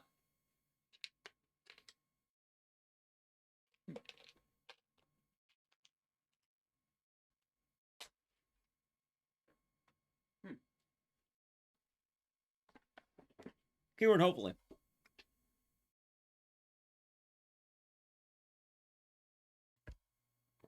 Ah, of course. Oh, we're good. So that's a strategy you can do. A speedrun dying? I hope not. Now, you're going to be going straight into this room. Would you jump in the hole? I absolutely would. You're going to be going all the way to the top. Is it a slow run? No. It's called I'd rather not die right now. So let's explain run. Apparently you can't read. So, what's going to happen is you see turn right and turn left. You're going to be turning right 6 times. 2 here, 2 on the next one. So, what I'm going to be doing is mashing my pause button or my escape button. Hold on. I'm out of water. I might cheer up, that's okay. Alright, I can't believe it, decaffeine. So, everything's going wrong right now. It's on a 4. God, my eyes are tearing up. Should be good. The strategy here is you're going to mass escape or pause. What that's going to do is it will allow you to get to the pause menu instead of a cutscene. During this, I am at some point going to push enter, which is the command. Right? So, if I get it right, it should look something like, hopefully, this. No. Hopefully I get it once. If I don't get it once, I'm going to be so sad. Alright, again, we're doing like that. It'll look kind of like that. And that's what you want to get. There are 6 of these you can get. The more you get, the better you'll be. Now, 2 on that one, and then 4 on this one. The best way I can really tell you to do it is I mash the pause button, and then I hit enter. Alright, that's 2, 3, and... Alright, I got half of them. I got 3 out of 6. That's pretty good. And now you may go back down. Also, I feel like someone asks questions without actually understanding the context of things. Whenever that happens, I'll absolutely call people out on their illiteracy. Or their, I guess, I don't know, something else. At that point, once you've done that, what we're going to be doing is, I'm not entirely sure why this one works, just the pattern that works for me. It prevents you from getting, because the water prison is massively confusing. You'll be going back up to this one. And then I run down for 4 doors. So, 1, 2, 3, and 4. And this one, you're able to go down the holes. Now, the fun part, like I mentioned, the plus 130, 140, that's actually not applied. Because I did that so I would hopefully feel better and not die on stream. Because that would be bad for all of us. Also, the time pauses on these too, so you can take as long as you want to actually type these in, I think. The answer is 0302. Hey, that's the room. I get it.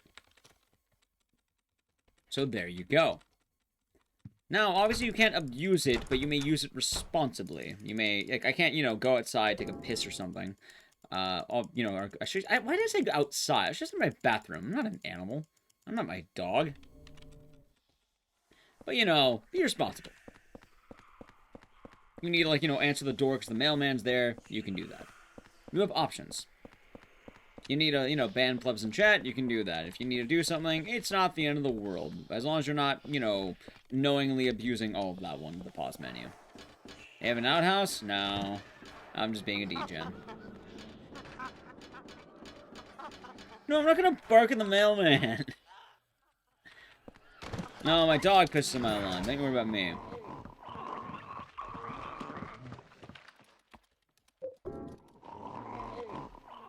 Ah, of course. Anyway, make sure you grab both the key and the sword. You might miss the sword. You absolutely need the sword. It is super important. Say it with me. To grab the sword. That sword will be used for a later boss fight, and you absolutely need that sword.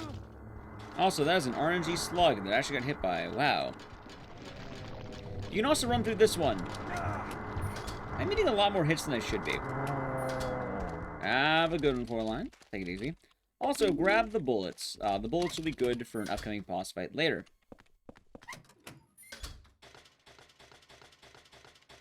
Which you'll see. No, you must pick up the sword. You need to. It is absolutely imperative for you to pick up the sword.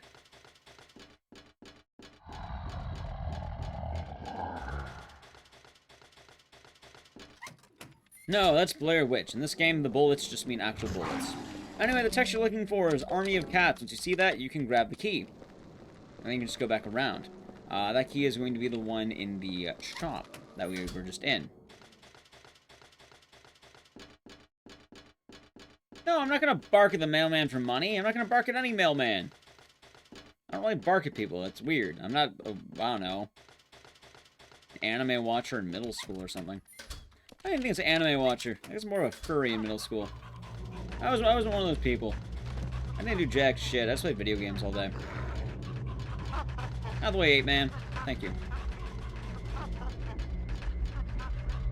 There is more than one sword, but the one we'll be getting is the one right there. It's going to be good for inventory management, and it's right there. So it's pretty good. I wouldn't. I have self-respect. This is some degree.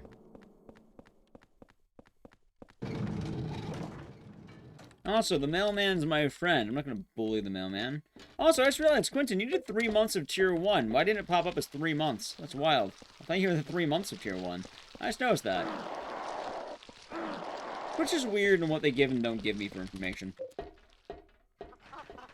I was able to look at that right now. So thank you, if you're still here. If not, I'll remind you next time. You don't know? By the way, thank you. I want to make sure you have proper credit where credit's due, because sometimes Twitch is a bit sussy for me. Alrighty, so this section is mostly pretty chill. The first run-through is rather just kind of running through a game, which is kind of funny. We will be having a lot more skips in the mid-game and the end-game with some weird clarities. And I'll explain those as we go. How's it going, Z-Troop? Hope you're doing good. Thank you. UBS, any mailman. I like the mailman. The mailman did nothing wrong. Oh my god. The mailman did nothing wrong to me. Mailman's my friend, chat. Anyway, the number is going to be 3750. There's a very, very minor skip you can do. That skip is you may activate an item. That will cause the IGT to stop. You can do that on the frame of the screen. I barely missed it, and that's okay. It is hard to get, and honestly, it's not the end of the world if you miss it. It is a-okay. What? What do you mean? What do you mean skip? I'm confused. This section is running up. Avoid the ghosts and don't get hit. It's funny because whenever I run this game or games like this, I write down a portion that's "don't get hit, dumbass" on my splits.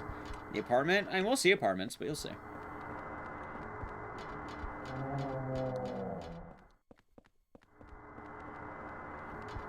There we go. You're just running upstairs.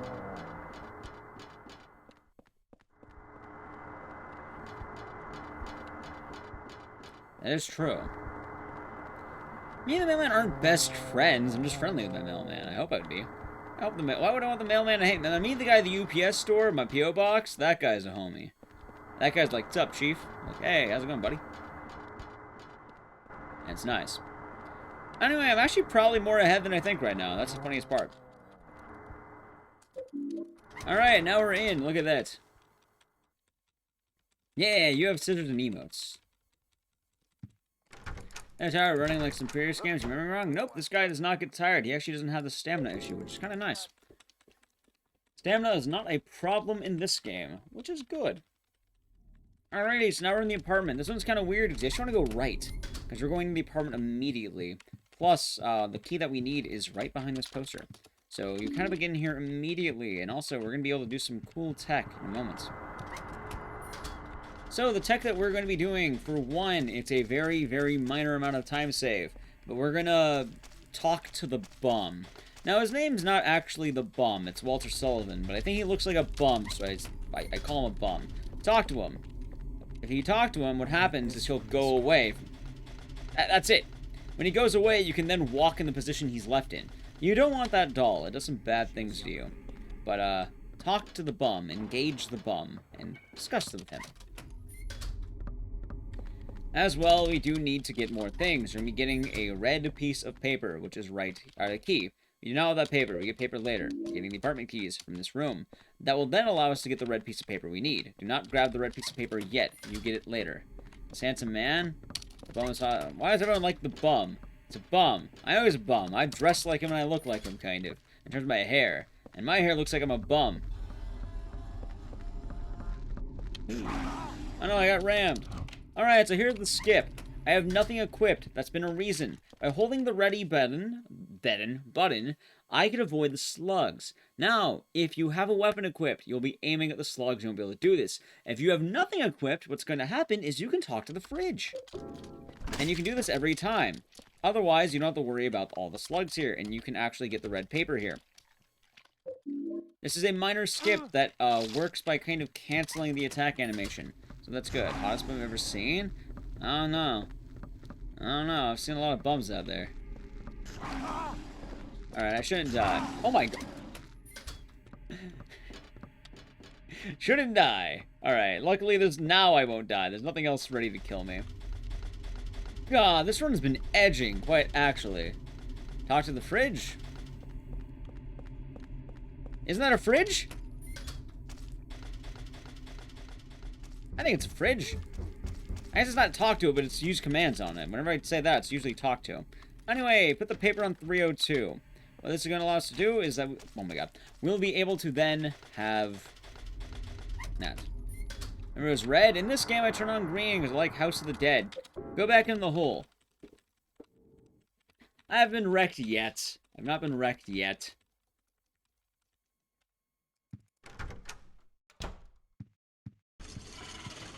Oh god. There's no health in here. By the way, I don't mind waiting a little bit because I've been getting my ass ridden tonight. Absolutely, like, you know, with all that. Anyway, on the left, you'll get the torn red paper. You need to look at it. By looking at it, you can now get the key.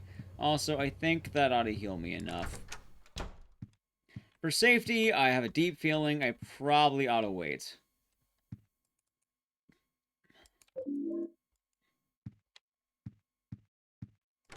So I'm going to play very, very safe. I don't want to lose this. I've been already going for like 3 hours of Silent Hill runs. I think more than that, maybe. I'm going to wait for my health to regenerate. Now, fun fact. This only works on Phase 1. In Phase 2 of the game, you can't do this. Oh, that was in Reneth. Alright, back to blue. That's okay enough. We'll be good there. Anyway, ideally, your health won't be as low as mine. I think I've eaten every hit I could during every run. Like, I just made some god runs where I don't get hit once. This run, I'd hit every single time. I'm off to my game tonight, chat. I'm distracted. Why am I distracted? I don't know. Society? Is that a fair answer? I think it is. Alrighty, now we're going to be going to the hospital. You may be familiar with a phrase called L1R1. What this means is you are about to hit the worst luck of your life. You're going to be taking the succubus talisman and going into this room. You're then going to be causing a ritual to happen. It is left, right, up, down. What's going to happen now is I'm going to have horrible RNG. I was going to say, so Hardy, hope you're doing good. There we go. Cool. Horrible, horrible, horrible RNG. Why is it horrible RNG? Well, you will see. There are, I want to say, 12 doors or 11 on each side. Getting L1R1 means I get them on the left first and the right first. There are, again, like 20-something. I can absolutely get the worst RNG. Also, thinking of the 500 biddies is much appreciated. So let's check this out. Push the elevator button. That will bring down the elevator for later. Now, we're going to check. Hey, wow, Where is the money? L1. You're looking for the room with liquid on the ground. Next, you're looking for a locked door. That is really good RNG. Okay. I didn't get it. I thought I got L1R1 for a second. I was going to everything good. So, the reason why getting the key first is good, because then you can check using the control button, which is slightly more efficient. You're looking for a locked door and the liquid on the ground. Now, an efficient way of doing that as well is you can actually just pause the room upon entering, and that will allow you to do more. It's like a puddle. That's how I recognize it. And thank you as well, Relever, for the 250 donation biddies. It's much appreciated. There we go. I don't know what that was, but we got it. So, here's the fun part. The rooms are always random every time you run this game. They'll never be the same. Eileen is here. And now the game's an escort mission. You have to get Eileen to the end of the game from here on out. Eileen will only enter doors with you if she is close enough. So you want to make sure that she is close enough. The ways of checking this without wasting your IGT is you can check the map, and as well, you can just kind of hear as in addition. Checking the map won't waste time for you. That's good. Where is she?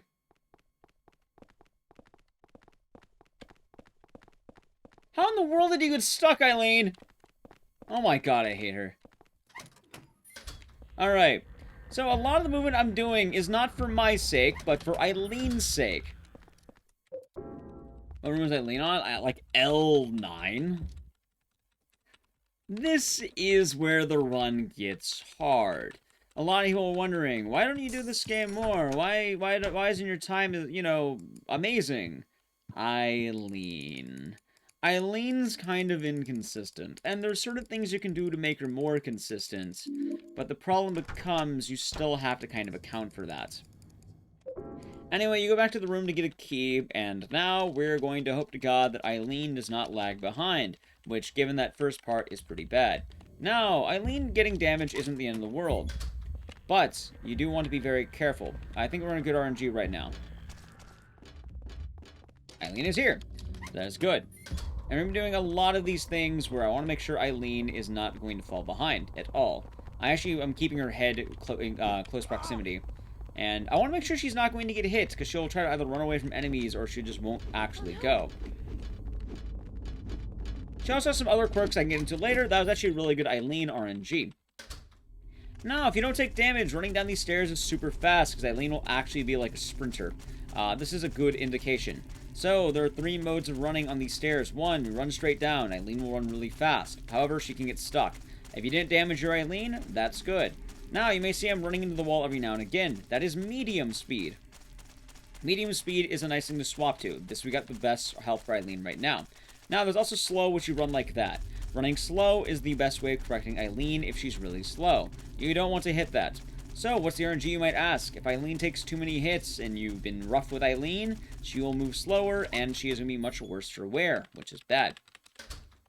You want to make sure that she is not getting hit. Now, in terms of ending choice, it doesn't matter, but if you keep getting your Eileen hit, you'll get the bad ending. You need to keep your Eileen nice and safe. You'll notice I'm doing a lot of weird movements. The general idea is I want to make sure Eileen is going to stay with me. Because right now, it's definitely a weird area that I feel like a lot of people struggle learning. Hell, I struggle with this part too. What I'm going to do is I'm going to wait for Eileen to be like right behind me, essentially. There she is. Now that Eileen is here, I'm going to bolt it to the women's bathroom. I want Eileen to stay far away from me now. The reason why is because Eileen can't do a lot of the things that we can do. As well, we'll be doing the skip once again, where we avoid the slugs, and we can enter the hole by holding ready weapon. And we'll follow.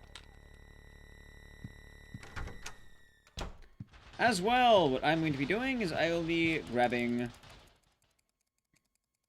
this toy key. And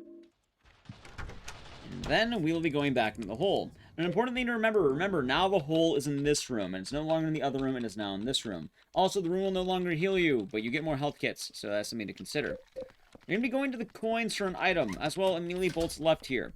Now, what you want is you want Eileen to follow you, but you don't want her to keep up with you.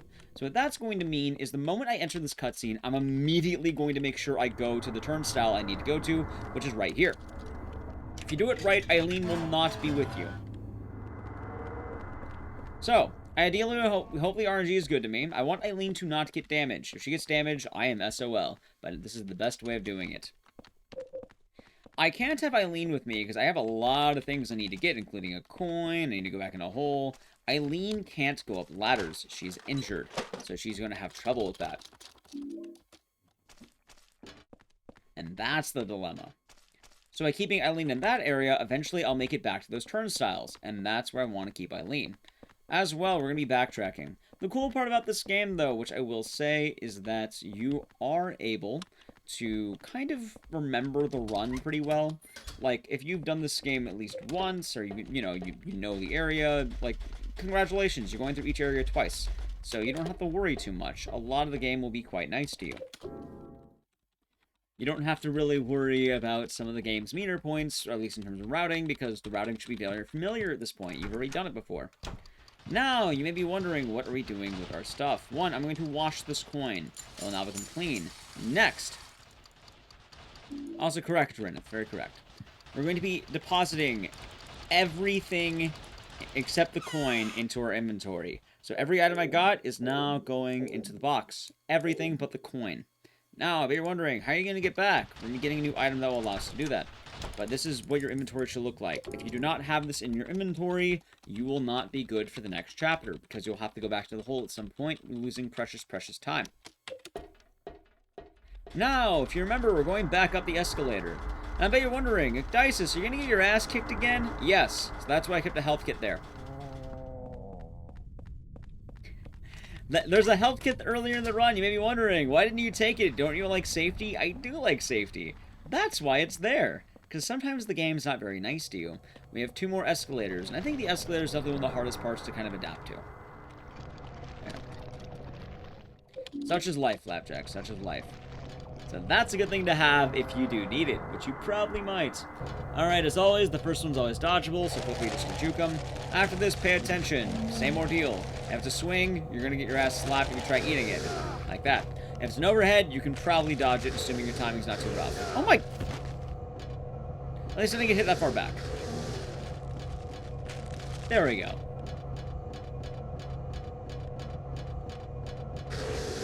Hey, look at that dodge. Give me a slow one. That's good.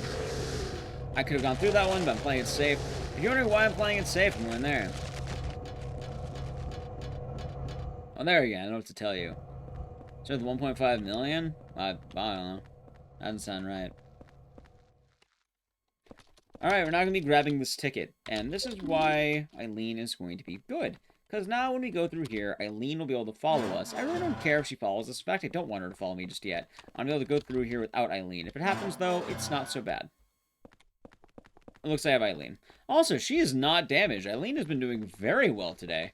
Which, you know, as bad as I've been doing, Eileen is a champion. Ah, of course, Flapjacks, of course. Okay. So now we got the murder scene key. We can head all the way back, and Eileen will follow us, which is good. So I got my ass beat, but Eileen is doing great. Also, with these rooms, Eileen can normally follow you. She'll only get stuck behind if it's a room that's kind of like a door. So she's not bad right now. She's actually doing pretty good. There we go. And then we go on the way back. I might actually gold this. I'm not going to lie to you. Oh, wait. This one. Oh, there we go. No. Nice. Alrighty. And we're almost done with the subway. However, we do have to go back down the escalator. And boy, that will be awkward. Thank you, Flapjacks. Thank you very much.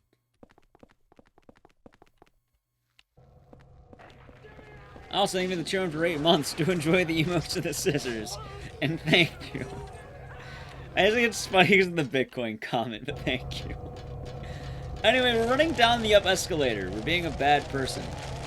Use your audio, and you want to make sure that you can dodge this. You need to pass each one. Also, Eileen is getting bodied by that guy. That's bad. Now, this time, the options are actually reversed. What you want is you want the swing that was bad. The bad swing is now the good swing. Also, to be mentioned, if you ever see the chain on the fence, you can't get slapped. They won't come out of that. Hey, nothing wrong with that, Flapjacks. Nothing wrong with that. I will say it's appreciated as well. Do enjoy the emotes and the scissors. I do say, after all, it is appreciated, not required. Oh, shit. Oh, my God, I skipped it. Oh, wow. Okay. There's one more, I think? No, we're good. Okay. That actually wasn't that bad. Out of the way, you. And now we are just going to go through here. You actually wanted to go the other way, but sometimes my muscle memory deceives me. Make sure you do not get hit by Cynthia. Cynthia will actually grab you and get you like stuck into her body, which is not good. If you do need to play it safe, you can use the golf club, but that should be a last resort. Anyway, at this point, just wait by these stairs for Eileen. Yeah, the virtual layout. They have pretty good merch. It's fun stuff. It has a cicada on it. Out of the way, despite what I might be saying, Eileen has been very good this run. Although it does look like she took some damage, and I'm a bit worried about that. Oh no, we have damage, Eileen, now. I don't know what happened. What happened to you? It was not even one hallway. My God. So, now you're gonna see slow Eileen. I have no idea what happened to Eileen in the one moment there.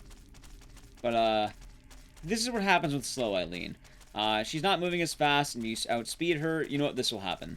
You outspeed her, she'll do that kind of correction, and you do not want that correction. It is not good for you.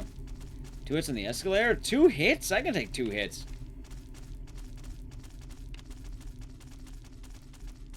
She will heal over time, but for right now, it's pretty... Also, if this happens, bump her. Don't let her speak. You have to run into her. Ram her. She is throwing. That's okay. Oh, God. Oh, God. Oh, God.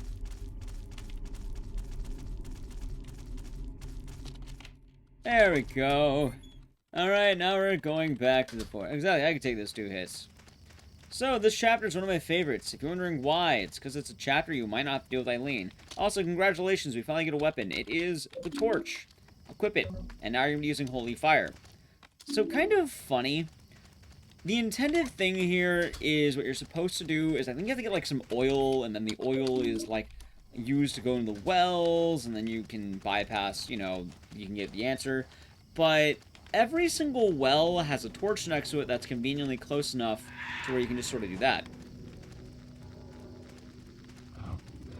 Alright, so we are waiting for Eileen, making sure she's following us. If you're ever... Oh my god, Eileen, you are terrible. I hate you so much, Eileen. I hate you so much. Get up.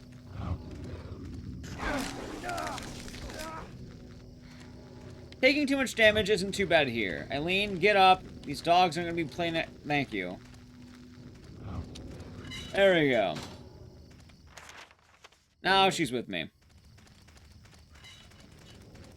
Alright, so a few problems here. One, the dogs can be annoying. Two, Walter actually spawns in some of these rooms and will try to shoot you or chainsaw you.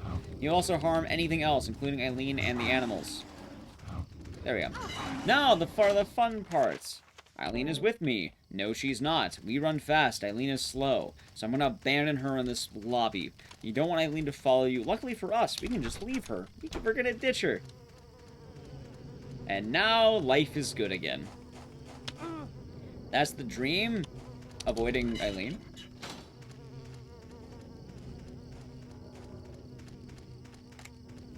Are being harassed by the bum, Walter Sullivan. Also, there's going to be a silver bullet here on the left. Make sure you pick it up.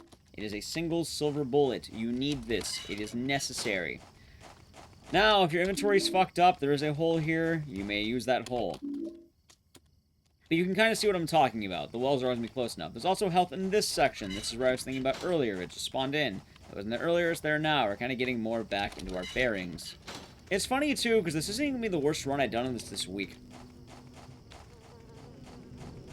But that Rising's nice down. The very attractive bum. He's not attractive to me, but I'm also not into bums.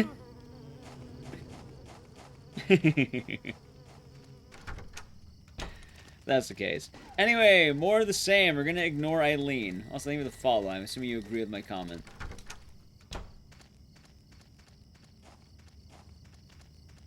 Hola. How's it going? Hola. That's his name. Also, no, creepy jump scare. Bump.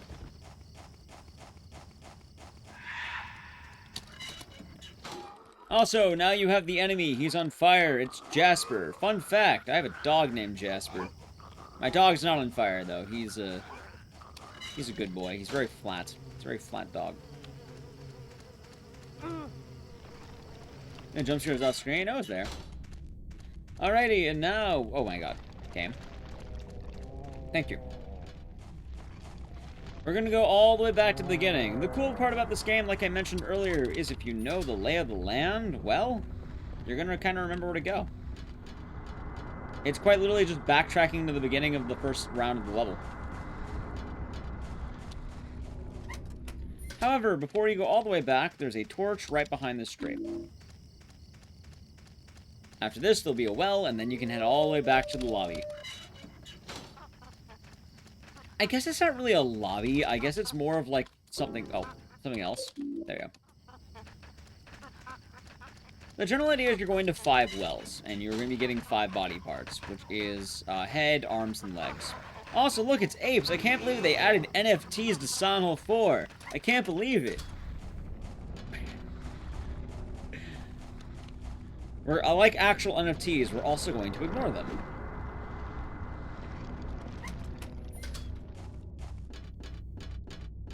Foyer? Yeah. It's like a lobby. Right? I can't believe it. Alright, some of you are wondering, hey, wasn't there a fire here? There was a fire here. Glad you noticed. We're going to be using that now.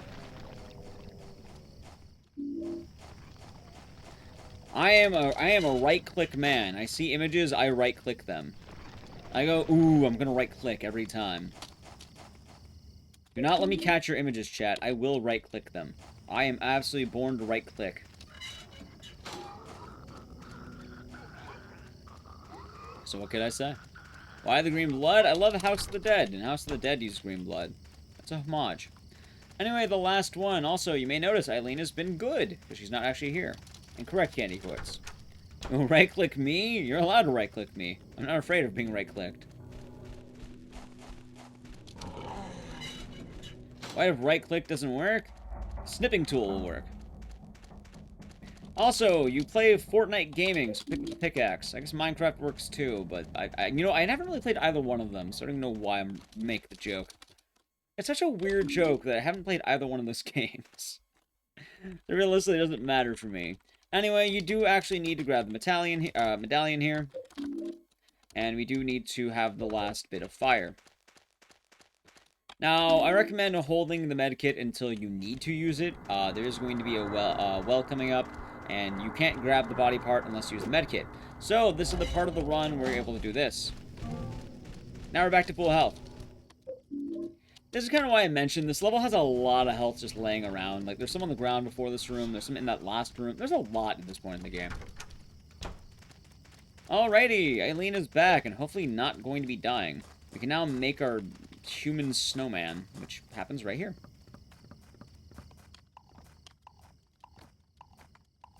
See, it's a man. Oh, so hopefully Eileen followed me. She did, yay. Okay, Eileen, let's go.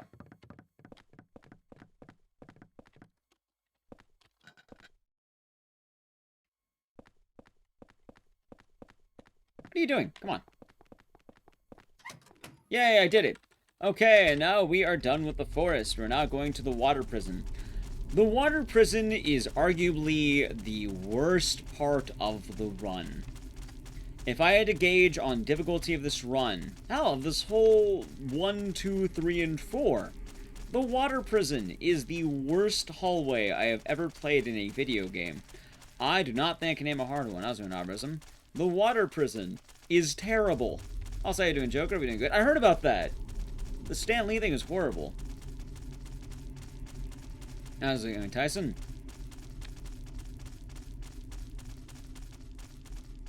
I missed the door. There we go. Alright, so the water section has, the water prison has two things. Step 1. It has Walter again. You're gonna be accosted by a bum. So you want to make sure you protect Eileen. There she is. So what I do is I wait just a moment, I make sure that Eileen can follow me, then we go down. Now, we're going to be doing the Come On Eileen section, because I need to run, or I should say arrive on Eileen. You can go straight down, but there's a good chance Eileen might get her ass beat. So you want to do is, you want to be like a Super Smash Bros. Player, and you want to attract flies. These flies, if they're bugging you, won't do a lot of damage, and they won't hound Eileen, which is good. They might hound Eileen, though, because they don't seem to be going on to me. Right? I can't believe, where's the predator? Eileen does not seem to be keeping up, so I'm going to go for broke right now. Arrive on Eileen? Well, yeah. As well, if Eileen's really far behind, luckily for you, you can actually just kill the flies. Too bad, Eileen. Keep running. Also, this section's called, I guess, the Come On Eileen section, because a lot of runners will start just singing Come On Eileen. No idea. Maybe.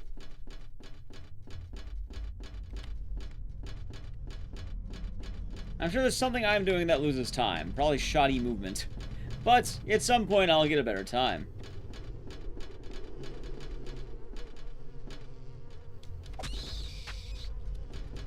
Anyway, while we're waiting for Eileen.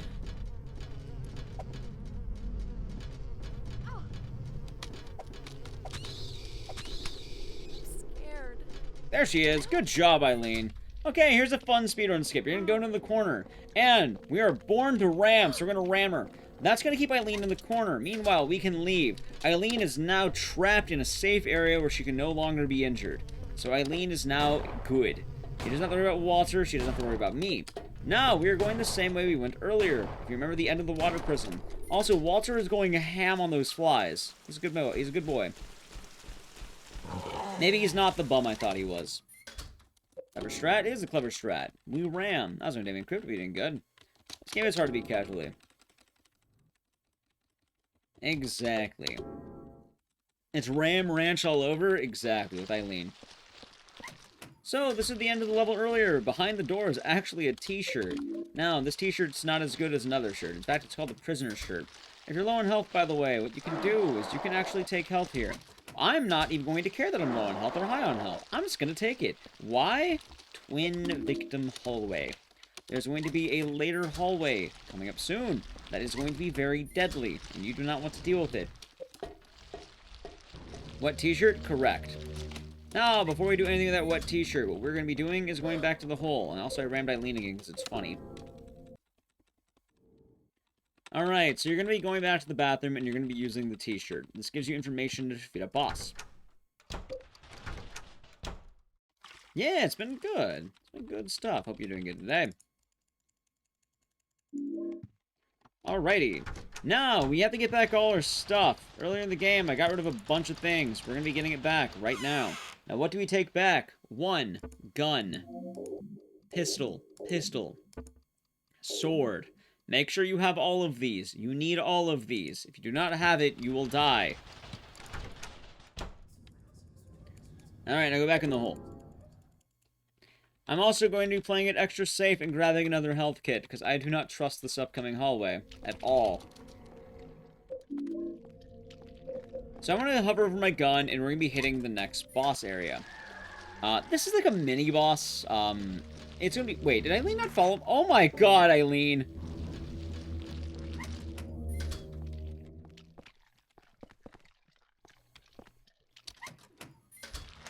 There, she's with me. Okay, now what's going to happen is these tentacles are going to try poking Eileen. I get it.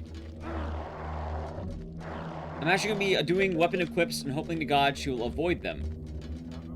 So the two things I'm doing are the one, I am equipping the gun. 2, I'm now going to fire the gun into this man. Do not miss your shot. Now, once he's down, use the sword on him. That is the boss fight, nice and done. And he will give us the key to leave the water prison. Now, I'm going to reload my gun one more time. You can also see I'm doing a very minor skip there. I am reloading the bullets and equipping the gun while I'm getting hit. So what that does is it cancels the animation and it still lets me do it. Also, me eating these hits means Eileen will not eat these hits.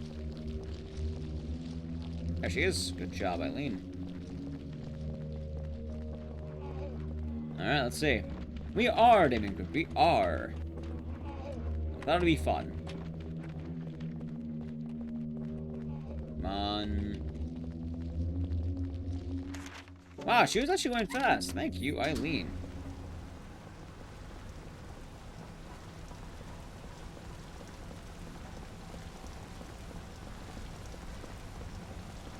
Alright, Eileen is going, and now it is time for the Twin Victim Hallway. What is the Twin Victim Hallway? It is a hallway full of an enemy called the Twin Victim. What you want to do is you want to kind of hug the left so Eileen can get passed through, and then you want to lure every single Twin Victim directly into you. You want them to be on you. If they're on you, they won't be on Eileen. Run, Eileen, run! Freedom! Eileen? Eileen? If Eileen does not embrace freedom, you'll have to get out your pickaxe. Eileen has not embraced freedom, unfortunately. Alright. This is what tends to happen here. And this is why the Twin Victim Hallway is deadly. Luckily, there was a safe strat where you can do that. It looks like Eileen is going to be zooming to the finale, by the way. It's okay. These things happen. I was doing check. I was doing good. Sometimes Eileen will cooperate. It's not frequent. Okay, Eileen. Now, come on.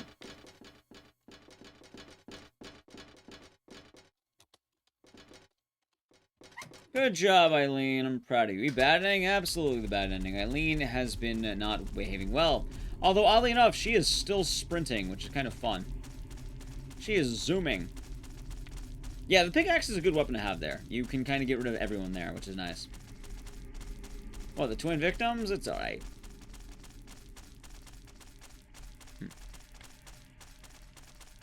Yep, I have seen way too many runs die because Eileen decided to not follow you, which is not very good. Although she is zooming right now, which is good. Hopefully she'll carry this energy forward. Alrighty, we're now going to probably the most interesting skip in the game. This is like a whole section where you have to do like a bunch of shit. We're not going to do as much as we can. Also, Eileen actually followed me, the absolute mad lad. So what I'm going to do is I'm going to go to the bottom.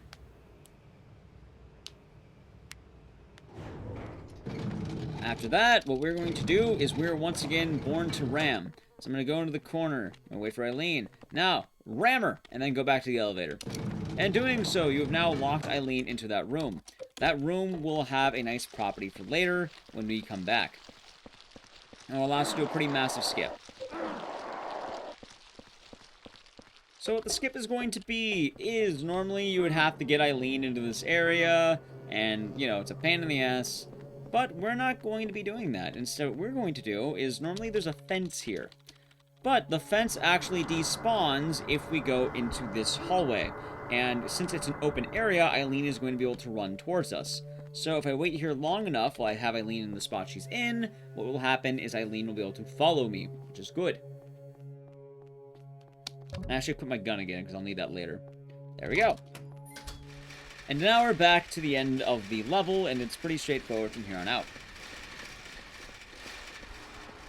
Now, standing next to this door, the wheelchairs ideally won't hit you. But they can hit Eileen, so keep that in mind. Eileen, don't get bodied by chairs. They're chairs. You're better than chairs. Good job. Now comes a slightly minor skip you can do. So, the way Eileen follows you is entirely based on proximity. So if Eileen's close to you, in any regard, you can have her go through a door with you. What that means is I'm going to try talking to the door the moment I hear concrete.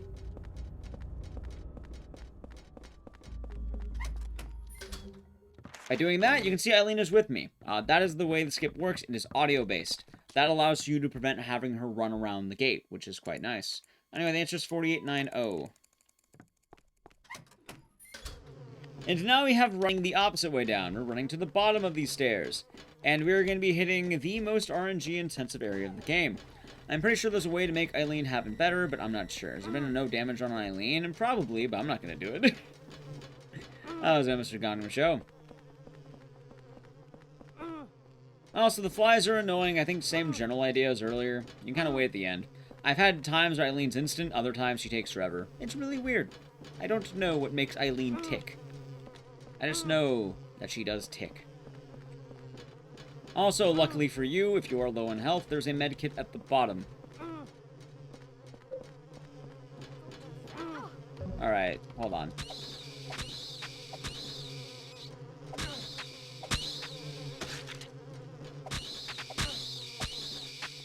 Good. That's a good spot. I think that was really good there. That would be funny, actually. That'd be very funny. Sad, but funny. Alright, anyway, here's the health kit I talked about, and we are waiting on Eileen.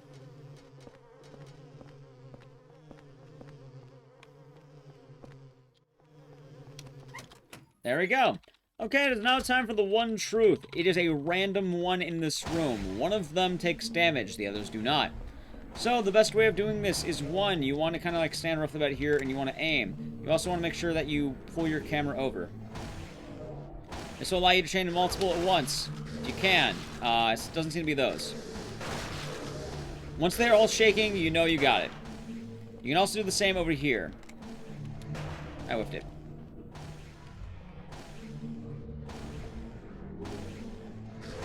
Did I aim at this one? I don't think I did. No. No. So you kind of want to look. There you go. It's been pretty bad, hasn't it? You know what? I have a deep feeling... Not that.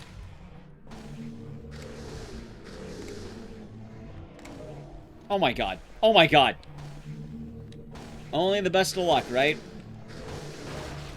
Not those. It's none of those. See, that's the multiple shot that you can get there. If you angle the camera, you can get multiple at once. However, all of them must be shaking. Not you. Not you. I think it's this one. It is. Wow. This is the indication. So if I just went for the old strat, that would have been perfect. Apparently. I don't know about that one. I don't know much about Legend of Zelda games. But I suppose you can. That got answered in chat. Beautiful, chat. Beautiful. Anyway, once you have this, it will die once you just... Now, the safety strat's doing what I did, where you hopefully you can sweep the ones on the left and the ones on the right, because then you're more likely to know. However, telling if you guess either one of them as the first one, it will be faster as a whole. Honestly, not as bad as it could have been. Anyway, if you made it this far, you're very unlikely to mess up the run. We're kind of at the final stretch. Although Eileen is dying out here. My god. Eileen is absolutely... Oh my god! Eileen? Alright. So, if you want to see Eileen run fast, she is probably going to kill herself in the finale. There she is. The ending is actually based on Eileen's damage. So the more damage she took, the faster she'll die. The less damage she took, the better she'll be. I think you can heal Eileen, but you can't really do it in the run. I'm sure there's an option. God. Well, she's trying. We're on medium to slow right now.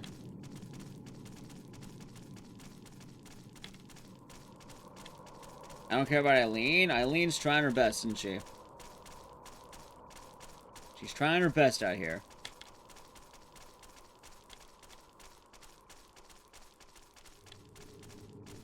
Jesus Christ.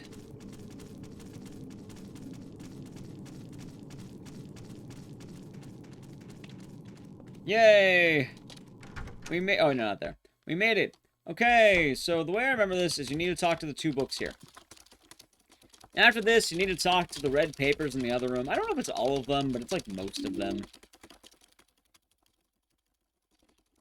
How's it, Amazing Slayers? Hope you're having a good morning. Luckily, at this point of the game, Eileen doesn't really matter as much.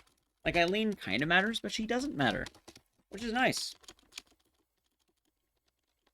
You can kind of mostly ignore her, oddly enough. Go to work? I would say go to work. Going to work is the responsible thing. Plus, there will always be VODs, which is good. I'll grab all of them just in case, but I think maybe you can skip one or two of these. Keep in mind, I'm not the greatest at this game, but I can definitely give a fair explanation. Anyway, you go back to the living room at that point, and then you'll get a cutscene. And then you will be able to finally get the pickaxe and finally get freedom from the room.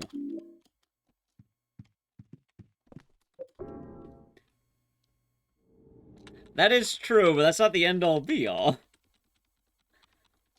Ganondorf's responsible to his own needs, and those are your needs. Anyway, the hint is there's a pickaxe in the wall, so use the pickaxe on the wall. And then you can find a dead body. You can find a drifter in your house. It's a bum. I can't believe it. And we're going to take the keys. The bum was in the house. Ah! Alright, then we're out. So, you may have noticed we haven't played the apartments again. We're going to the apartments right now. The way it's going to work is you can ignore Eileen. Best part of the game, right? Absolute greatest part. We ignore Eileen. It's the good stuff. Get away, you. At this point, you're rather home free. It's going to be mostly the same stuff each time. You're kind of just making your way, and the whole goal here is you need... God, you need, like, an umbilical cord and... I think keys? You also need to talk to... Oh, God! Alright. So be careful of Cynthia. She is one of the only people who can actually infinite combo you. It's pretty rough, actually. I've had it happen a few times.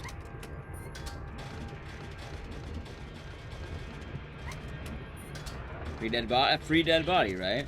She's handsy? I mean, she does give you some special favors. I get it. The special favors. Alright, now it's time to hear Dad.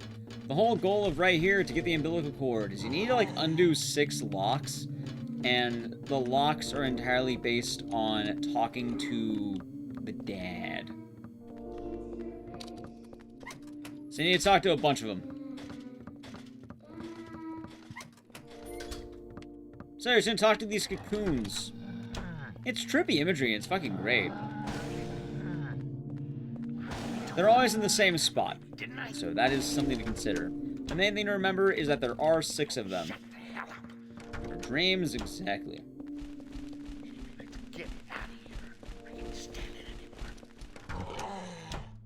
Alright, it's there. A few more rooms. Each room has one of the dudes. Also, everyone's got this, like, a nice speed skip there. That would've been nice to get pushed. Alright.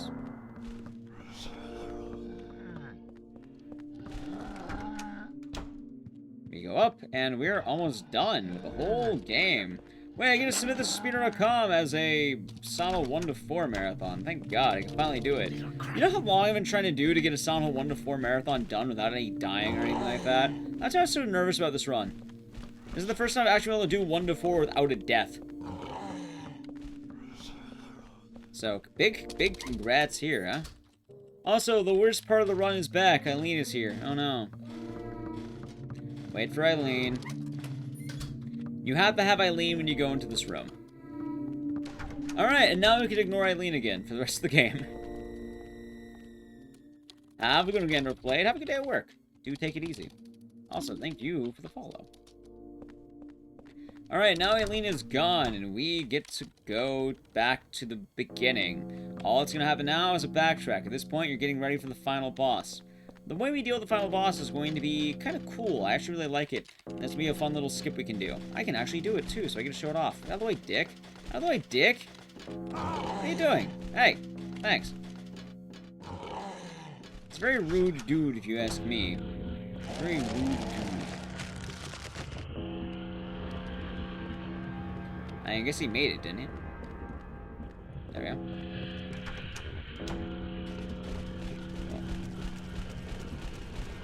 Dude, alright, these guys are nice versions of the guy. That one's not. That's okay. Also, unless you're on the brink of death, I do not recommend healing here. The reason why is because you will get an automatic kill before the final boss. So it is okay if you are low on health, you will get regeneration.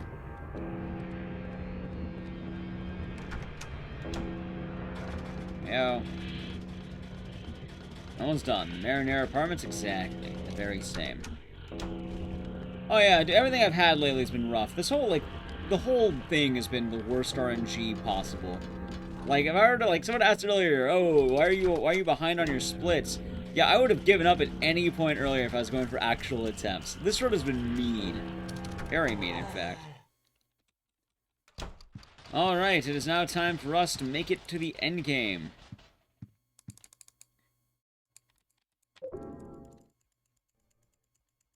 So.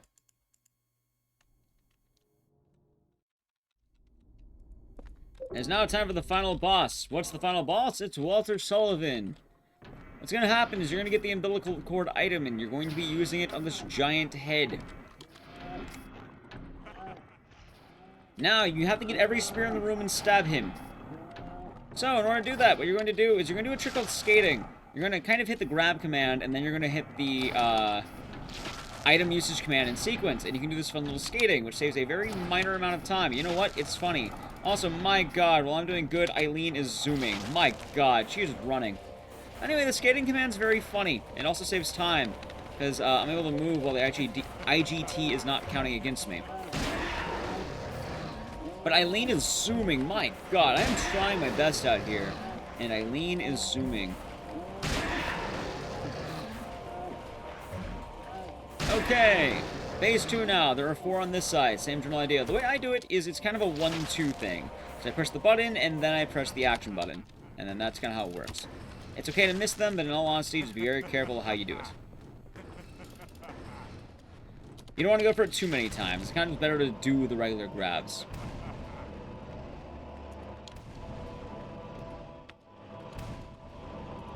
There we go. I whiffed that one. You know, Eileen might die because of that. Dude, she is running. Eileen, stop walking into the gyro thing. She dead? We'll see. She's not dead yet.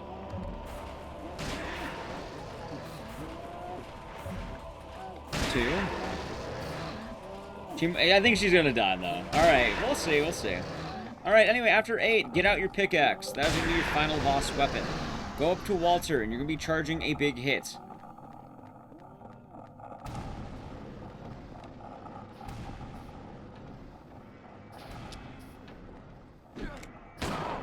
It's fine.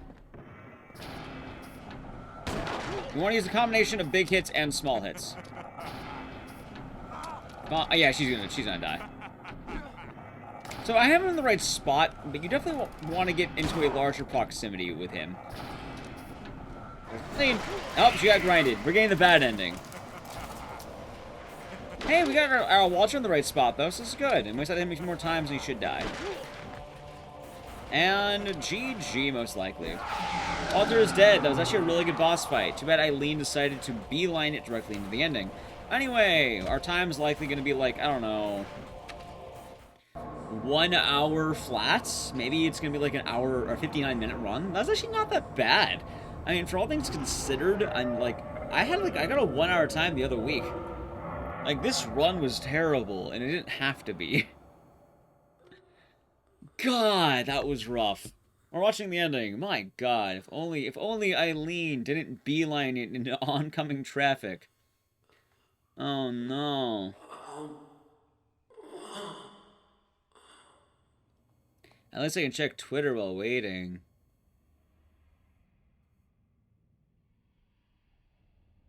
Hmm.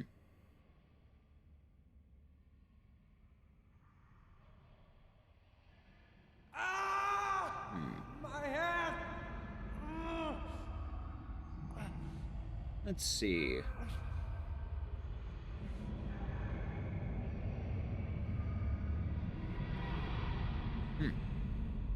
Best ending is the one... Ah, yes, this ending, of course. Valid run? It's a valid run. Eileen doesn't have to live, I'll tell you that much.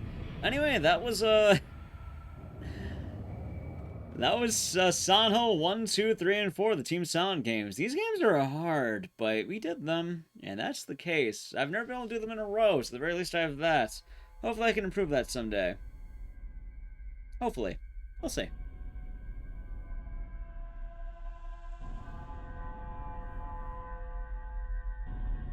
Alright, do I get my Twitch recap yet? I want to see who I watched, chat. No, I don't have it. Why don't I get it? I get the Twitch recap. Why did everyone else get theirs? I didn't get mine. I want to see who I watched the most. I want to see who I took Dices. Was the best part of Silent Hill to play? You're actually, like, it's like reading a book instead of, I don't know, watching a Marvel movie. Gonna stay with you. And casually, the stories are way better. I get to watch cinema. That's the thing. Yesterday, in Ashfield, That's in the woods near case. Silent Hill, the bodies of 5 Arrived, apparent oh, murder there you go. victims and a 6th severely wounded female were discovered. Oh, that's the ending. The woman That's the was case. I play both immediately Resident Evil rushed to games and St. Silent Hill Hospital, games. Silent Hill but games are died a like, you short know, time games. later of her Resident Evil injuries. games more like, I don't know. She has been identified as a Miss Eileen Galvin Action. of Ashfield. The last body discovered Yes, that's was the main found in distinction. room 302 I don't hate of Resident the Evil South games, just, you know, if I want a Ashfield horror Heights game, I'd rather play Silent Hill. It is believed to be that of its occupant, Definitely, Henry like, up Townsend. here. Resident Evil games The are body like, was reportedly disfigured beyond recognition, well, not down that making low, but... identification impossible. Honestly, the best part of Resident Evil game, a hot Once again, take, we've got RH7. It's an late-breaking actual horror news. game. 5 Walter's unnamed happy, he police gets his officers room. have been found dead for reasons My unknown God, look at my ass in for the him. South Ashfield Heights apartments, along with its superintendent. I mean, it's Mr. accurate. Frank Sunderland. These games are actually horror All games. other residents of South Resident Evil Ashfield games are more of an Heights have action been rushed to St. simulator. Jerome's Hospital, Yes, many even 1. complaining of Yes, even 2. severe chest Especially pain. 2. These strange incidents are similar to the Meanwhile, ones which Silent occurred 2 in is Silent probably Hill the some years closest ago. thing video games have to More art in the news to modern follow. age. Anyway, we beat it. Alright, let's see what my IGT was. It's probably a 59, like I said. That's why we're waiting. Alright, let's see. Give me a 59, yeah? 58! Alright, it was only 3 minutes off my PB. Oh, right. I watched, like, I took the aspirin, that's right. Wait a minute. Okay, that wasn't that bad. Alright, 58:39. Alright, and my final time for beating all of these Silent Hill games. Allow me to do math. 58:39. So, hold on. Let's make this 43, and let's make this 43 too. Okay, so I have... Hold on. 4 seconds. Wait. Hold on. Wait. 42. 56. This one's 58, 39. It's 35. Alright, hold on. I have to do math here. Okay, so 43. Alright, chat. 43. What did I say earlier? I said 157.07. I did, right? 157.07. 157.07. So I have 255. Wait, yeah, 255.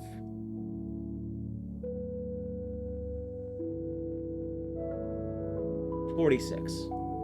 All right, 255.46. That ain't that bad. I think I do math. I hate math. I think Punchy got like a 240 something. I think he's really good at 1, 2, and 3. All right, we did it though! Yay! Holy shit! The cannon ending. Boo! This ending. Boo it! I say boo. All right, we did it! Yay! At the end of the stream, I'm tired and I'm hungry.